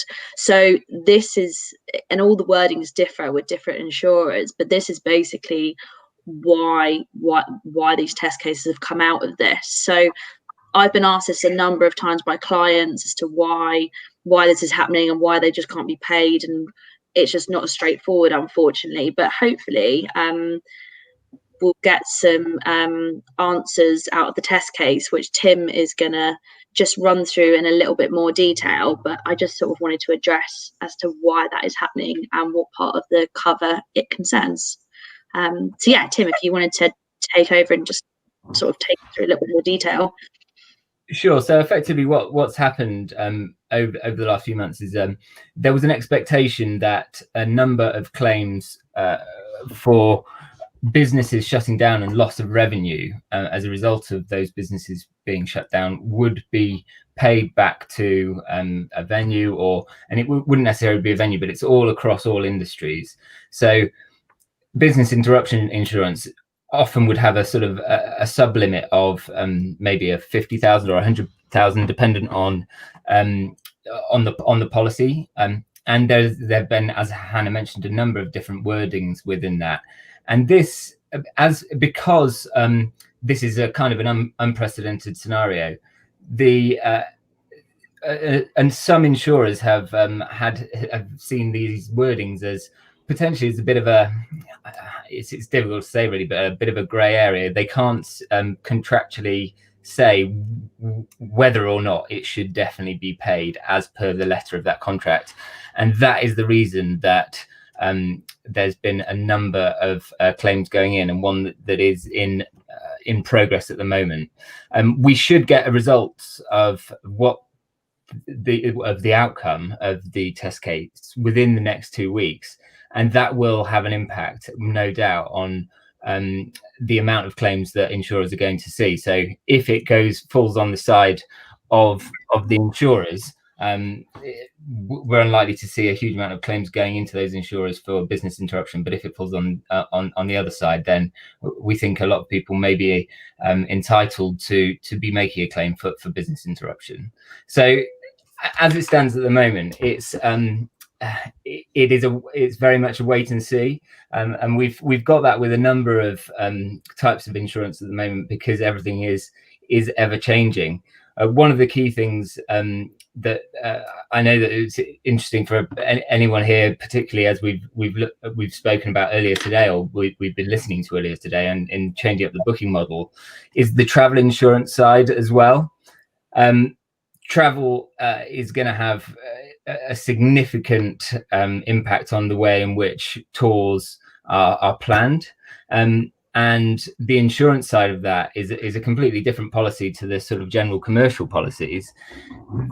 These travel policies are going to be much more, well, they're changing all the time as well, and they will have restrictions on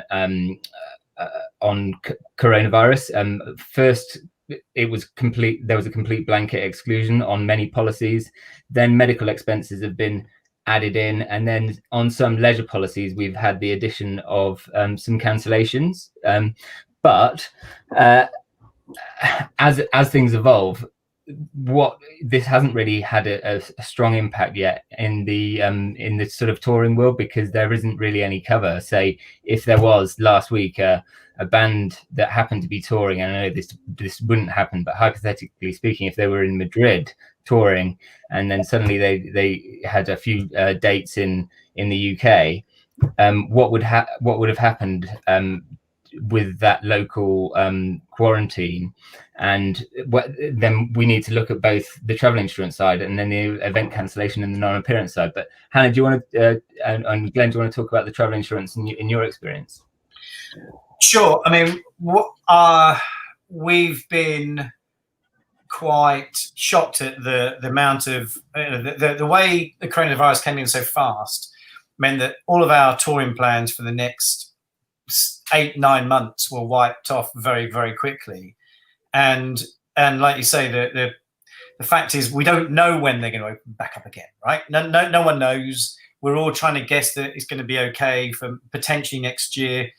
I'm maybe being forever paranoid and being a bit more of a skeptic. I think it might be a little later, but where you see that, and the act of God comes into play, and force majeure becomes a situation where the band can't pull back from their insurance policies, is always the number one question I get asked all the time is how does that affect the world of touring? And when there is a hurricane coming into a festival site, and that means that all of your other insurances are squashed because of it being force majeure. So they're kind of, that's the number one question I get asked all the time for some advice. And number two is the fact that when something like this has, I mean, obviously we're all in uncharted territories. No one's got any answers of what's going to happen or where it's going to happen. And there needs to be, just exactly what's going on right now with the FCAs. We need to challenge the fact that this isn't going to go away next week. It might not go away next year. It might be a 5-year, 10-year process. So the whole industry has to be reimagined and dealt with this in its procedure. So you've now got a worldwide pandemic and the active force majeure that's always going to be the difficulty thing. So how will younger developing bands in the ecosystem be able to afford insurances to actually go outside of the UK? Just to sort of answer your question in regards to the travel. So this is something I've actually been advising quite a few clients on at the moment, because prior to Spain at the weekend, but prior to that, restrictions are being lifted, you could travel places, and I think people were thinking, great, we can maybe start planning some things.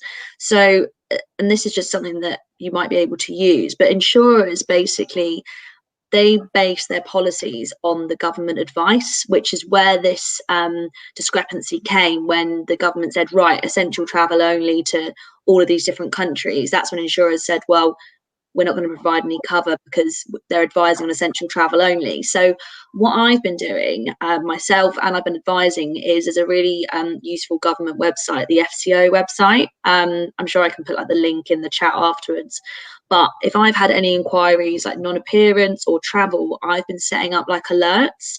So, for example, I had an artist the other day that was due to be performing, and I got the alert before their manager and emailed them and just said, do you know this is happening in Barcelona?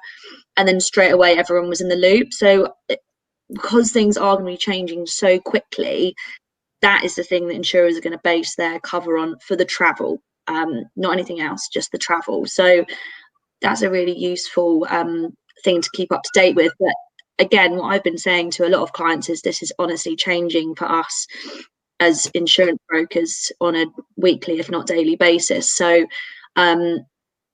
it's just up to you guys to tell us what you're thinking and where you're thinking of going, and we can advise you accordingly. But like I said, with those alerts, at least if I know somebody's thinking about traveling to a country, I can update them as soon as possible. So yeah, that's just in regards to the travel.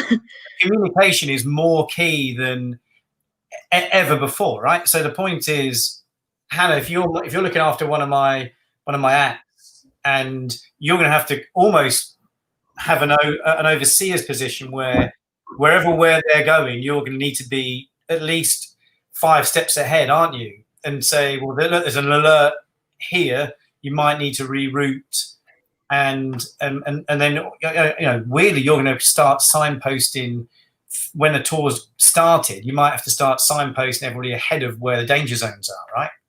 Yeah, absolutely. And again, what I was saying to like a client the other day, the reason why this website is so helpful is because there's already places that exist prior to coronavirus that would be essential travel only, like the West Bank in Israel, Gaza Strip, that kind of thing. And what happens, like we've had people filming out there, that kind of thing. We can go to insurers and ask for cover and try and make the cover better. So we're not saying we can't do it, but it's much more on a case-by-case basis. But yeah, you're absolutely right. We need to sort of be involved every step of the way and be able to advise as and when people get their tour itineraries together, where you're traveling, where you're going, and what the potential implications are going to be, and how the policies are going to react at that time. Because as Tim was saying, from today, they've dramatically changed from what they were 2 months ago. Yeah. Gosh. And I think that kind of leads on to the other slightly more difficult issue in a sense of a very commonly bought policy in the contingency market of event cancellation and non-appearance insurance, because travel restrictions are going to have an impact on whether an event will go ahead, and promoters, venues, artists are all going to be planning to get there and putting down financial commitments to go to a different country, or to go, even if it's within the UK, to go to a different venue.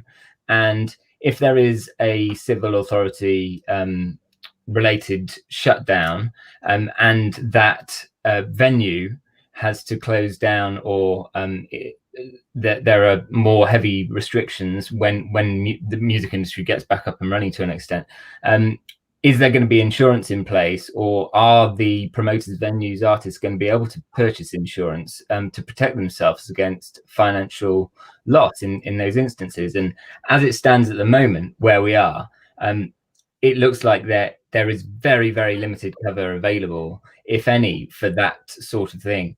And we've got to look and work looking at the previous sessions about how the booking models are going to change, so that there can be some sort of insurance protection for all these contracting parties, so that they're not going to lose out, and that they are going to be able to continue to employ their staff and have some sort of a backstop there. And that's going to be in relation to how we move forward with both business interruption insurance, but almost more importantly, the event cancellation and non-appearance. Yeah, there's also the reputational damage, isn't there? Which I guess in past there are certain high offenders of artists, I won't name names, but who are renowned for cancelling gigs because it didn't suit them to do those shows, or he or she couldn't be asked. And when you've got this thing now of the reputational damage of bands coming on late and people not able to get home and all those things, but now you've got this situation where is it going to be worldwide understood that there's a reason why this band and artists haven't been able to play is because there's a shutdown? And and how much damage does that do to the artist long term? Or is it, or are we all in agreement that it's open, everyone's forgiven because it's just part of the new normal? You'd kind of hope everyone would be on board with it, like fans, venues, promoters, everybody who's involved. If an artist can't turn up for whatever reason, you'd hope that everyone would be on board with that, really. But I suppose if you've got someone that's touring internationally and then it gets pulled, I don't know whether certain parts of the world might not be as in tune as to what's happening in the UK or like Eastern Europe, something like that. So you'd hope so. Crazy, isn't it? Just and then going back to our point earlier, Hannah, about the the force majeure, because that's kind of the question that keeps popping up, and no one's been able to find the right answer. So maybe you can make it really eloquent for us of the, what we're facing. Is this force majeure? Is this, where does this fall under the religious sector of planet Earth now in 2020? Some people don't believe that there's a God, and some people don't believe that their business interruption is because of something from God. Yeah, sure. So the reason that all these claims, so this is sort of more in relation to like the event cancellation, non-appearance. The reason it may or may not be covered is actually to do with like a piece of the wording under communicable diseases.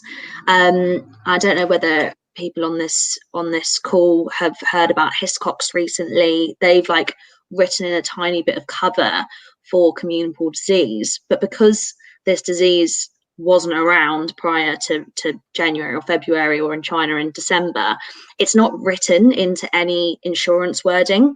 So basically, if you were buying your policies for your festival this year and you bought it in December, but for us, I'm saying now, us as insurance brokers, you're almost more than likely you would have had cover for it.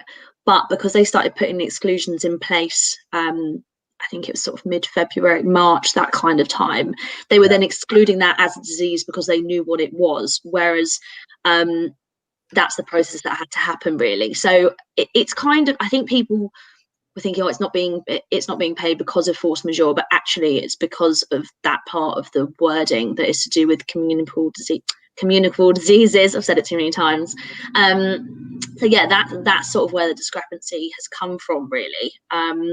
And I think, like Tim was saying, moving forward, this is going to be the issue, because it's going to be excluded moving forward as far as we can see, really. Yeah, it's been applied to everything that we knew business-wise that we were doing from sort of March onwards. So, yeah, I suppose it's just one of those things that I suppose if they manage to get it under control and there's they get like a cure or whatever, it might be something that changes. But that's the actual issue with it, that part of the policy. And is it going to be affordable for the ecosystem bands, the break-in bands who are getting £150 a night, £250? Do we actually see that there's going to be a model that's going to work for those bands in the beginning who are literally hand to mouth? So we at Tysers, we've always had like an emerging talent like rating, if you like. So who knows what that will look like, but hopefully we can still support that. But I think in terms of ensuring the shows from like a non-appearance position, I personally think moving forward, hopefully with venues, it's going to be the smaller capacity venues that are going to be able to get open first, and they're sort of going to be the leaders in how to go about holding a socially distanced gig. And then it's going to potentially and hopefully give the smaller artists an opportunity to still do those shows, and hopefully they'll be the ones out on the road first, as opposed to your arena. So that's kind of, but yeah, in terms of actual cost, if it's just changing all the time at the moment, it'd be, again, very much case by case. I think a lot of it is going to be on where are you going and what is your route, because we always ask those questions anyway when people are asking us to insure tours. But I think moving forward, it's going to be, we're going to need it sort of watertight. We're going to need to know exactly where you're going, what days, who's going with you. Whereas before it would just sort of be these dates we're here. It wouldn't be as in depth. So it's just something that potentially managers and tour managers are going to have to be really on top of, and speaking to venues if they've got an act that's there on the night before, make sure they're all loaded out and they're loading in at the right times. I don't think there's going to be any movement sort of around that, really, because it'll be so strict. Yeah. Yeah, I think I'd add to that. I think there will be the sort of smaller artists, but there will be the mid-size and largest hopefully all starting at a sort of similar time and getting back together and getting back on the road. But what we know will happen is it's going to happen slowly. It's not going to come all at once. So I mean, I think everyone would probably like to see all of their favorite bands, whether it be they small or large, be able to get out there with some sort of insurance protection behind them. And I think it's going to be a bit of time before we get to that point, but it has to happen at some point. There has to be a way to get the venues open again and get live music kicked off again. Another one of the things we were going to look at discussing on this call as well was potentially if you're setting up on your own, if in the circumstances, unfortunately, you might have lost your job and you're working for a large agency or a large company that sort of always looked after the insurances for you, is something that we were going to start advising, because you guys are going to be sort of freelancers. So I know it's something you're involved with, Glenn. I obviously speak to a lot of the guys who are at your studios as well. But yeah, I didn't know whether you sort of had any questions that they've been proposing at the moment on how to go about doing it on their own, really. Well, there's been a load of people phoning me just to try and see how they can keep themselves going. You know, I think part of the problem for me of the last since March has been the emotional drive of really old friends who've been doing this for a long time, who are doing anything they can because they haven't got the financial support. Everything, you know, the floor did drop beneath them, and they're all trying to learn new skills really quickly. And those, I'm seeing lots of people who are doing, you know, driving vans for Argos, or they're trying to get jobs where they never thought they'd ever need to do that, and they're now wondering where their skills, the transferable skills that are in the market of doing a live show, and how are the live streaming gigs not being propelled more, and why isn't that becoming the new norm much quicker? So I'm trying to field a few conversations with different people about how can we support independent venues, and you know, are there ways of getting artists to do these live stream shows that even if it doesn't propel money, it propels some kind of sense of worth and some sort of sense of well-being for people who have lost their way in the industry.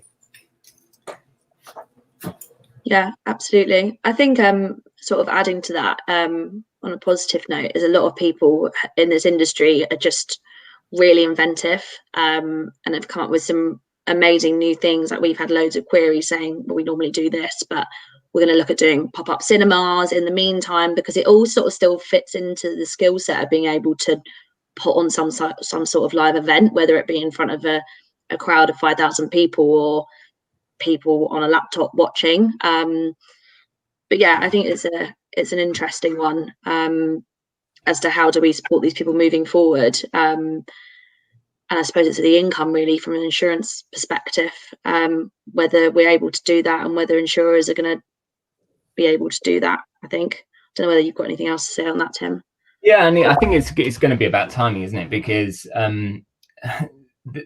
the government and the Arts Council funding and the support and the grants that are coming in are all really good news to keep things going, to keep people okay for the time being. But they're not going to last forever, and who knows how quickly the live music and events will get back up and running again. But absolutely doing different things, whether I don't know whether culturally in different continents, live streaming's taken off a lot quicker than, say, in the UK, and and in some areas it's much easier to monetize it than in other areas. And so it's all going to be about adaptability and finding a different model to be able to get revenue in for people at all levels within the industry. And as Hannah mentioned, we've been sort of trying to be able to support in those areas, whether it be drive-in cinemas or streaming for transmission failure insurance. All of those elements are going to be important to be insured, and it's just a case of which way the industry and the individuals within this industry are going to go as the next few weeks and months pan out, because we know that yesterday there was some good news, certainly for the film and TV industry, with a 500 million fund to effectively provide an insurance solution for coronavirus. But that isn't going to be something that is easily replicated for the music industry, purely because it's a completely different model. Live music has live audiences, whereas film and TV production doesn't tend to.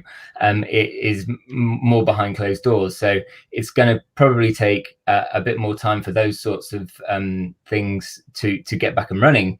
And getting those things back up and running, the critical thing is for live music and live events and theatres is going to be around the safety of the individuals and protecting the future and making sure that there isn't or trying to mitigate the risks of any further spreads of the virus. And I think insurance we're hoping that insurance is going to quickly follow those trends of the industry. Yeah, absolutely. Glenn, I was going to ask you, what do you think the sort of main issue facing independent venues is going to be sort of over the next 6 to 9 months? My biggest worry is at the moment the solution is for bigger bands to go and do these live stream performances, and I think a lot of them have been very greedy and tried to charge a maximum ticket price when it's not deserved. So I'm seeing the problems I'm seeing sat here is people are trying to really sort of make hay while the sun's shining, but forgetting the fact that when you go to a concert, it's not just the main band you see. What about the support bands? Where is if we're not, every live stream I've watched, there's never been any mention of any other band, right? Which is great, but all you're doing is preaching to the converted. And then, as we've seen, that we're going to get fatigue and it's going to stop. But where are the new bands coming through? How are we going to get, how many times have you seen a band or an artist and the support band blew you away and you've become a fan of them? And that's how this industry is working. But at the moment, we've got this real linear approach of, I'm going to go and see this band or this act or this artist. But there's no support to the ecosystem, which is where the independent venues are suffering, because that's the currency they trade in. They trade in emerging talent, and if emerging talent aren't having a space to perform and to grow into those bigger bands, how are they going to do it? Because small venues can't run at 20% capacity, which is probably what they're going to be allowed to use. So the biggest problem for me right now is long. I've had this bit of a saddo. I have an obsession with Reading and Leeds Festival, and I've always worried for the last 10 years who's going to headline Reading and Leeds, who has as a new act. But then I think, God, it's even my nightmares come to real life now. In not even just Reading Festival, who's going to headline Reading Hexagon, for God's sake? I don't live in Reading, by the way. But my point is, where are the new support and where is the focus on what we're here to talk about today, which is Independent Venue Week? And the point is, all of those young people who love and trying to find the new bands, but where are they going to get their time in the spotlight if little venues aren't able to run? And it's terrifying for me, because otherwise we're just going to be dealt with homogenized bullshit pop music that's been created in a factory, put on TV, and that's what kids go. But counterculture is what's made Great Britain the most amazing country on the planet, because we've been really great in this little island of making amazing music. But it's all got to come from, excuse my French, shitholes in weird venues, because that's how art it grows. So my biggest panic is the protection of the venues. How the venue's going to have to get onto something and figure out how they make their revenue not just about the people in the house buying beer, but how are they making their audiences outside bigger? And when a venue doesn't make any money, to then say, well, we've got to start live streaming and charging for live streaming as well, it becomes really hard, doesn't it? It paralyzed. I mean, it's really, really, really needing some left field thought right now.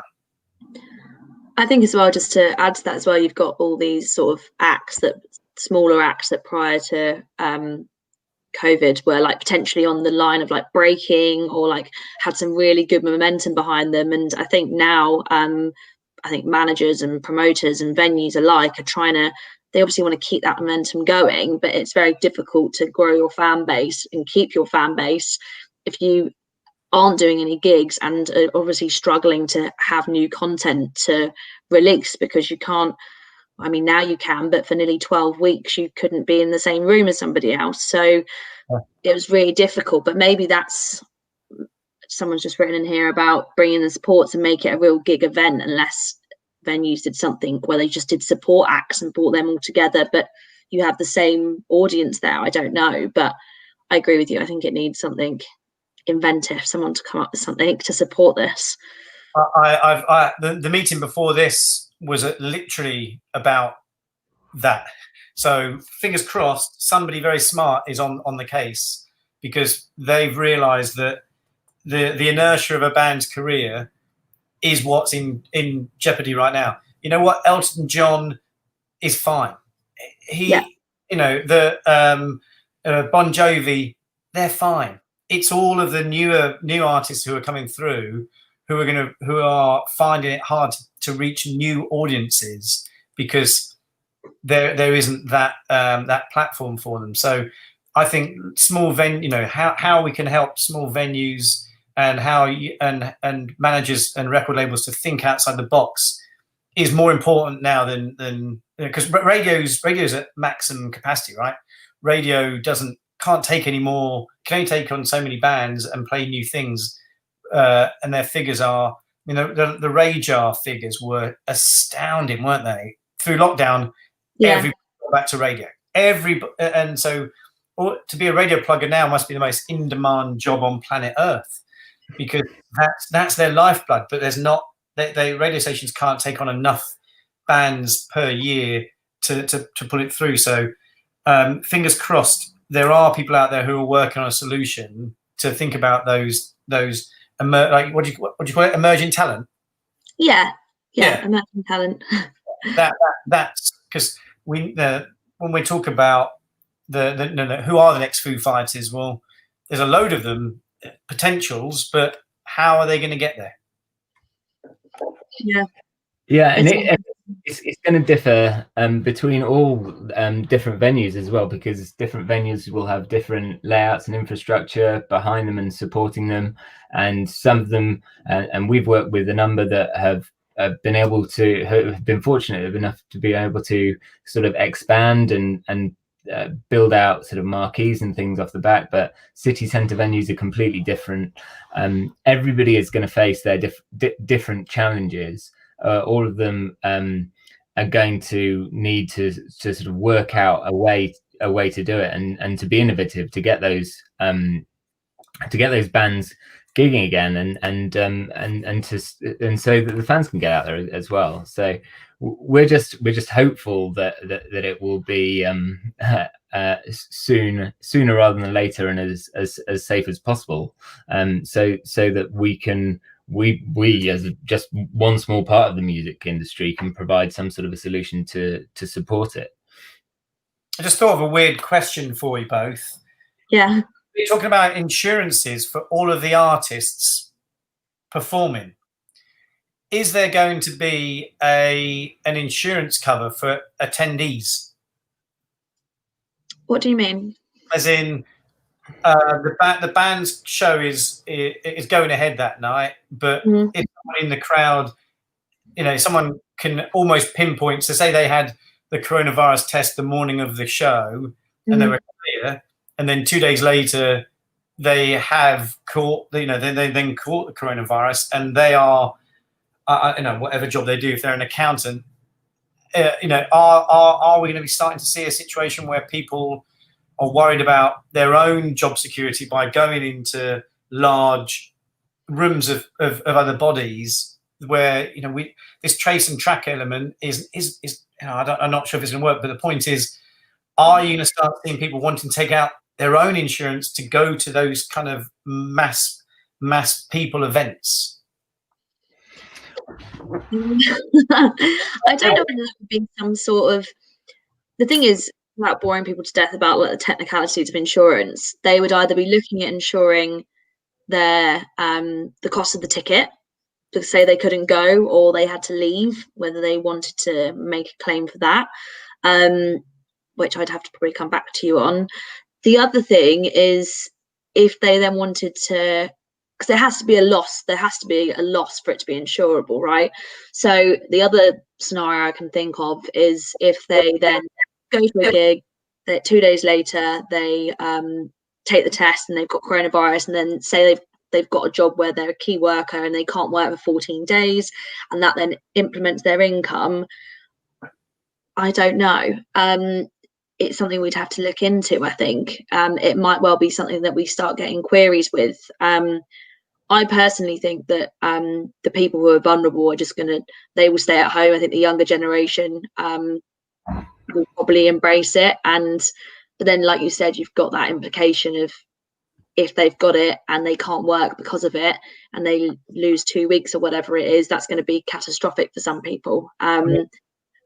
Yeah, I mean, like I've actually scared myself even more now, because I'm now thinking about America is such a litigious society. Imagine if people then start going to a small gig and they somehow get infected at that concert, and then would they then be wanting to aim their, or they want to sue the band for performing?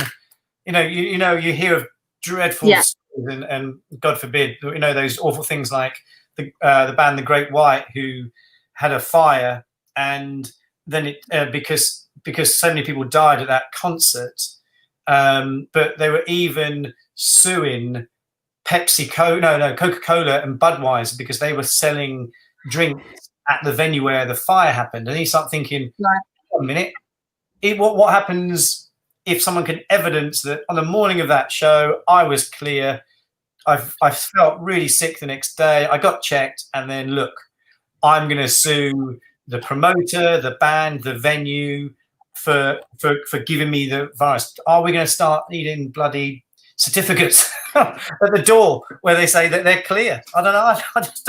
It's terrifying. Well, I'm really hoping that sort of thing won't be the case, and we'll be able to understand and kind of be ahead of the game on things, and gigs won't take place if these sorts of things are of a very high risk. So we're hoping that those sorts of inquiries aren't going to be coming across, because the liability is it shouldn't be there, we would hope. But we want to just see if anyone who's listening has got any questions, if they want to put them in the comments box. We welcome any questions on insurance from you all. But in the meantime, we'll hopefully just be not thinking about the absolutely worst scenario. The snowball effect of doom. Yes, no, you can get yourself into that kind of conversation of or what happens if, and then you drag yourself into the real worst case. But to your point, really, I think from a liability perspective, there's been nothing that we've seen at this point, particularly from a venue perspective, where anything's been really specific on the contracting of the virus to a significant extent at all. And I think it's down to, there's been a kind of a common consensus, which is good for insurance and common sense, I guess, that this is so sort of unprecedented, and nobody really wants this at all. So it's not something that we'd like to insure, really, or have the risk of claims against venues or promoters or bands, because that would be a scary time if it came to that.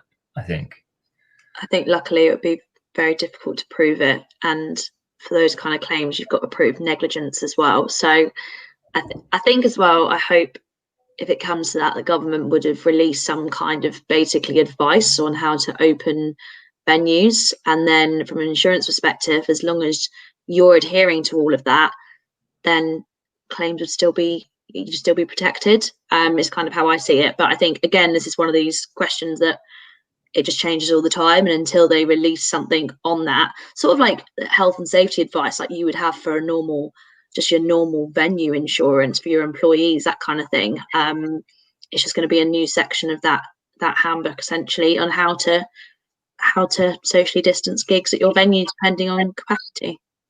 I think you just cured my paranoia of you've got to prove it, haven't you? Prove you virus. And if they say, well, like, luckily I filmed myself, God, we just need to find some sensible solutions. And I think, like you said at the very beginning, Hannah, I think what you and Tim's new outlook is being so involved in the touring aspects, whereas before we would have sent you, this is the routine. We're going to send the bands by private jet, the crew on buses. This is what we're doing, and you would have an overseeing, and you wouldn't probably look at it again until the end and say, "Oh, anything to report? No, everything was good," and then you would close the chapter. Whereas this, I think it's going to take a lot more manpower from all insurance companies to be really on the ball and having daily conversations, isn't it? I think it's be better. I think it'll make the industry better, having better communication. I think so as well. It should be, it'll be interesting, but I think so as well. We'll just have to be more involved and know where people are going or where they're planning on going, and if they're having any little detours on days off where they intend on going. So it should be interesting. And it'll be the same with helping the venues themselves on guidance that they're given, and making sure that everything is done in the way that it should be done. That's going to be important for us as brokers to be able to provide advice where it's appropriate, to be able to say what they can and can't do, and at what point. Because as we know, if there is for example a civil authority shut down in an area and a venue decides to ignore it, that's almost certainly going to be not insured for many of the perils within a policy, if they choose to go ahead with it, if that is what's written within the wording. So it's going to be on us as brokers to not just work with the bands, but venues and everyone else in the chain, I think. Okay. Well, I hope this has been insightful for everybody. And I think it's that classic thing of, I'm sure people have got a million questions for both of you. And, by you, let's be honest, Tyres are the leaders of the live events industry insurance policies. And it's that thing of making sure, from now on, I'm just saying everyone to you, Hannah. Tim, but poor Hannah's going to get... People are always asking me questions about, and I keep saying that right now it's not safe to put on any shows at the moment. So until we get some clear directions, and it's we've got to see, especially with this threatened second wave that came out in the newspapers this morning. I woke up to loads of texts from people saying, "What does this mean?" And none of us have got a crystal ball, have we? No, absolutely. I think that's the point. If anyone is doesn't want to bring up their question now, or has got a query or just anything, it's really useful to run it past us, because it might not be something we've been asked before, and our job isn't to just be sort of black and white. It's to sort of find out if we can do things for you. And yeah, the more sort of eventualities we get presented with, the better, really. So yeah, please feel free to contact us if anything crops up in the next couple of weeks or months. Absolutely, it's important to do that, and as we've said, communication is the most important thing. We've fortunately, a lot of our clients have had lots of claims paid on with the coronavirus on non-appearance. So it's certainly been positive for our clients on the wordings that we put them on, and we hope that we'll be able to get some solutions for everybody as we go into the next few weeks and months. But, we're just going to wrap up now.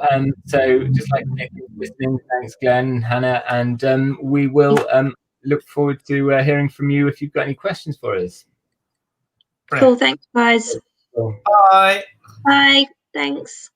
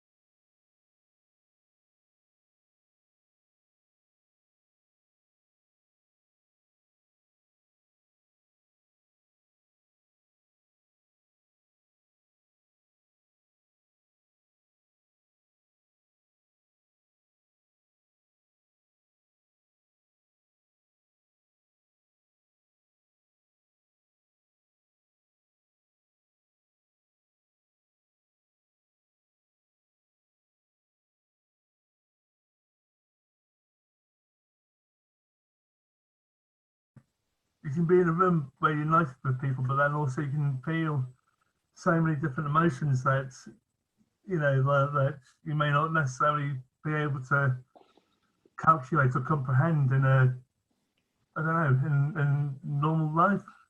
Yeah, and I feel like quite often we're sort of expected to be able to sort of articulate what we're feeling or explain it or something like that, but it doesn't work like that always. It's just feel, you know, the feeling is such a sort of difficult thing to explain, and only the feeling can do that, really. So yeah, and music is something that does that to you, and it's nice at gigs because you're with all these people, but you're also in your own experience.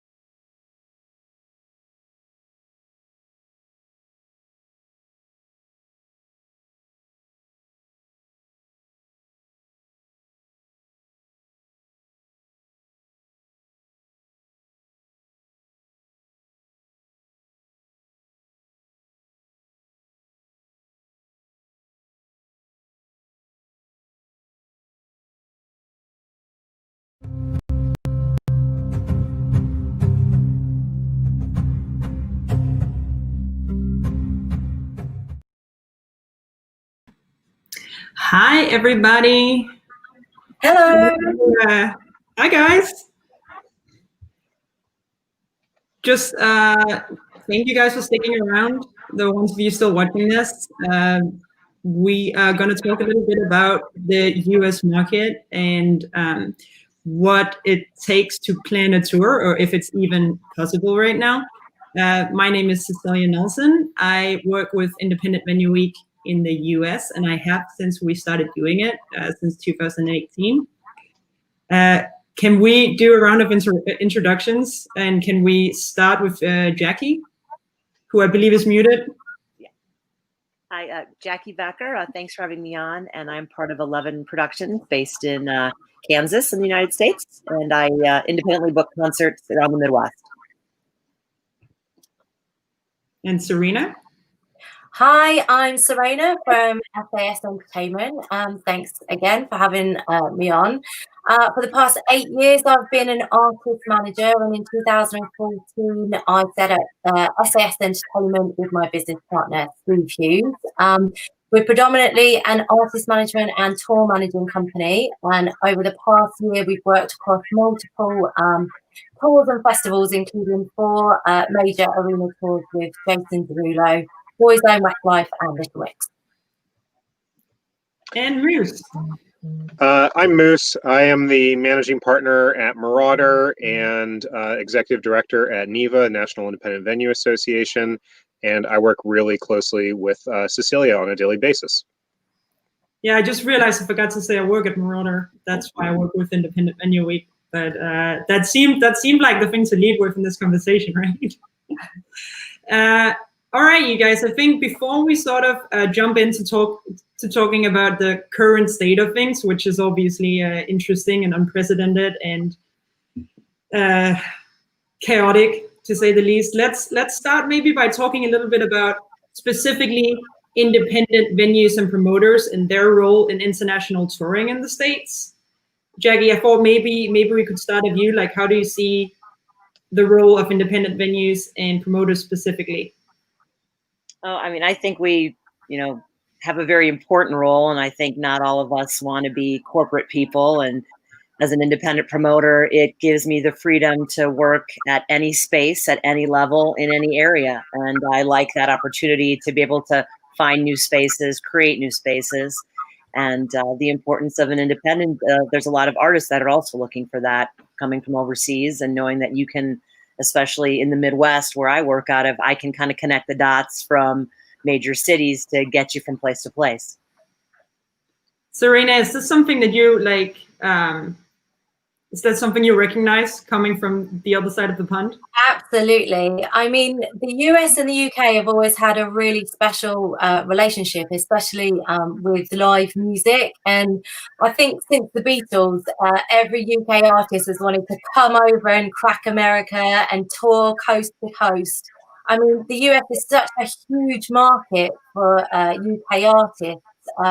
In California alone, there's more live music venues than in the whole of the UK. So that just puts a little bit of perspective onto, how important the American market is. And independent venues play a massive role in that, from building an artist's fan base to helping with sales, and also for them to get their touring stripes whilst doing so. So yeah, huge. And Moose, you have a long history of working with artist development in the North American market, and I thought maybe you could also give your perspective on sort of what it means for international bands to be able to enter independent venues in the US. Yeah, the US is all about entry points, right? And finding what that entry point might be and then being able to grow that into something else. And, the independent sector overall, not just with venues, but with record labels and publishers and booking agents, et cetera, the independent sector is going to be more likely to want to work with something because they just get it.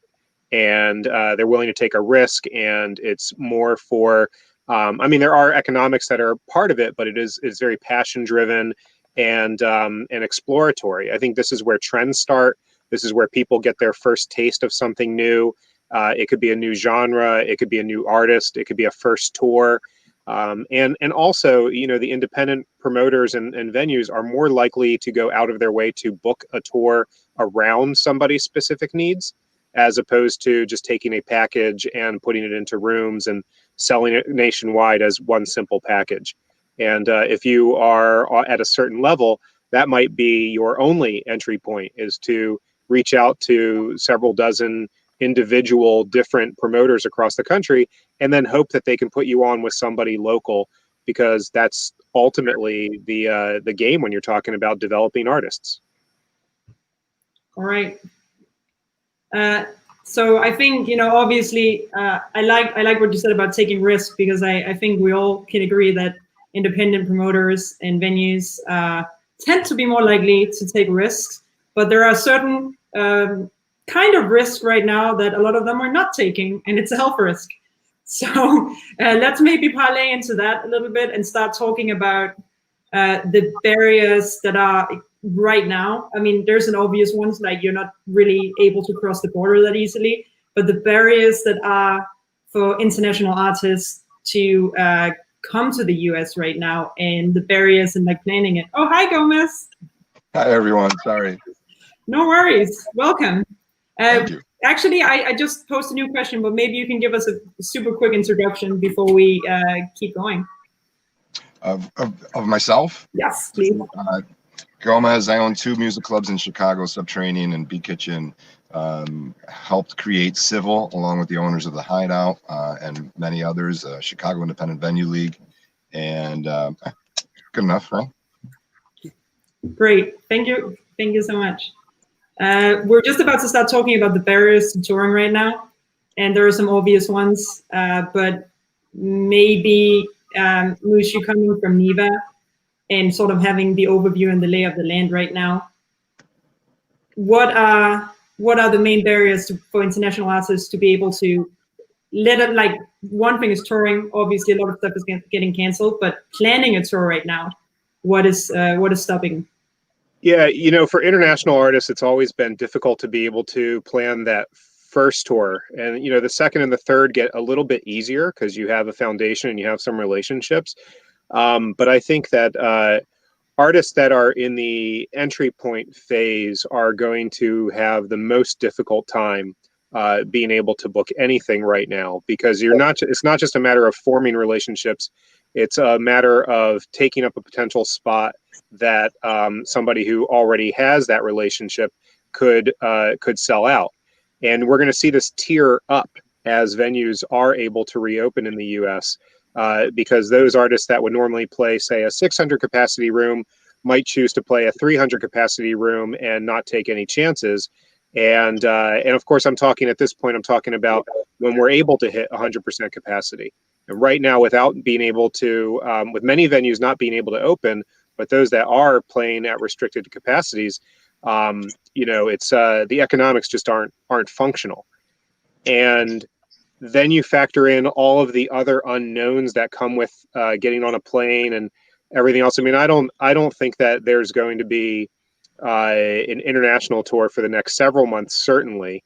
For the rest of this year, very quite likely. And it might be well more than a year before there is the possibility to actively plan for it.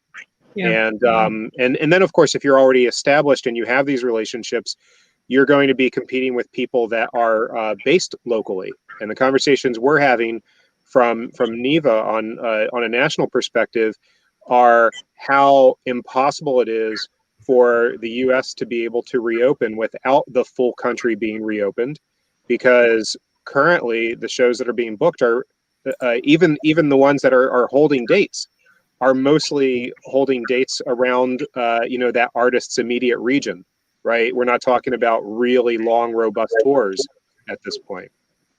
Yeah, I feel like maybe you all have insight on this and what's going on right now, and if planning is even happening, especially for international tours. So maybe, Jackie, I can throw it back to you and kind of look at what you're planning for right now, if anything. Well, at the moment, I mean, it's the big hustle of you got holds for something in, you know, that was in April, that moved to October, that moved to next April. And now I'm even seeing everything is moving to the fall now in terms of venues at, I'd say 2,000 seats and under that I work out of. European and international touring, I have not heard a peep of anything. And again, that is the difficulty of how any artist can get across the country right now with states and in terms of who can be open, when you can be open. But for right now, everything is being pushed really far back and now looking into late of next year at this point. You said late of next year? At least the new holds I'm getting. So I have things probably in April, but for 2020, most of my national, international touring has kind of gone to the wayside and moved to 2021. What are you seeing in Chicago, Gomez?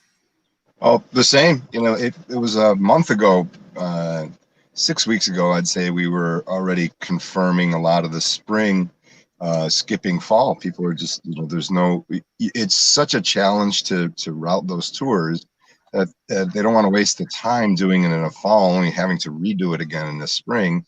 And she's absolutely right. The bigger the artist, the more they're going to have to look into the fall, which is just, it's heartbreaking to have to admit that, but that's where we are. Yeah. Serena, you're on the other side of that challenge. Are you planning for anything right now? And if so, how far? Yeah. So our main issue in the UK is that currently we're banned from coming to the US.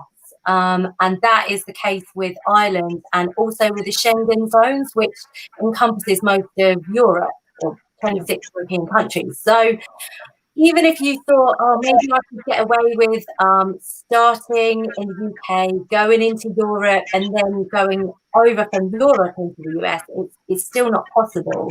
So first and foremost, I think we need to find out when the travel ban is going to be lifted. But as we're seeing with Europe, even if the travel ban gets lifted, there's no guarantee that it won't go back in place if we're having, you know, more localized lockdowns. And I think a big challenge that we see in the UK that's happening in America is that not only is there an issue statewide, but that each individual state is kind of dealing with it a little bit different. So you might plan to come over and do a tour on the basis of what is currently the situation, but by the time that tour happens, it could be a whole different ball game. So we're in a bit of a holding pattern at the moment, just waiting to sort of find out. And we're not actually getting a lot of news from America. What I'm hearing from our American colleagues is that there's a lot of political stuff going on, and so until November, until the elections in November and things sort of calm down, that actually we might not be able to plan anything until early next year, which means that tours being, you know, happening are going to be late next year at best, internationally, that is. Yeah. So what would, and I think I'm going to post this to that's what's hard about doing these things in video, right? Is if you pose a question to the group, it's hard to see, but let's try and see how it goes, and and hopefully we won't all start talking at once. But I then wonder, and maybe there are people listening to this that are wondering too, knowing that you really don't know when you're going to be able to plan your next tour, if that's what you wanted to do and you thought that was the next step to sort of building your artist in the States. What does someone do to keep an artist relevant right now? Like to make sure that we're building towards, you know, if we're able to tour next fall, we want to be ready for it. And we want to be able, we want to make sure that there's still an audience. What are some steps you can take? Absolutely. I think any manager, and everyone's probably sick of hearing managers say this, but any manager would tell you that social media is such a hugely important platform for keeping artists connected to their fan base. So you can be so creative across social media. You can do listening parties, just as long as you keep the content really creative, really high, you know, good quality content that fans are going to be engaged with. There's obviously loads of online gigs that people can do. Perhaps we're getting a little bit saturated with the online gigs, and maybe artists need to be a bit more choosy and pick strategically as to which ones they do, because there's only so many Ed Sheeran covers we can hear so many times, so many different ways. But that's really important, and maybe because releases are getting pushed back, maybe there's a song that isn't part of the release strategy that you actually really want to release, but you know, maybe you can do that. And also collaborations are really important. So if the UK artist can collaborate with a US artist and keep, you know, or anywhere else globally, and keep that going, keep the fans engaged, keep them fed with good quality content, I think is really, really key right now.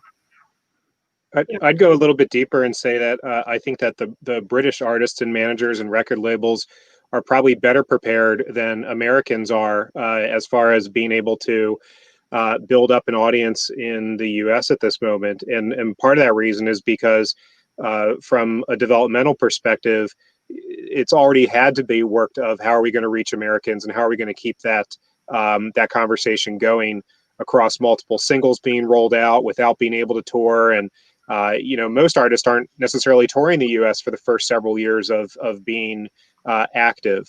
And you know, the great thing about right now from a promotional perspective is that everybody has the same tools, and everybody is stuck at home, at least in the US side of things, and it's likely going to be that way for the foreseeable future. So, you know, because you're talking about export, and you have to put thought into it, and it's not just a matter of gassing the van and going to a couple gigs on the weekend between your day job, you have to think further ahead anyway. So in line with what Jackie and what Gomez are saying, I would think that, you know, plan the next tour for late 2021 or early 2022, and then just kind of put everything in place that fills those gaps between now and then, in the same way you would if there weren't a pandemic and you were thinking to yourself, hey, this is our first release, we're going to tour across the UK and Europe, and you know, maybe we'll hit the US the next time.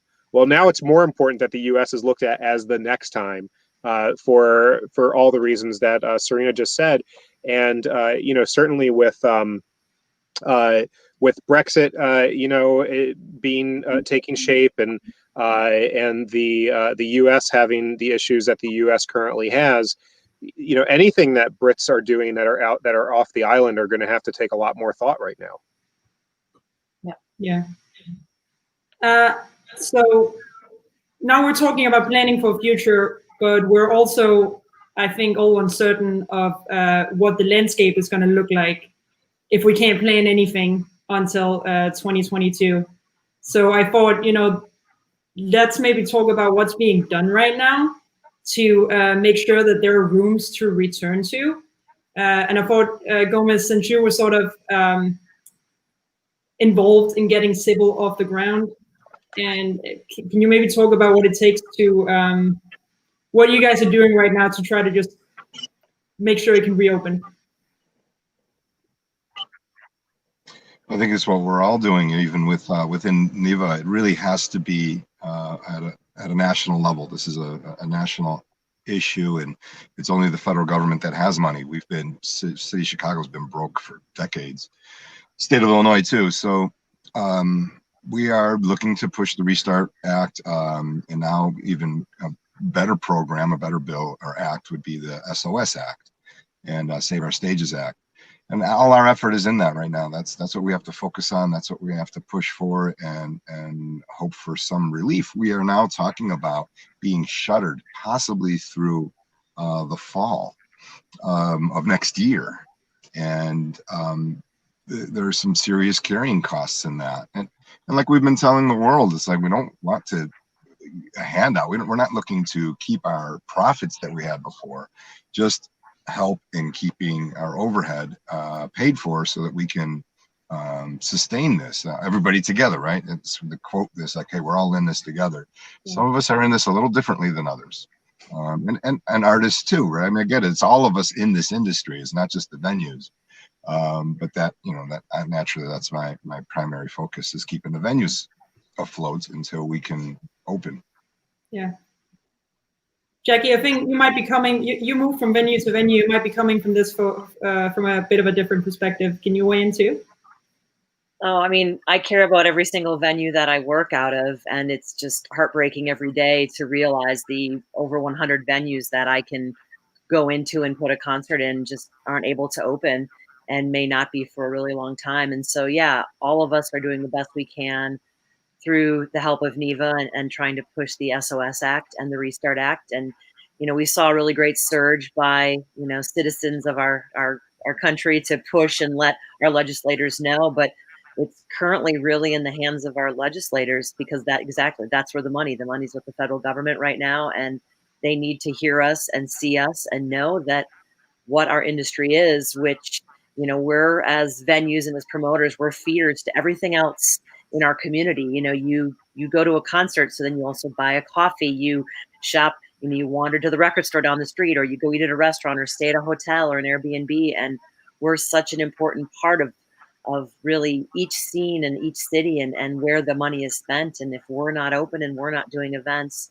it negatively affects everything in the community. So it's important to notice us. And so at this point, for the first time ever, for most of us who are promoters and venues, we're asking for some assistance, and we never have before.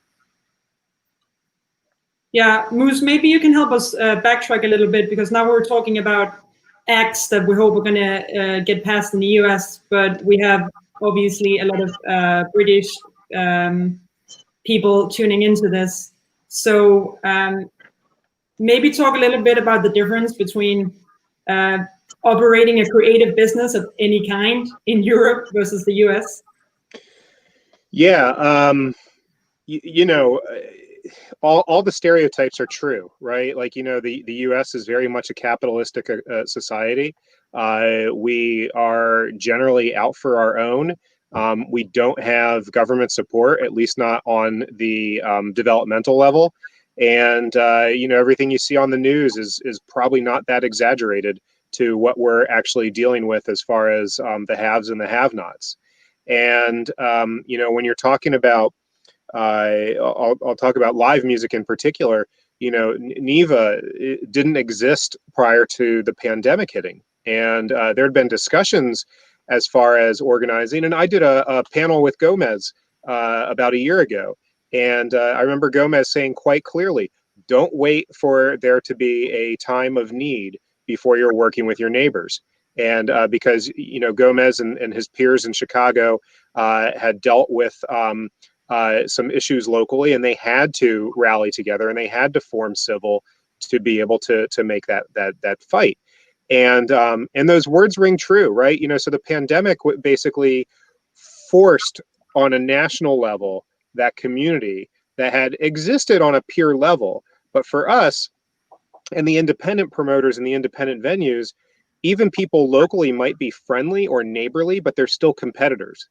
And so there's, I wouldn't necessarily say there's resistance, but there's hesitance to want to join in such a vulnerable manner with people that have or could take shows from you for one reason or another. And right now the playing field is level, right? So that necessity is there and everybody has to do it. But what didn't exist and what doesn't exist and what the Save Our Stages Act and what Restart is trying to address and what we as a country are trying to address is we don't have that infrastructure from a governmental level that will help allocate funds to certain industries or sectors that would need it. So when we find ourselves in this position, we are starting, the independent venues are starting from scratch to be able to tell the government this is why it's important. Whereas essentially every other country in the world or every other established country in the world has some type of mechanization for funding or cultural programs or you know, something in the system that is going to be relegated of, I fit in this category, this is my government office that I reach out to. And, you know, for us, everything is so politicized that looking at this as an arts investment is, you know, negates half of the politicians that would potentially help. And looking at it as an economic investment is going to have a split as to why should money be given or to whom. And so we didn't have any of those systems in place. And I think maybe, now we talked earlier about how important these independent rooms and promoters are, especially to developing artists, because that seems like that's really the layer that's going to be potentially suffering from this big time. So I think maybe let's start looking towards the future a little bit, regardless of whether we're going to get past COVID-19 in 2021 or 2022 or when it's going to happen, and talk a little bit about how this is going to change touring in the US in the future. I'm throwing it to the room again, so. I think from a UK point of view, I think a lot of the big names or more established artists in the short term are going to be the ones that are going to be able to take the risk to come over to the States as and when things start opening up and we get some sort of normality. The government here have just trialled social distancing gigs. They did one at the London Palladium last week or the week before.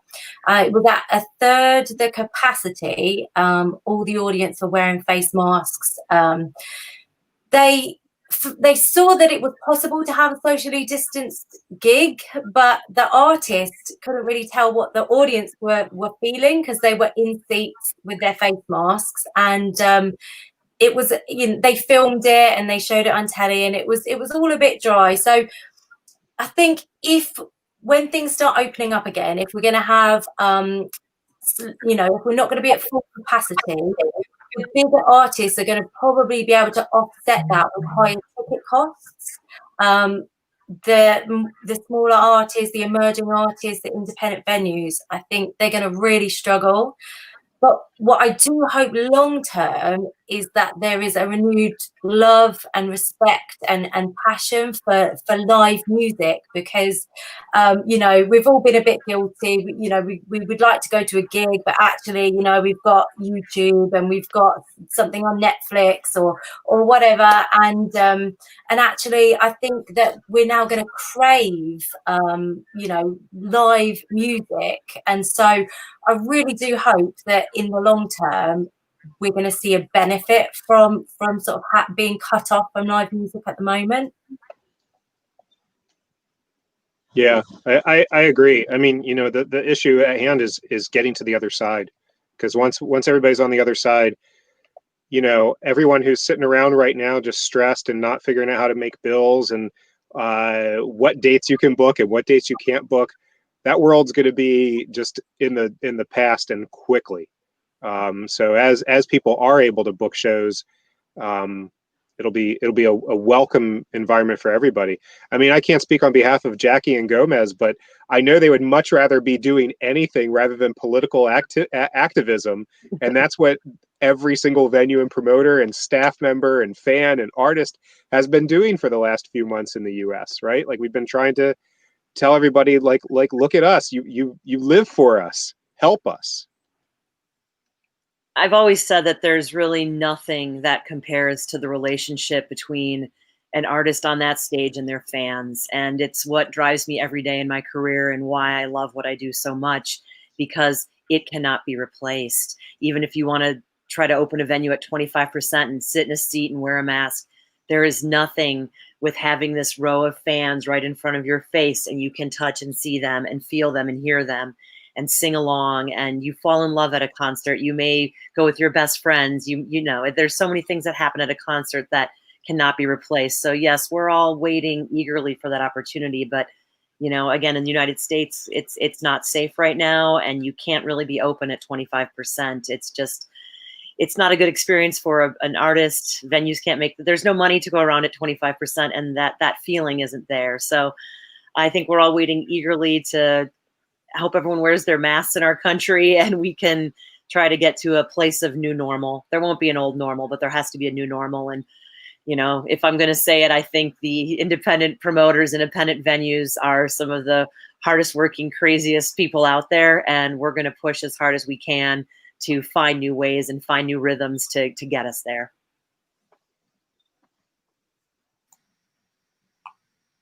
Yeah, I'm just gonna let that just sit for a little bit before jumping into anything else, because I think there is also the argument that there's so many new ways we're seeing people set up shows. Kind of to Serena's point earlier, it's like you see all these live streams, and it also feels like there might be a fatigue around it. And I think coming from a buyer perspective in the US, Jackie, is there anything that you're seeing work right now? Like we just talked about the limited capacity, that doesn't work. But are there any other models that you think make sense right now?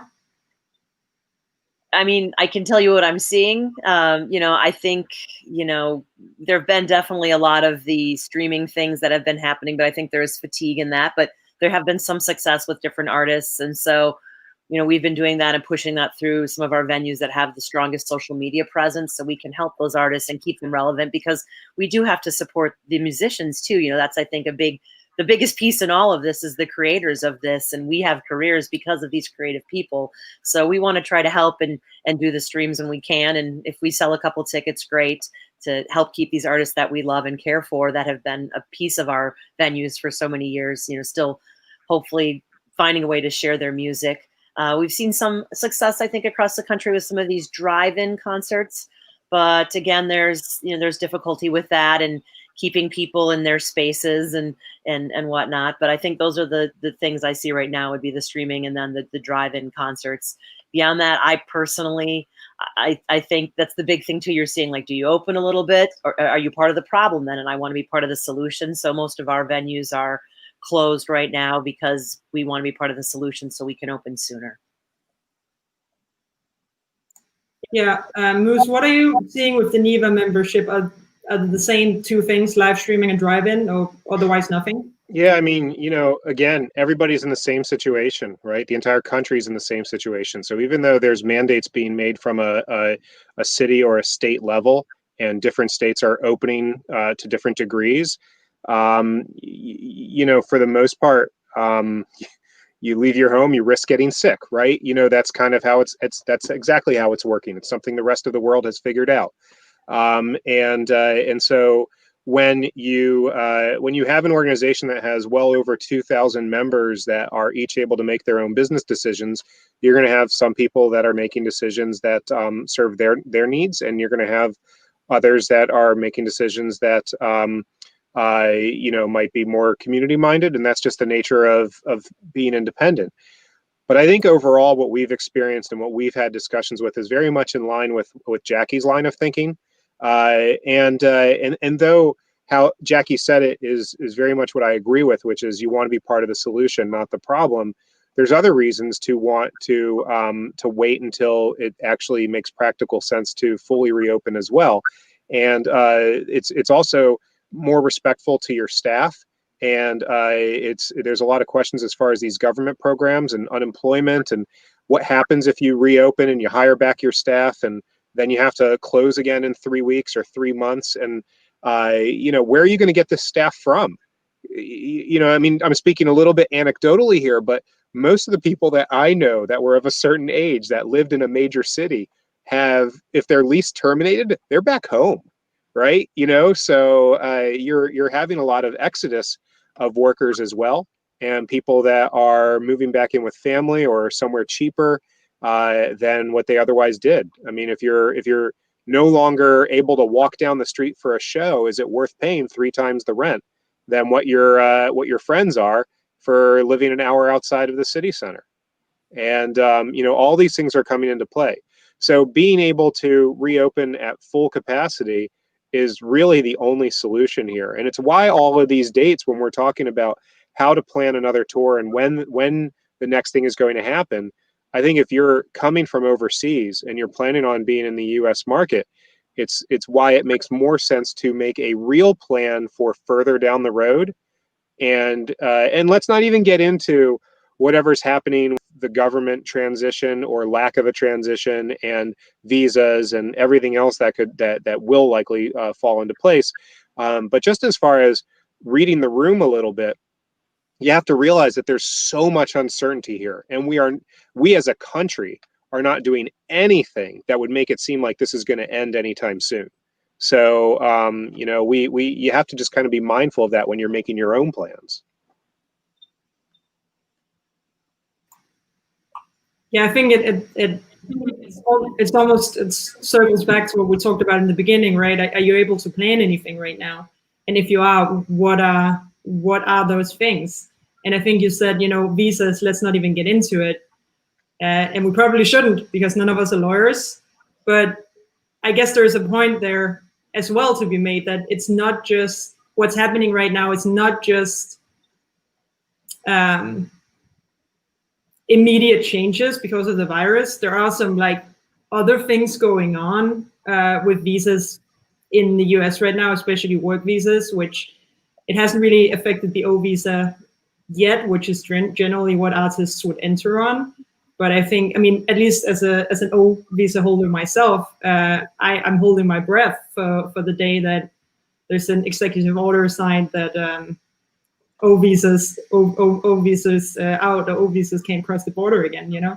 Yeah, but let's also put that in perspective, you know, and say it for what it is, which is, you know, these visa restrictions are not being put into place to stop what the current government would consider British citizens from coming over to the U.S., right? Yeah. And you know, so all the restrictions that have been put in place over the last 4 years have not been to stop Brits or Canadians or, you know, French people from coming over. That's not the motivation. I think everybody sees that.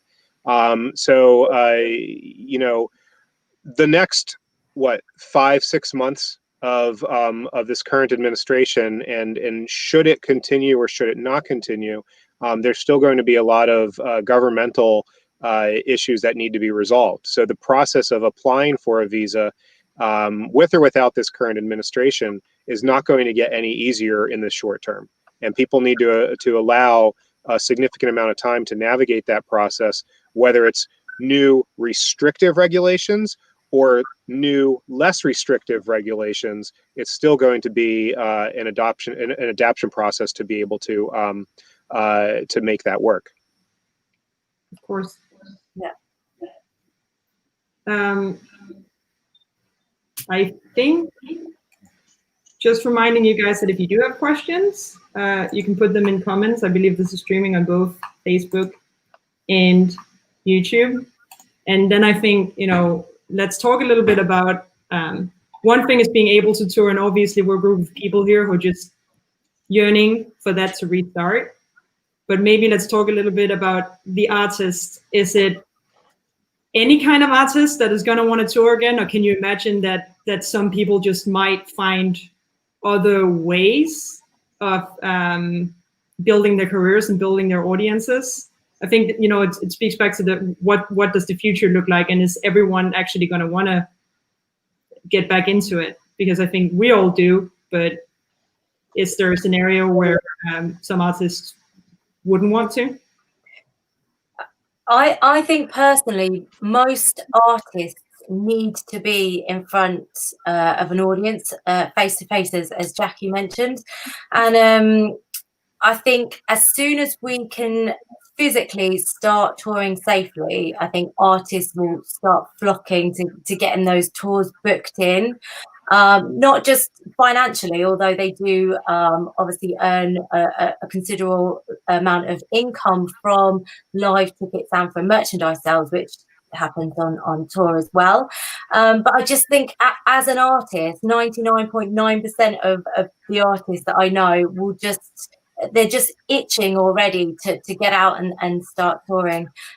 There's always been other income streams, and there always will be, like publishing, sync deals, of course, record sales, brand sponsorships and things like that.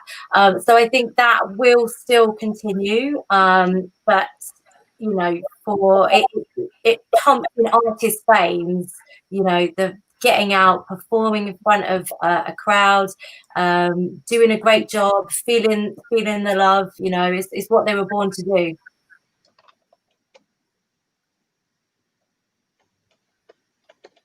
I think, well, I think that's true. I think it's become very clear from this conversation that even though people are trying to find new ways to approach this and new ways to keep people engaged, it really isn't a substitute for getting out there and actually meeting people face to face.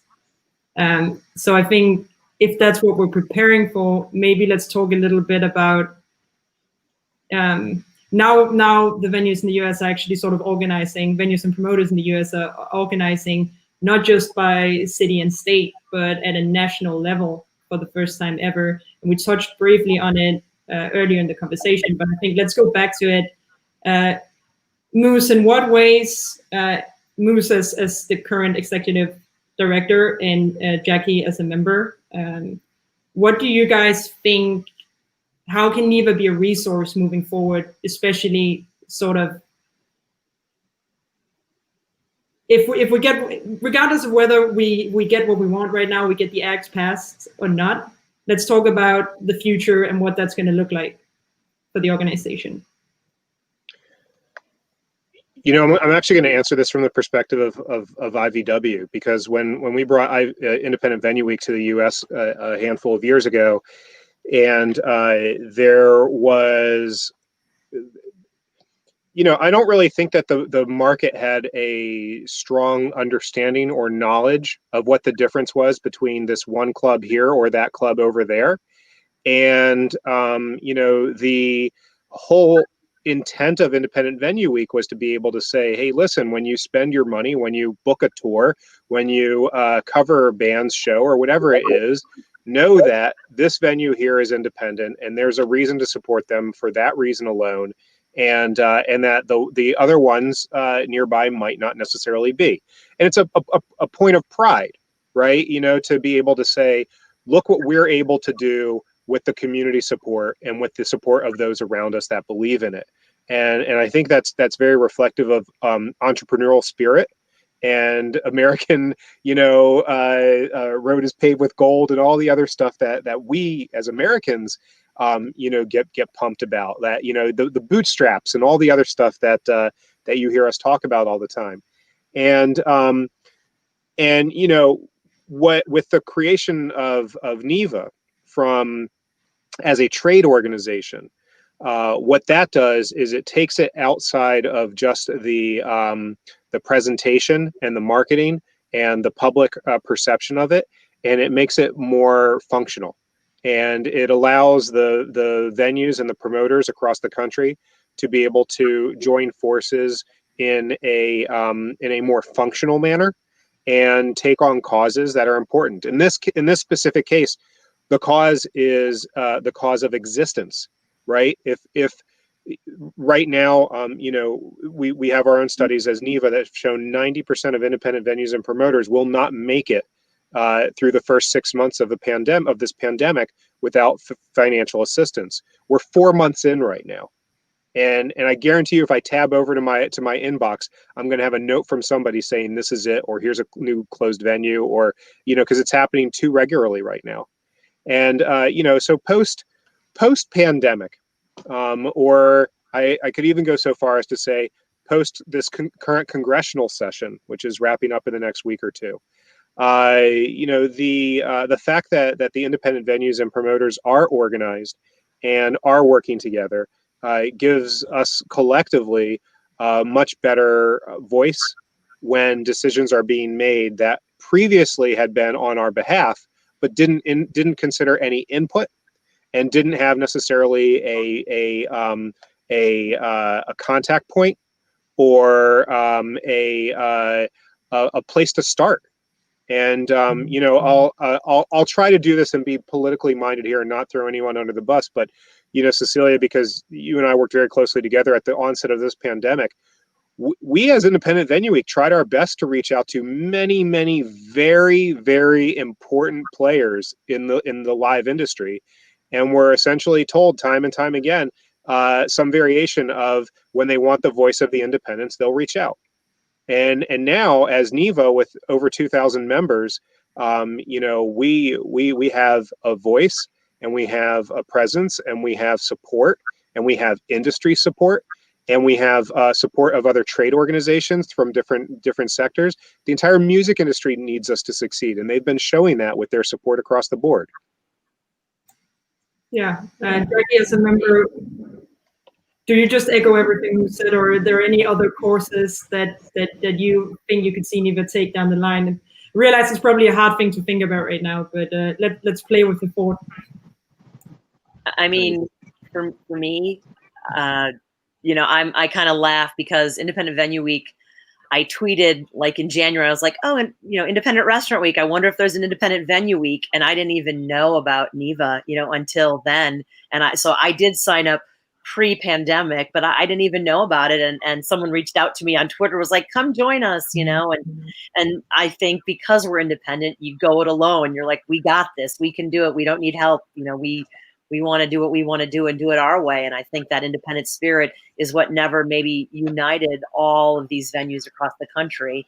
And unfortunately, it took a pandemic to find us all. And I am grateful for Moose and Cecily for you being this organization, because our first meeting was just this kind of chaos. Almost everyone's like, we don't know what to do. And now I think we're seeing that NIVA, we're finding ways that we can help one another, how we can band together to fight for what we know is right, which is the ability to eventually be able to open in a safer time and to really show how important independent venues are to the makeup of our country. And so I'm grateful it's there. And yeah, we're just waiting for this legislative session. I think it's really hard to think about anything else other than that right now. If I can jump in, can you hear me okay? Yeah, we hear you. All my technical difficulties. I'd love to see us continue after, this is post-pandemic, right? It's really hard to see past that, but let's take on the insurance companies. Let's take on ASCAP and BMI. Let's start attacking those that have been taking advantage of us for so damn long that it just infuriates me. But we can't really focus on that right now. But, you know, once these bills are passed, that's what we need to put our energy into. That's my belief. And I think while we continue to hope that happens, and we're, now I'm speaking on behalf of everyone, but cautiously hopeful, at least it seems like some things are happening. I wanted to also take the last few minutes, since there are no questions, to sort of ask the overarching question here. Maybe not will there ever be an American tour, because I think we all here agree that there just has to be, even if we have to make it happen by ourselves. But each of you, when do you think it's going to be? Like, if I sit in the UK right now and I'm watching this and I'm thinking about planning, what should I plan for? I would plan for 2022. Unless a vaccine becomes widely available to everyone in the UK and in America. But even then, if that was to happen now, I think we would still be looking well into next year at the earliest. So I'm going to say 2022 for international touring. Yeah. Yeah, Marauder's business, you know, at its core is to be able to help people find their entry point into, you know, and develop within North America. So we work with a significant number of non-American artists and labels from around the world and helping come up with the strategies. I would say there's probably not going to be worth in planning a tour before January 21st. And you know, past that, I think if you're really going to put the plans in place, and you're going to start with that 6 months to a year lead time, yeah, you should be looking towards 2022. And that's also, you know, you're probably not going to get holds right now, but at least you can start putting the groundwork and start getting all the other elements into place that Serena was talking about earlier, as far as just promoting yourself, promoting your band, promoting the music, reaching an audience, identifying who that audience is. And then by the time it comes to reaching out to promoters and venues directly, you do have that audience. So I would say use this as the silver lining of being in this position, because you're not competing for dates at the moment. You're just competing for attention and eyeballs. And that's been something every band has done under any situation anyway. I'm slightly more hopeful. But I also have small rooms, right? I have a 400 cap and 300 cap room. So I think that artists will be very hungry. It's not going to be the typical planning to ramp up. Now, international tours, that's a different story, as we just talked about, but nationally or within reach, I think you can start to fill it quickly. So I'm hoping the fall is where we can start to ramp up and get closer to where we were. That's my hope. But that, of course, being 2021, fall of 2021. Yeah, I agree with Gomez. By the way, I do hope the domestic market opens up and is able to happen a lot sooner than what I just said for international stuff. Jackie, when do you think it will be? You've been nodding your head. I mean, I am a truly hopeful human being, and I believe in resilience, but I also, you know, truthfully, I hope fall 2021. You know, again, for artists coming from overseas, it's going to take a long time. Be patient. It will happen, but I'd love to see us nationally get going. And you know, again, it's all related to, since right now everything is by county and by city and everything is kind of not connected. I'm hoping to see after the election in November. So in 2021, maybe if we can all get everyone working under one structure, it'll be a little bit easier to find ways nationwide for us to have tours sooner than later. All right, guys, thank you so much. I think our answer is there will be another American tour. You just have to plan for it like you would have to otherwise, and do what you can right now to get your ducks in a row. So, and I guess, you know, and when I say we, I'm kind of talking as IVW US, NIVA, we'll do our very best to make sure that there are as many rooms as possible to return to. Thank you. Thank you guys so much for joining us. Thank you. Bye. Thanks, everyone.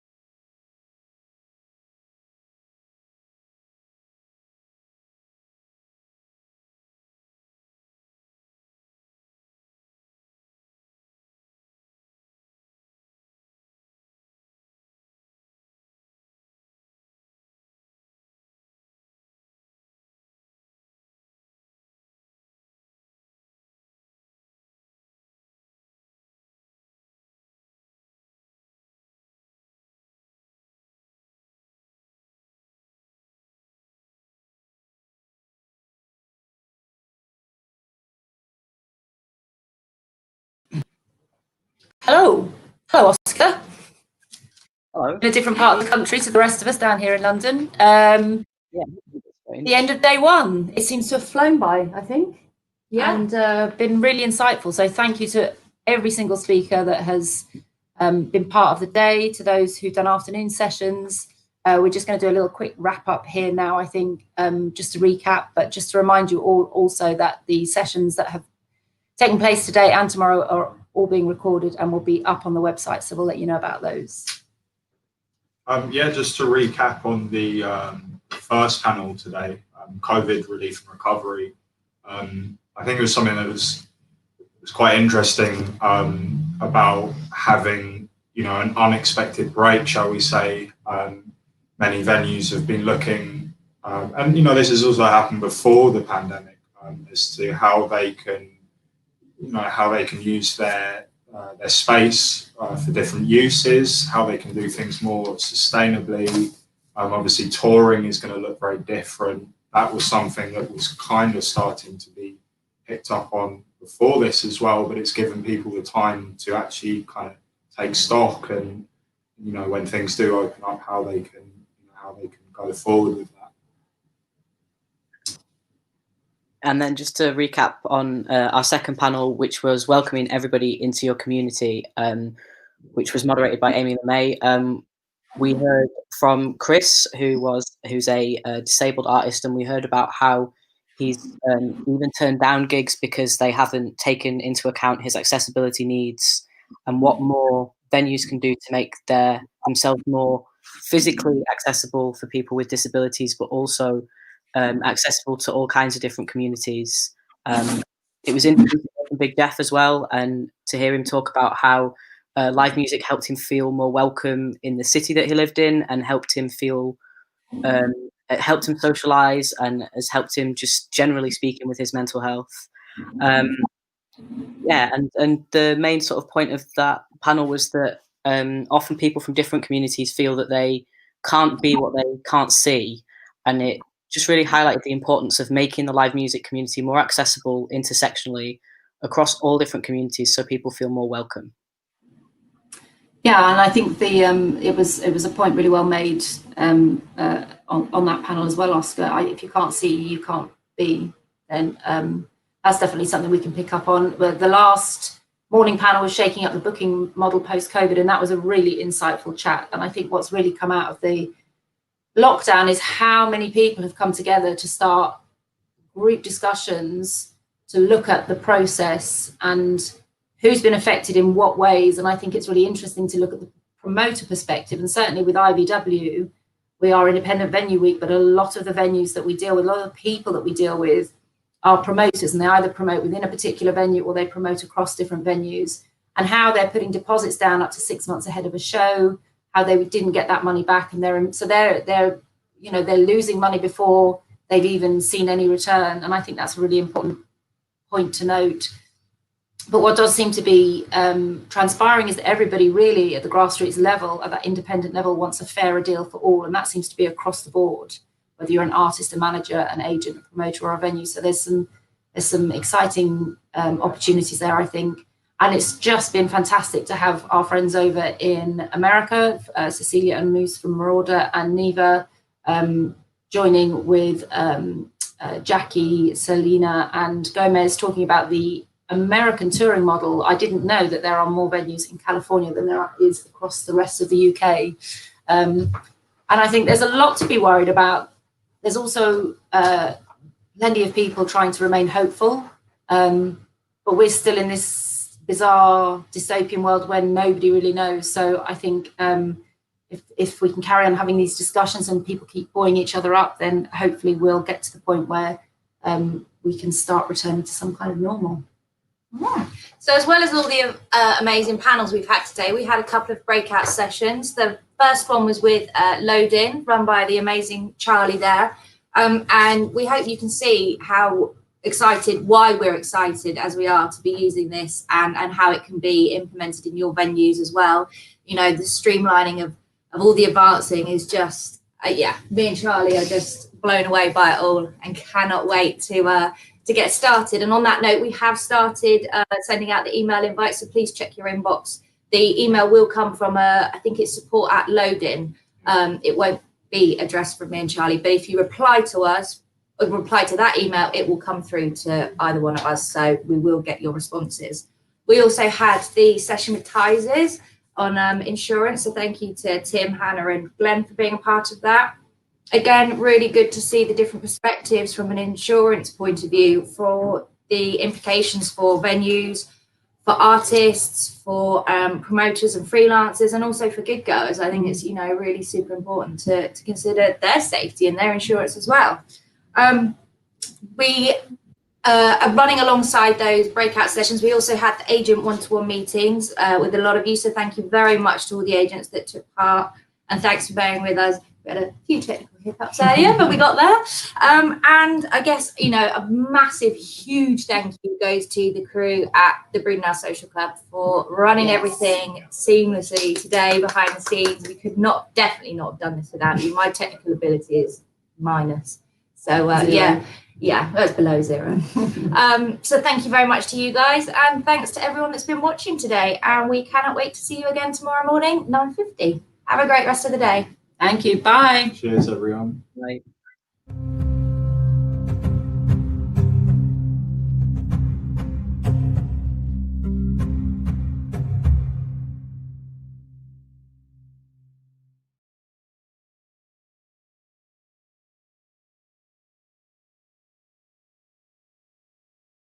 Thank you.